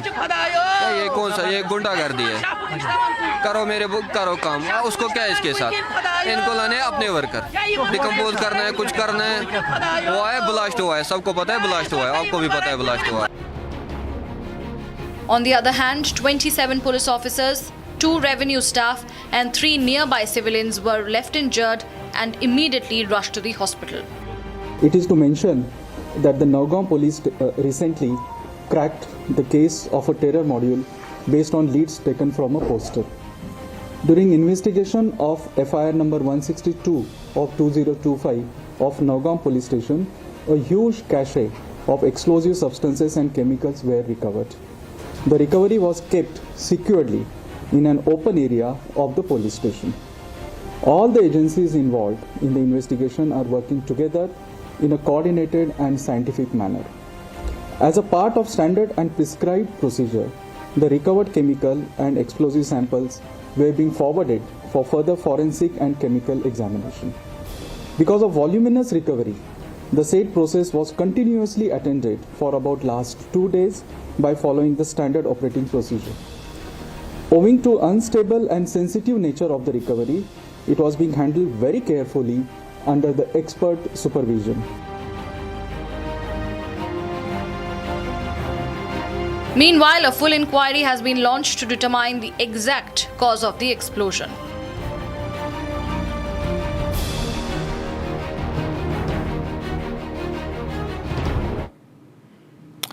Now, in a bold move, security forces have demolished the house of Umar Nabi, one of the main accused from the Delhi car blast that claimed 13 lives. The house, located in Pulwama, Kashmir, was razed during using explosives, sending a clear-cut message to those harboring or supporting terrorist activities in India. Here's a report. Once the house of terror Dr. Umar Nabi, this building now lies in ruins. In a swift and decisive action, the house of terror Dr. Umar Nabi, situated in Jammu and Kashmir's Pulwama, was brought down by security forces using explosives. The operation was carried during the intervening night of November 13th and 14th. The consequence was the result of Umar Nabi being involved as one of the main accused in the Delhi 10/11 terror blast case. Agencies have identified Umar as the one who drove an explosive-laden I-20 Hyundai car on the 10th of November near the Red Fort area. Most of his family, including his parents, brother and sister-in-law, resided in the two-story house with a small front yard. To avoid any casualty, the forces safely evacuated the house beforehand. The demolition of Nabi's house is a significant step towards dismantling his network and sending a strong message to those contemplating terror activities. Now, as the Gujarat ATS pieces together what it believes is a ricin terror plot, new material recovered from the main accused's Hyderabad flat is raising serious concerns here. Hazardous liquid, seed oil processing machines and chemicals. Investigators also say that these point to a crude home setup to make the deadly toxin ricin. The probe, in fact, now stretches from Hyderabad to Uttar Pradesh. Here's a full story. Take a look. The Gujarat ATS has seized a blue drum labelled hazardous, a seed oil press, bottles of acetone and several other tools, all believed to be a part of a crude home-based attempt to produce ricin, a poison 200 times more lethal than cyanide. These items, seized from the Hyderabad home of 35-year-old Dr. Ahmed Mohiuddin Syed, the main accused, investigators say, who was trying to isolate and process ricin from castor beans to carry out a major terror attack. All the seized material has now been sent to the Forensic Science Laboratory. It's called ricin. So it is a poisonous compound which is highly potent. He had conducted the preliminary preparation process of it, yet to ascertain where it is and how we could recover from it. How he is going to use it, how he is going to plan it is something which is part of the investigation going forward. But yeah, he accepted that he was in the process of making a compound of such. Terror Dr. Syed is the key accused at the center of this bioterror module involving the lethal chemical agent ricin. Teams have also recovered nearly 4 litres of castor oil and 3 pistols with 30 live rounds when they intercepted the accused. In a huge success for Gujarat anti-terrorism squad, 3 terrorists have been arrested from Gujarat itself. Now, if we talk about the entire sequence of this operation and arrest, let me tell you these 3 belong to Uttar Pradesh and Hyderabad. 2 from Uttar Pradesh to be specific and 1 from Hyderabad, and they were conspiring to execute a huge terror attack. Now, Sayyid Moyuddin, to be precise, is 35-year-old individual who is highly educated and radical in nature. That's what has been informed by Gujarat ATS. He had an MBBS degree from China and was in contact with various foreigners, and to be very specific, the most important one was Abu Khadija, whose location in the preliminary investigation is traced in Afghanistan or Afghanistan-Pakistan border. His brother admits that Syed was being used. The handlers, he says, was someone else. ये जो अभी Saturday के बाद में जो press conference meet हुई, उसके बाद में से सबको ये रिवील हुआ कि एसेटॉन और रेजिन के कॉम्बिनेशन से कुछ पॉइज़न तैयार हो सकता है। तो ये पहली मर्तबा ऐसा सुनाई में आया। तो भाई भी जिस तरीके से वो घर पर रेजिन ला करके और वो जो पल्प निकाले और उसमें एसेटॉन मिलाए, तो उनको देखने से भी कोई ऐसा नहीं लग रहा था कि भाई को मालूम है, भाई को बताया गया कि ये पॉइज़न तुमको बनाना है और ला करके हमें देना है। ऐसा शायद उनको नहीं बोला गया, बस उनको ये बोला गया कि ये काम है, ये प्रोजेक्ट बनाना है आपको और आपके इतने अमाउंट आपको मिलेगा। ऐसा कुछ वो कहकर उनको अनजान इनोसेंट रखकर उनसे काम करवाया गया और उन्हें जो है ना वहाँ लाने के बाद वो लेकर उनको ट्रैप में डाल दिया गया। Digital forensics show the trio had searched online for ricin making methods. Interrogation also suggests the weapons were delivered via drones from across the Pakistan border and that the accused had conducted reconnaissance of crowded markets and offices. These men, under surveillance for a full year, were plotting coordinated terror attacks across multiple states, from crowded markets to vital infrastructure. Search operations led to the discovery of 2 Glock pistols, 1 Beretta pistol, 30 live cartridges, and 4 litres of castor oil, 2 mobiles, and 2 laptops. The Gujarat ATS said that it arrested 3 men with terror links, including this doctor with a Chinese medical degree, who were allegedly trying to produce ricin in an attempt to orchestrate a biological terror attack. The accused had allegedly conducted a recce of several sensitive locations in Lucknow, Delhi, and Ahmedabad to carry out a major terror attack. Investigators believe that the accused had not yet managed to fully isolate refined ricin or finalize a delivery method. The FSL report is yet to determine how far the plot has progressed.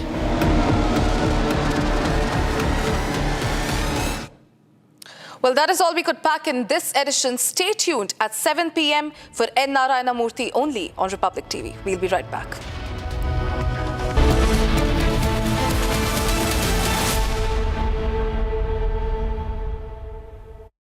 QS and THE, the world's foremost university rankings organizations, have ranked Amity amongst the top 3% universities globally, making it among the very few Indian universities to be included in both rankings. Yet another top ranking for Amity University.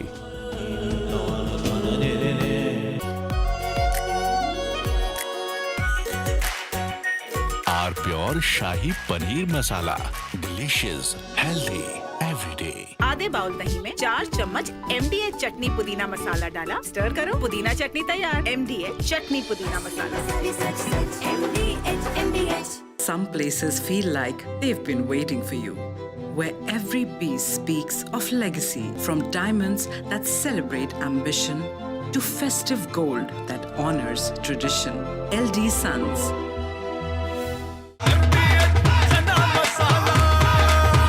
Chholiya हो या लोबिया, सफेद चने या काले चने, सब कुछ मजेदार बने। केसरिया से मन जोगी हुआ रे, दिल झूमे देखो मतवारा हुआ रे। केसरिया से मन जोगी हुआ। हर पल मनाओ केसरी त्योहार। विमल, बोलो जुबान Kesari. China and Japan are clashing verbally over Taiwan. Tensions between China and Japan have risen over Taiwan's security. Japan has signaled it may intervene in a potential conflict, viewing it as a threat to its own stability. China condemned this as meddling, issuing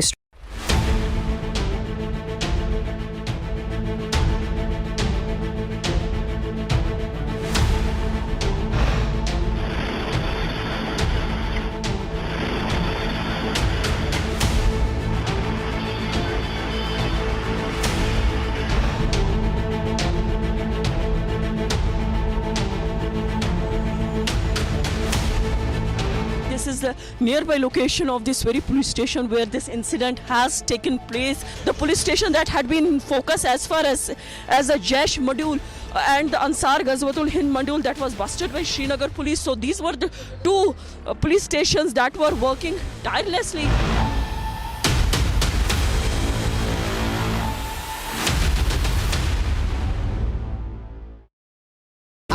pure सूजी pasta उबालो मिलाओ और खाओ 8 minute में तैयार। क्या taste है सबका राजा आर प्योर मसाला। Some places feel like they've been waiting for you, where every piece speaks of legacy, from diamonds that celebrate ambition to festive gold that honors tradition. LD Sons. दादी के हाथों का जादू और खुशबू से महकता घर, माँ की मुस्कुराहट और खाने की सुगंध। MDH गरम मसाला, क्योंकि हर रिश्ता है स्वाद से जुड़ा। Some places feel like they've been waiting for you, where every piece speaks of legacy, from diamonds that celebrate ambition to festive gold that honors tradition. LD Sons. आधे बाउल दही में 4 चम्मच MDH चटनी पुदीना मसाला डाला, स्टर करो, पुदीना चटनी तैयार। MDH चटनी पुदीना मसाला। China and Japan are clashing verbally over Taiwan. Tensions between China and Japan have risen over Taiwan's security. Japan has signaled it may intervene in a potential conflict, viewing it as a threat to its own stability. China condemned this as meddling, issuing strong warnings and summoning diplomats. This conflict started when Japan's newly appointed Prime Minister, Sanae Takaichi, issued a direct warning to China during a session of the country's parliament. She stated that a conflict in the Taiwan Strait could represent a survival-threatening situation for Japan, implying that Tokyo might need to intervene militarily to protect its interests. This marked a bold escalation in Japan's stance on the Taiwan issue, signaling readiness to support Taiwan against potential Chinese action. Takaichi's comments, delivered amid rising regional tensions, prompted an immediate and sharp rebuke from Beijing, highlighting the fragile balance in East Asia and the risk of broader confrontation. The remarks made by the Japanese leader on Taiwan constitute an interference in China's internal affairs and a serious violation of the One China principle and the basic norms governing international relations. Such words are extremely irresponsible and dangerous in nature and have caused very negative impact. Taiwan is an island of 23 million people, situated about 100 miles. The Startup Festival at Startup Park, Bengaluru began with optimism and ambition hallmarks of CEO Shafi Shaukat. Dedication to building the ultimate startup ecosystem. Among the distinguished guests was Mohammad Haris Nalapad, General Secretary of Bengaluru Youth Congress, celebrated for his commitment to youth leadership and inclusive progress. Nalapad's speech ignited a wave of enthusiasm as he shared his vision for a united, forward-looking Bengaluru. The ability to put up something like this is not easy. They need a lot of risk that has been taken. I appreciate them, and especially in a city like Bangalore where talent is immense and they need a channel to route it. The talent needs to reach here and find a way to get out. So I was saying about Incubate Nation. It's a company that gives you you have an idea, you want to start a startup, but you are still working somewhere, you don't have full-time job. They will help you incubate it. They will take your idea, they will do the marketing, they will help you with everything. They'll pay salaries also until you get up and running. So it's a great opportunity. I would like to congratulate the team that's doing this job, Shafi and Abbas and the entire crew that has put this together. Thank you. As the event wrapped up, it was clear that the Startup Park's evolution is shaped by both visionary leaders and inspiring guests. Amity has been ranked India's #1 not-for-profit private university for 11th year, with top 10 ranked institutions in management, engineering, biotech, law, mass comm, telecom, hospitality, fashion and more. Yet another top ranking for Amity University. Pure सूजी pasta उबालो मिलाओ और खाओ 8 minute में तैयार क्या taste है सबका राजा hardcore masala. Some places feel like they've been waiting for you, where every piece speaks of legacy, from diamonds that celebrate ambition to festive gold that honors tradition. LD Sons. MDH की हल्दी मिर्ची धनिया करे कमाल. ये रंग दे, ये खुशबू दे, ये तीखा, ये कम पड़े. क्या निराला MDH मसाला. केसरिया से मन जोगी हुआ रे, दिल झूमे देखो मतवारा हुआ रे. केसरिया से मन जोगी हुआ. हर पल मनाओ केसरी त्योहार. विमल, बोलो जुबान केसरी. दादी के हाथों का जादू और खुशबू से महकता घर, माँ की मुस्कुराहट और खाने की सुगंध. MDH गरम मसाला, क्योंकि हर रिश्ता है स्वाद से जुड़ा.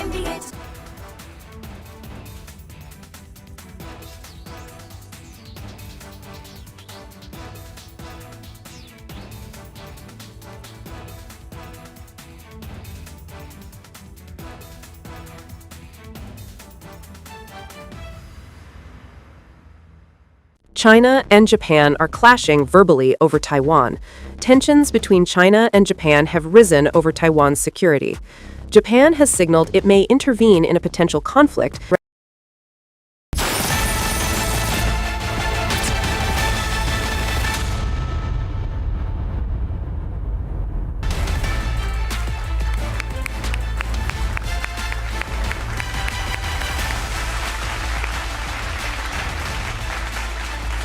Today on Legends, ladies and gentlemen, we meet the man who turned a dream into one of India's proudest success stories.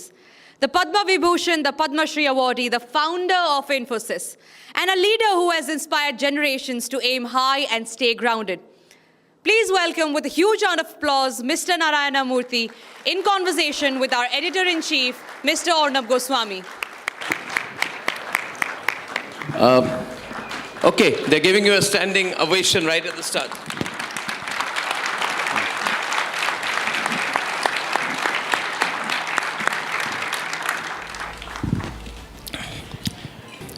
Mr. Narayan Murthy, it's an absolute privilege, pleasure. When you look at India's economic rise and you look at various reasons, I fundamentally think that it requires a coming together of vision and discipline which you represent. It requires a coming together of dreams and determination, which you represent. And it also requires a synthesis, Mr. Narayan Murthy, of aspiration and pragmatism, which you represent for all the people in this hall, and especially for all the youngsters. There can be no better role model, I can tell you, than this great man sitting 2 meters to my left. Incredible. Well, Arnab, first of all, thank you very much for this opportunity. You are one of the most important players in this constructive and pluralistic dialogue that is happening in our country about creating an India of which every one of us can be proud of. So therefore, I thank you very much for your precious time, and I am very grateful to you for this opportunity. So thank you very much for that. So we are looking upon this morning as a learning opportunity for all of us. We want to learn from you, learn from your stories, and then hear from anecdotes about your life and your experiences and take away something. Everyone watching on streaming, digital, physically will be looking forward to that. Sir, tell me about your childhood, because every person's rise begins with where they are from. You were born in a modest middle-class family. Your father was a teacher, your mother was a homemaker. And you've said that your parents taught you discipline, humility, and the importance of learning. Can you tell us about your childhood in terms of what learning it gave you in life, sir? Well, father was a high school teacher. We went from one Mofussil town to another in Karnataka. We were 11 mouths to feed, but my mother believed in a practice that was prevalent in Karnataka at that time called Varanna. That translates to feeding a child from a poorer family once a week. So in other words, we used to have 7 children from 7 poorer families for dinner with us. In other words, my mother had to prepare for 12 children. And father was a strict disciplinarian. His aspirations were very high. I still remember when I got the 4th rank for the state in SSLC. When I went and told him, he said, "What happened to the other 3?" And I worked hard, and I got the 3rd rank for the university in my pre-university course. And at that time, I didn't go to him because I knew what the answer would be. He was a strict disciplinarian. Mother was full of compassion.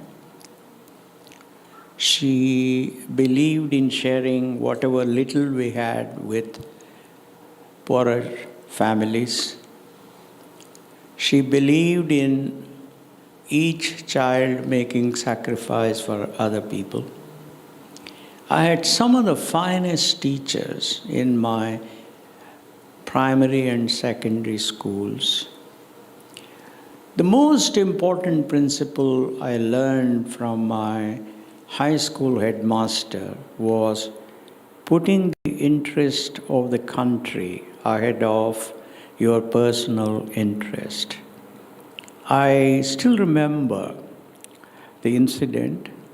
He was teaching us chemistry, and I was sitting in the front row, and he was trying to put a little bit of sodium chloride or common salt into the test tube. He was extremely careful, and a colleague of mine, he burst out laughing. So then Mr. K.V. Narayan, my teacher, stopped the experiment and came to him and said, "Young man, why did you laugh out? What happened? What is so funny?" Children are generally very honest, and he said, "Sir, you are very stingy with common salt, which is so inexpensive." Then he said something that formed the foundation for my corporate governance principles, and that is, he said, "Young man, remember that this common salt belongs to the community of Shardhavilas High School. It belongs to you, it belongs to me, it belongs to all the 60 students in this class, students in other classes, etc. So because this is community property, I have to be extremely careful in how I use it." He said, "It's at 5 o'clock, this class finishes, you please come to my house. I will give you a glass full of common salt free because that is my personal property."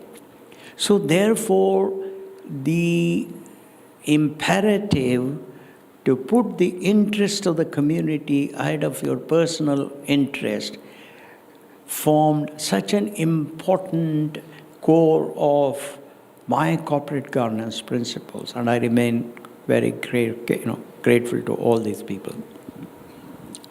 That's very good advice, sir. Because nowadays we see in this Shark Tank age, everyone wants to have valuation immediately and everyone makes Ashneer Grover their role model. So that's very important for you. Corporate governance is sharing and responsibility. It's not showing off. So such a great principle you've started with, sir. And I also fundamentally believe in the principle of simple living and high thinkings. Absolutely. So is it true that you could not join the IIT because of financial constraints? Yeah. Can you tell us about what happened when you were about to go to college? And is this story true that you cleared the IIT but you could not join it because of financial constraints? No, that is very true. In fact, I got pretty high rank in the joint entrance examination.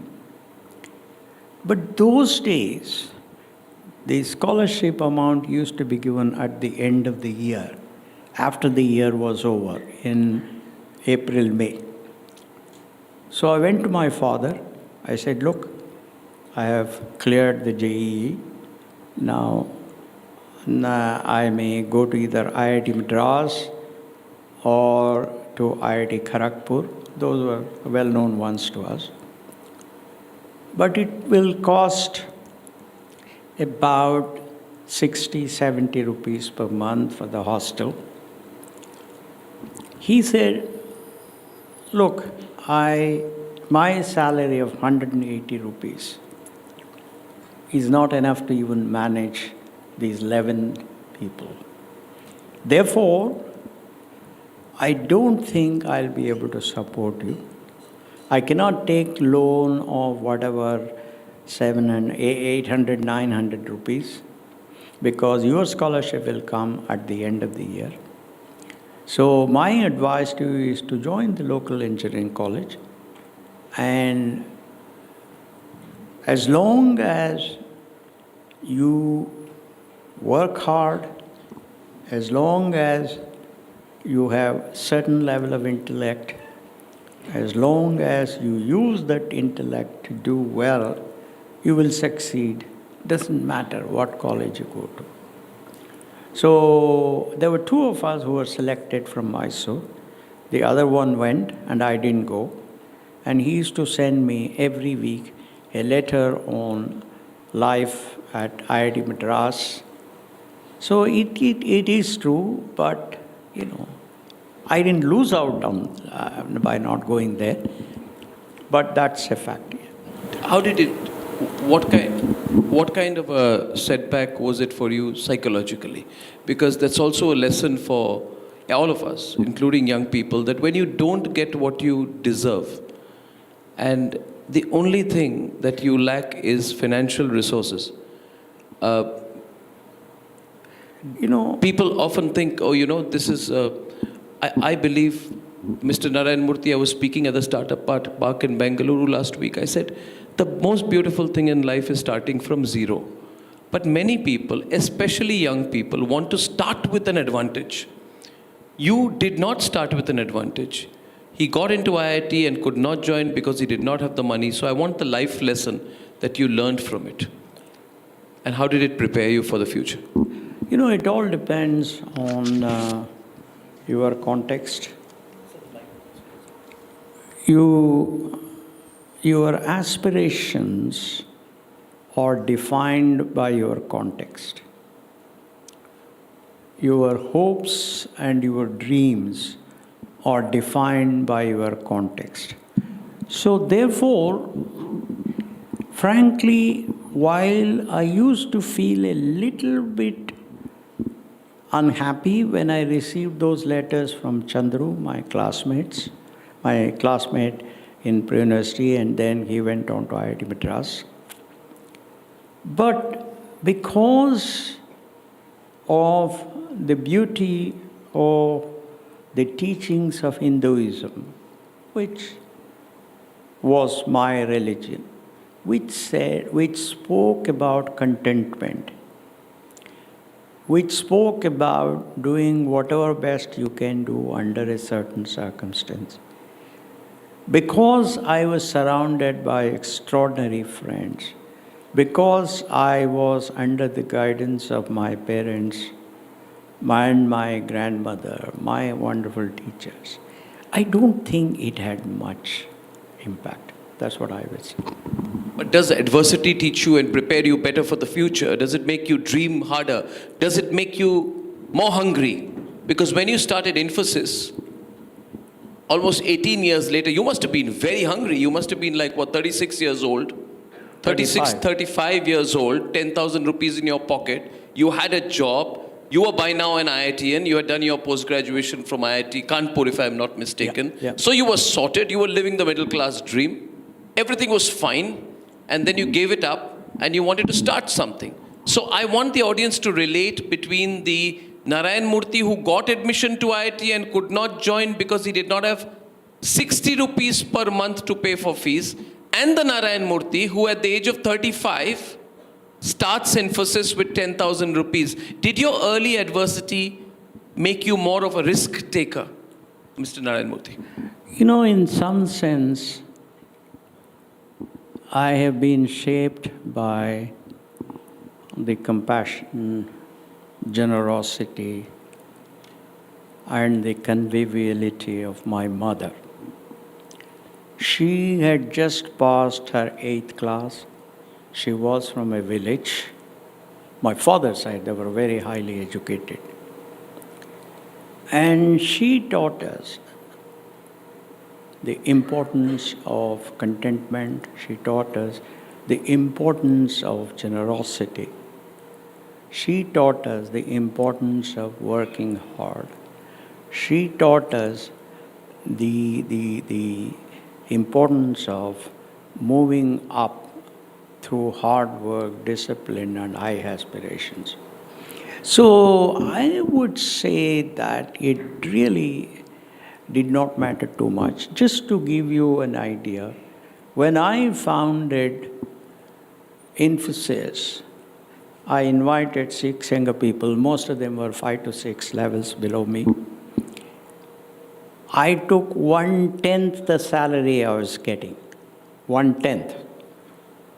But I ensured that all my other 6 fellows got at least 20% higher salary. I just kept only 23% of the equity. I gave 15% equity to people who had not even completed 2 years of work. And I have not come across another example of such a thing in India or anywhere else. Maybe I'm ignorant. Now, all of that, I credit my mother.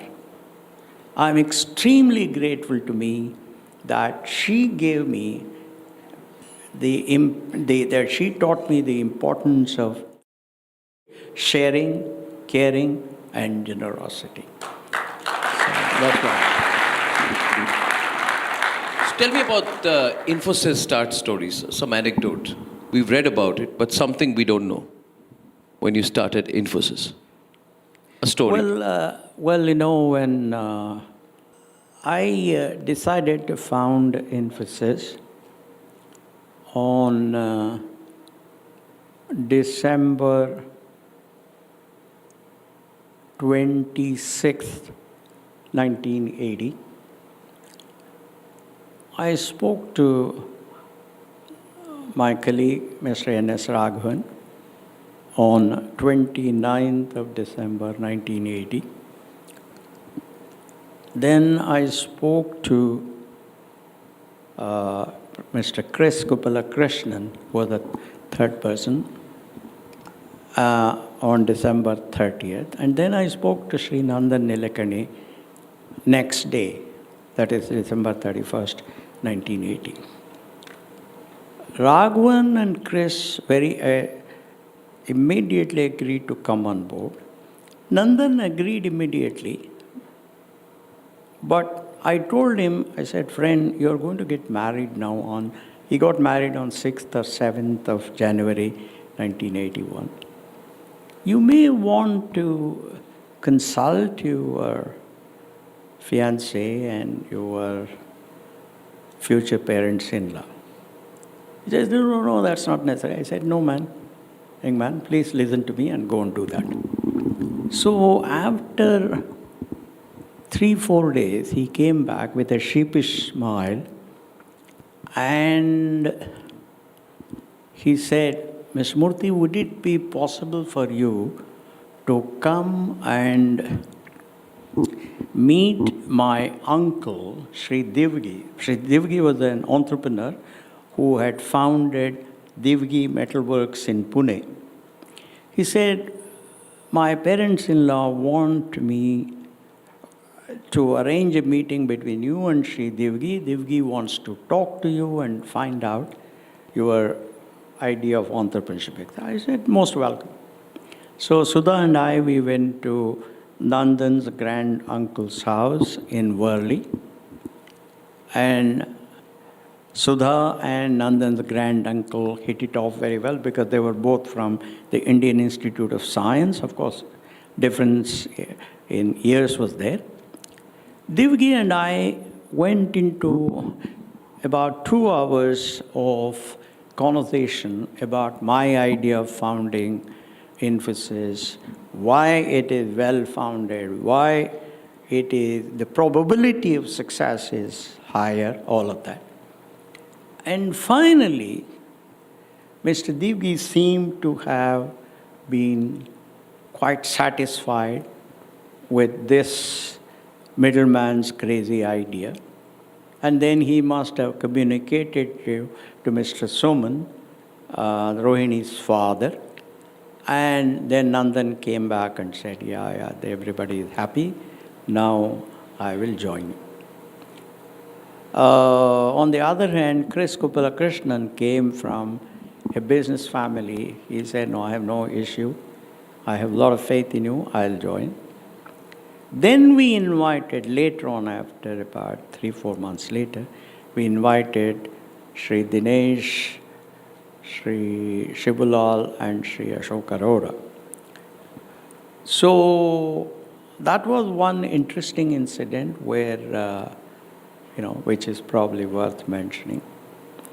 And it was, those days, it took about probably 20 visits to 50 visits to Delhi to get a license to import a computer.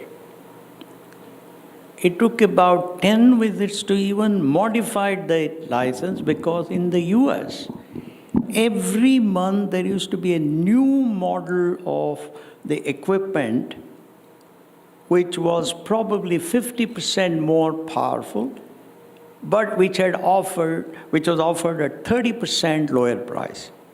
But getting the approval from the Government of India, the Department of Electronics, was a tortuous and torturous affair. It took about 9 months. Why was it made so difficult? Can you explain to everyone who would have no recollection of that time to buy a computer would take a year's approval? Well, first of all, our exports were very low.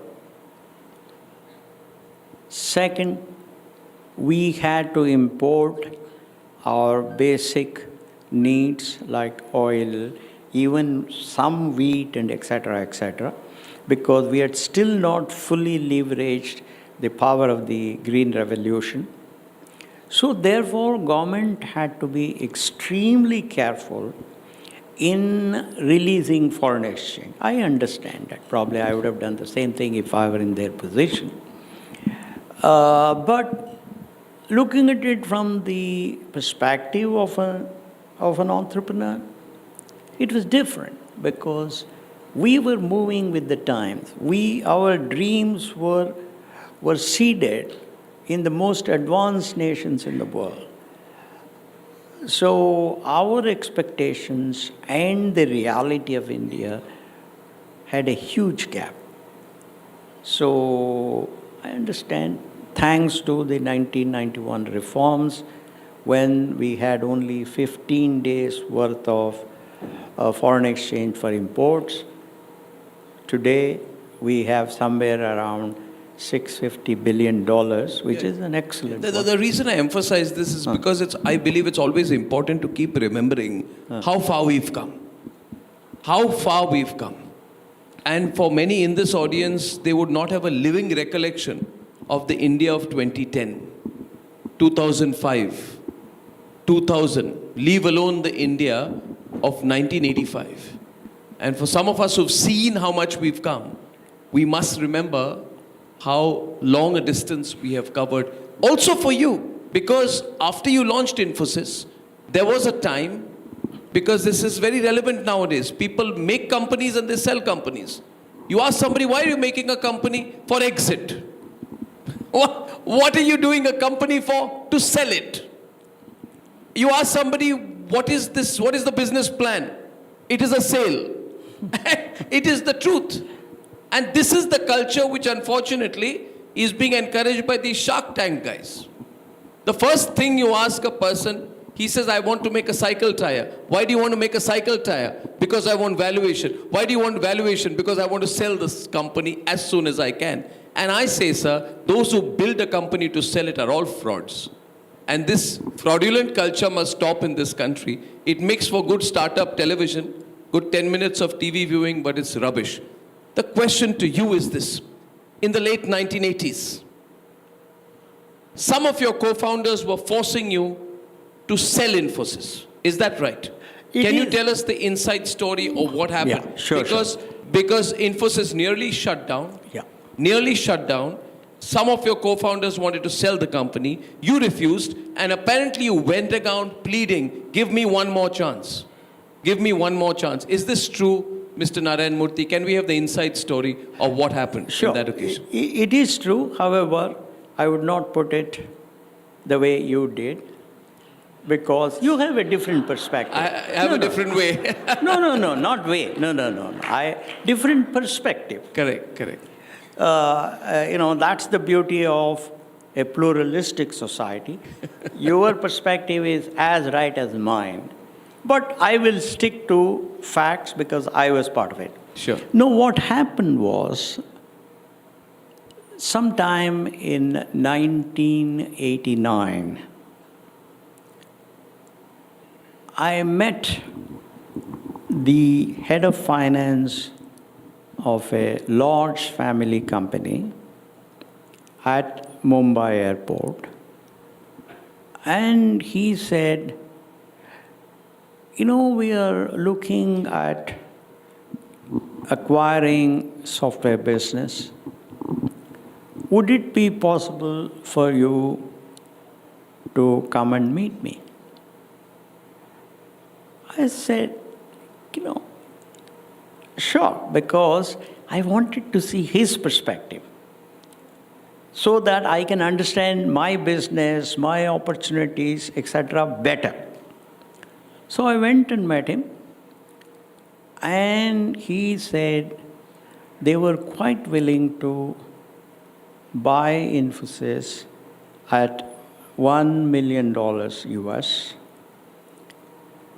And I said, sir, please give me some time, because I have 6 younger colleagues of mine. Their aspirations and their hopes are probably stronger than mine. So therefore, I will listen to them, and then we'll have a discussion. And then if we agree unanimously to the decision to sell, I'll come back. So I arranged a meeting in our Jayanagar office in Bangalore. 2 of my colleagues were abroad, and the rest were there in Jayanagar. There was one person who was very enthusiastic about selling. Other 2 in India were, other 3 in India were neither here nor there. They were okay. They were also perhaps very respectful of me, therefore they didn't want to oppose too much. And the two people from the US had to be very cryptic because those days it used to cost 32 rupees per minute of call to USA. There was no internet, nothing. So you had to spend 32 US dollars per minute of telephone. So they were very cryptic. And as they were thorough gentlemen, they said, we leave it to you. But finally, my style was to listen to all my younger colleagues and then come and then say what I wanted. So I told them, I said, look, we have run this marathon for the last 8 full years. We have learned to make sacrifices. Our families have made huge sacrifice. They have made our lives very comfortable within whatever little we have. And our aspirations continue to be strong. Yes, it does look like we are passing through a dark tunnel, but I do believe that we will see light at the end of the day pretty soon. And they all agreed.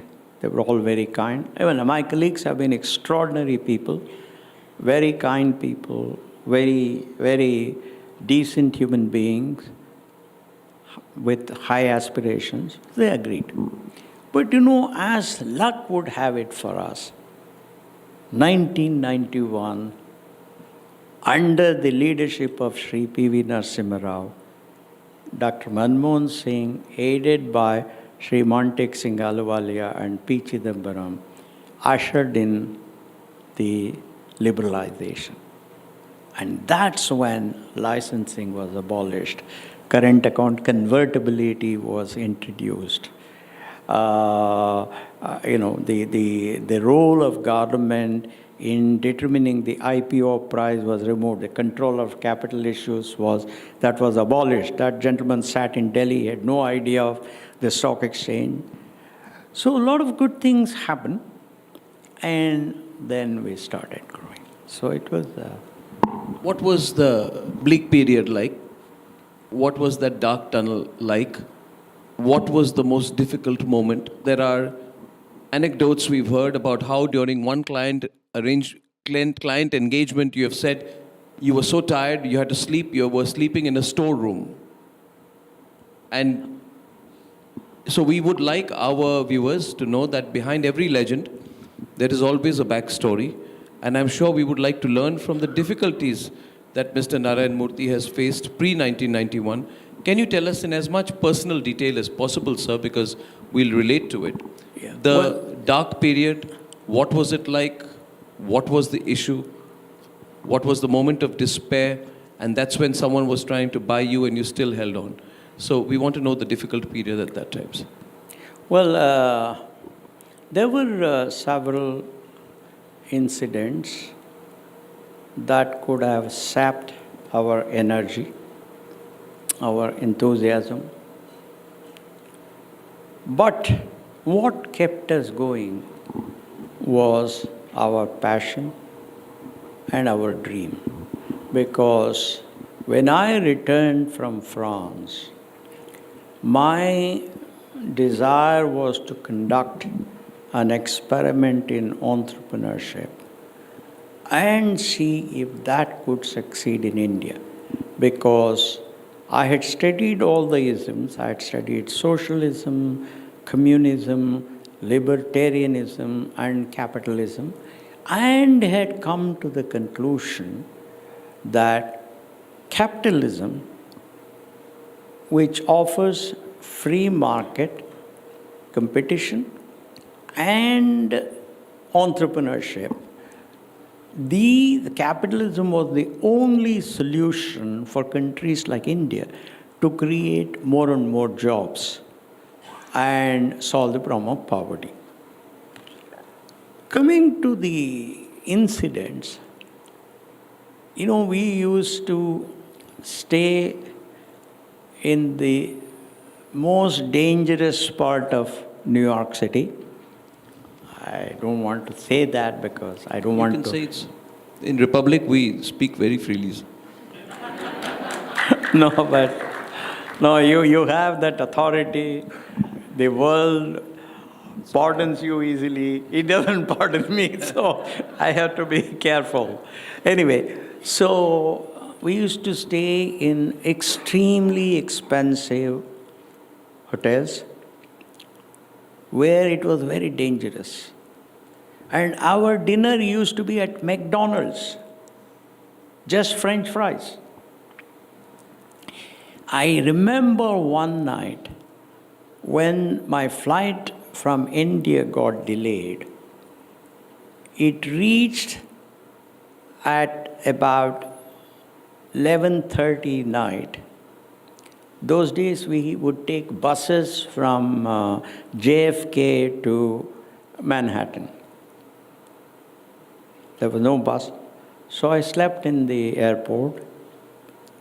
I washed my face and all that in the morning, right in the airport, and sprinkled some water and all of that. And I went to make a presentation to the client.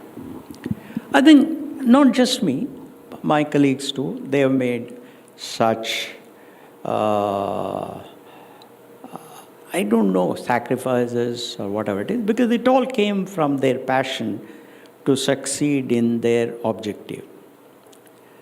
But none of those things seem to make an impact on our enthusiasm, on our confidence, on our hope, because just like when I was a child, where there were 11 mouths, where we would get at best one new pair of shirt and shorts, maybe sometimes once in 2 years. But we were very happy. We spent a lot of time with each other. New friends would come home. Whatever little we had, we would share. So I am somewhat biased to say that happiness does not depend as much on material comfort as mental comfort.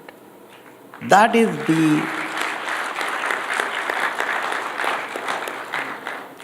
is the milieu I came from. So, for example, a few of my younger colleagues, their wives, they were very rightly,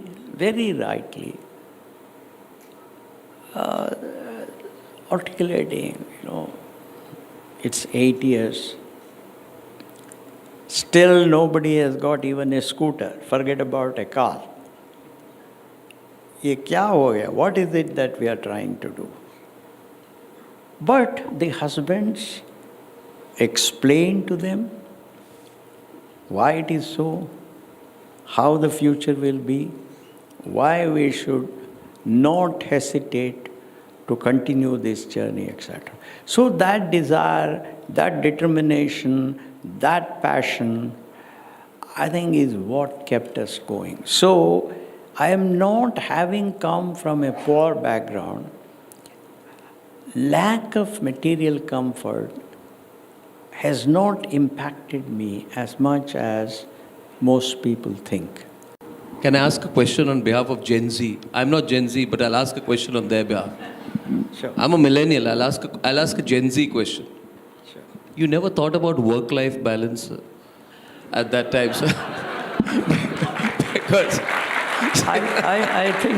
No, I have to ask the question. No. The moment I entered, what about your work-life balance while you were having French fries, traveling on the bus, sleeping in dangerous places, making sacrifices for 15 years? All of you people listen, huh? Making sacrifices for 15 years. Nowadays, sir, after 1 week of joining Republic, some people tell us what is our work-life balance.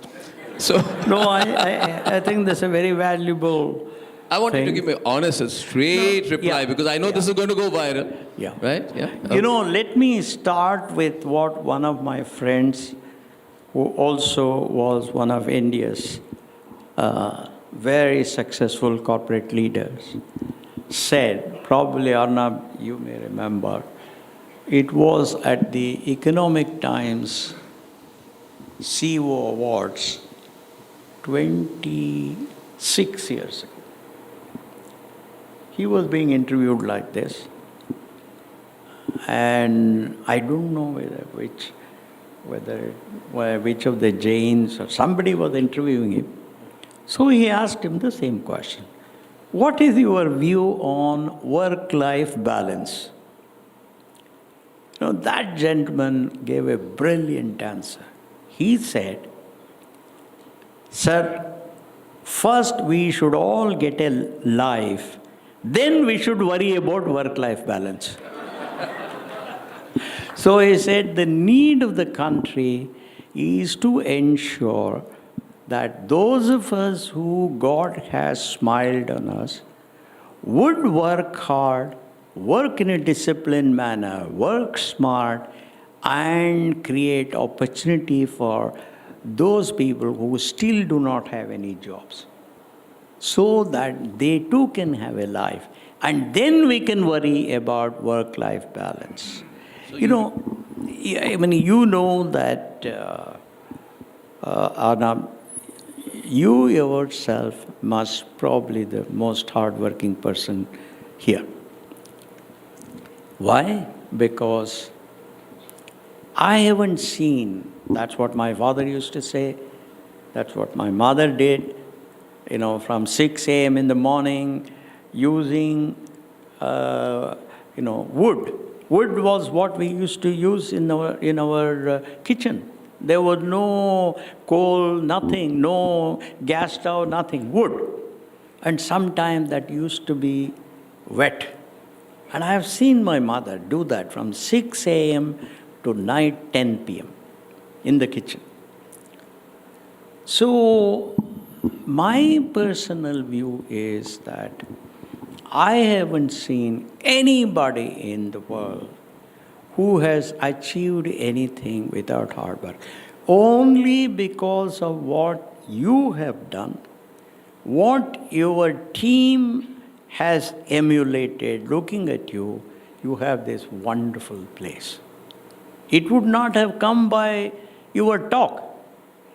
It only came because of what you did. That's why I often say performance leads to recognition. Recognition leads to respect, and respect leads to power. Therefore, if India wants power, it has to perform. No words will satisfy. What about, sorry to interrupt, sir, what about this argument that is being put, since I am right now putting myself as a global ambassador of Gen Z, so they'll say, oh, Mr. Narayan Murthy, in your time, in Arnab's time, it's okay. We are the new mobile, trendy. We're a different kind of people. You don't even understand the words we use. So you may have had to work hard. It was your compulsion. It was the national situation. Unfortunate that wood was used there. By the way, my grandmother also used wood. I remember that. And, but we are different. You didn't need a work-life balance. Unfortunate. Too bad for you, Mr. Narayan Murthy. We want it. What would you say to them? Because you triggered a national debate, I don't know if you know. You said you went to work at 6 in the morning and worked there till 9 in the evening or something. And you said that you've done 70 plus hours a week for 40 years. No, actually. 70? Actually, you say all know what you said. Do you, Mr. Narayan Murthy, the nation wants to know. Yeah.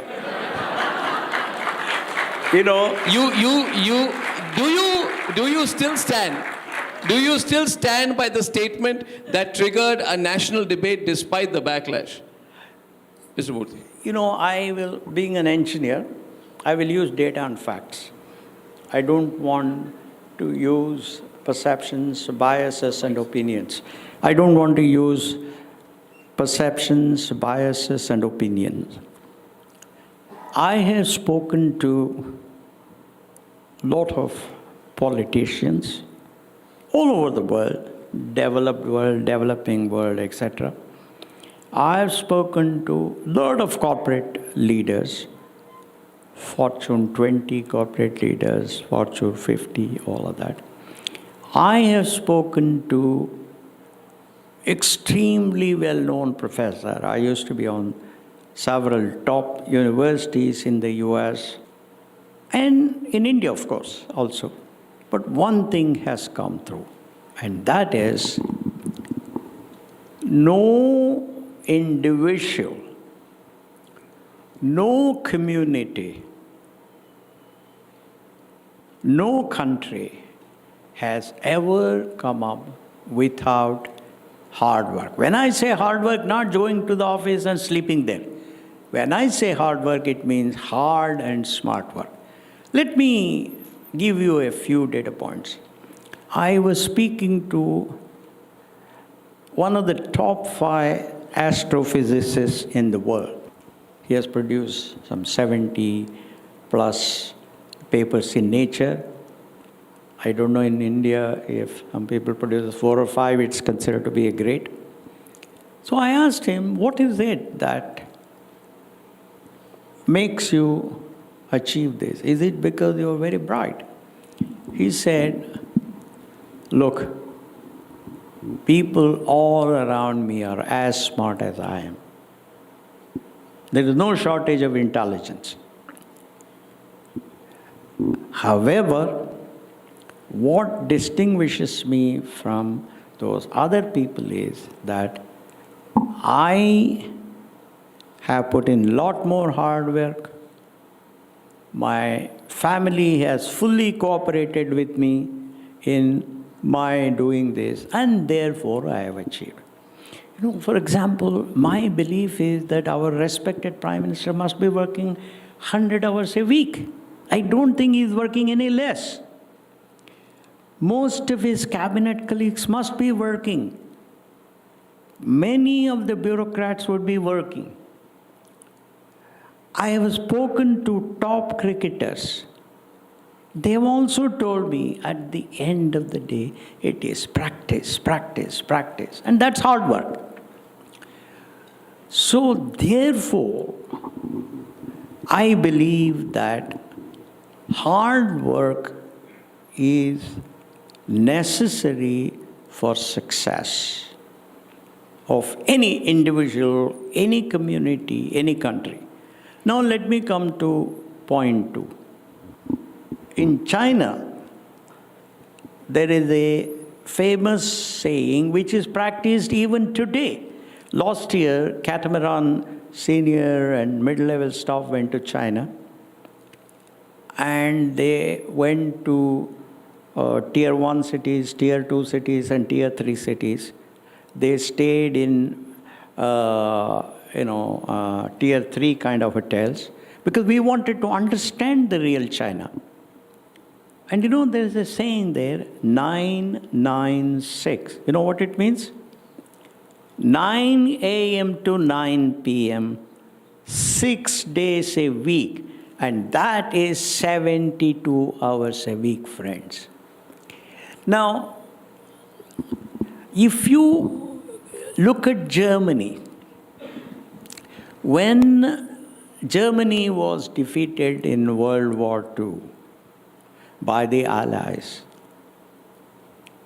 the German Chancellor met with the corporate leaders and he said, look, it is our job to build a new Germany. And that requires all of us to work very hard. And he said, if you, the leaders of your corporations, work hard, and then people will start trusting your words. So everybody will work hard. And Germany rebuilt itself in a matter of 7 to 8 years.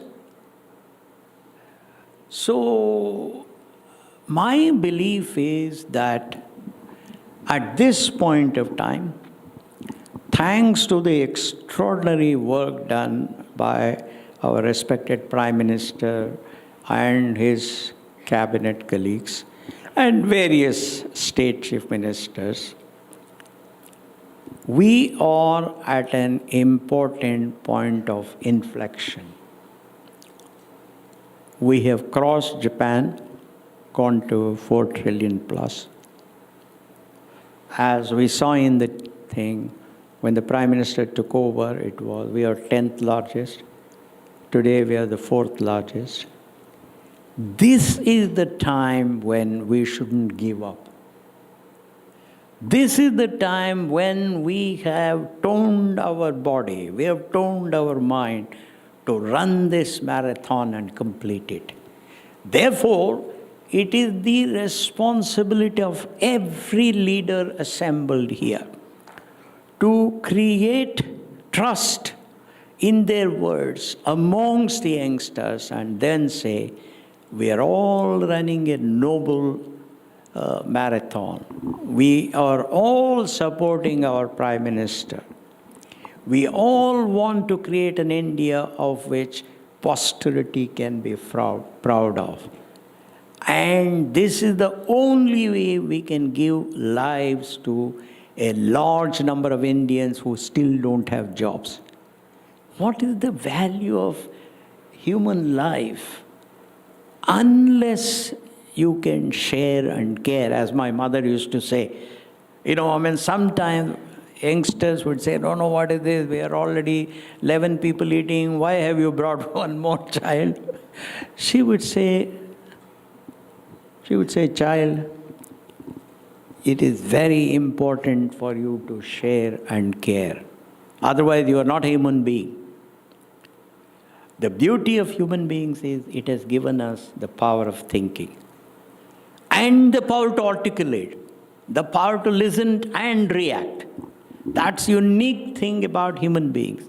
And she would say, if you do not practice these values today, you will not be a worthwhile human being. Your life will be a waste. So therefore, my view, Arnab, is, while I respect the views of all those wonderful youngsters, it's normal at their age, but it is the responsibility of us, the elders, to impress upon them the need for building up this country, the need for girdling up our loin, and then say, we'll complete this marathon started by our respected Prime Minister. And that requires every one of us to work a little bit harder. I think it is our responsibility. If the country fails to get to $10 trillion, it is our failure, not the failure of the youngsters. Because we have not been able to convince them the need for building up that India of $10 trillion, that Viksit Bharat that our Prime Minister wants. Finally, let me tell you once. In 2008, I went to Beijing. Today, I think Infosys has 5 large development centers in China. That's my understanding. I left Infosys in 2014. They had just built, their Olympics was in July. I landed there in March or April. Huge airport, brilliant, absolutely top quality. And then I go to the immigration officer, very well dressed, very sophisticated. She did all her work very quickly. And then I said, ma'am, congratulations, I'm very impressed. You know what her reaction was? Sir, but you should know we are Chinese. Look at the pride in the nation. Look at that pride in the nation. Look at that confidence. Look at how, as a Chinese, she had to demonstrate to foreigners that Chinese were perfect. So I think it is the responsibility of all of us here, and much more so important people in your community, because media is a very powerful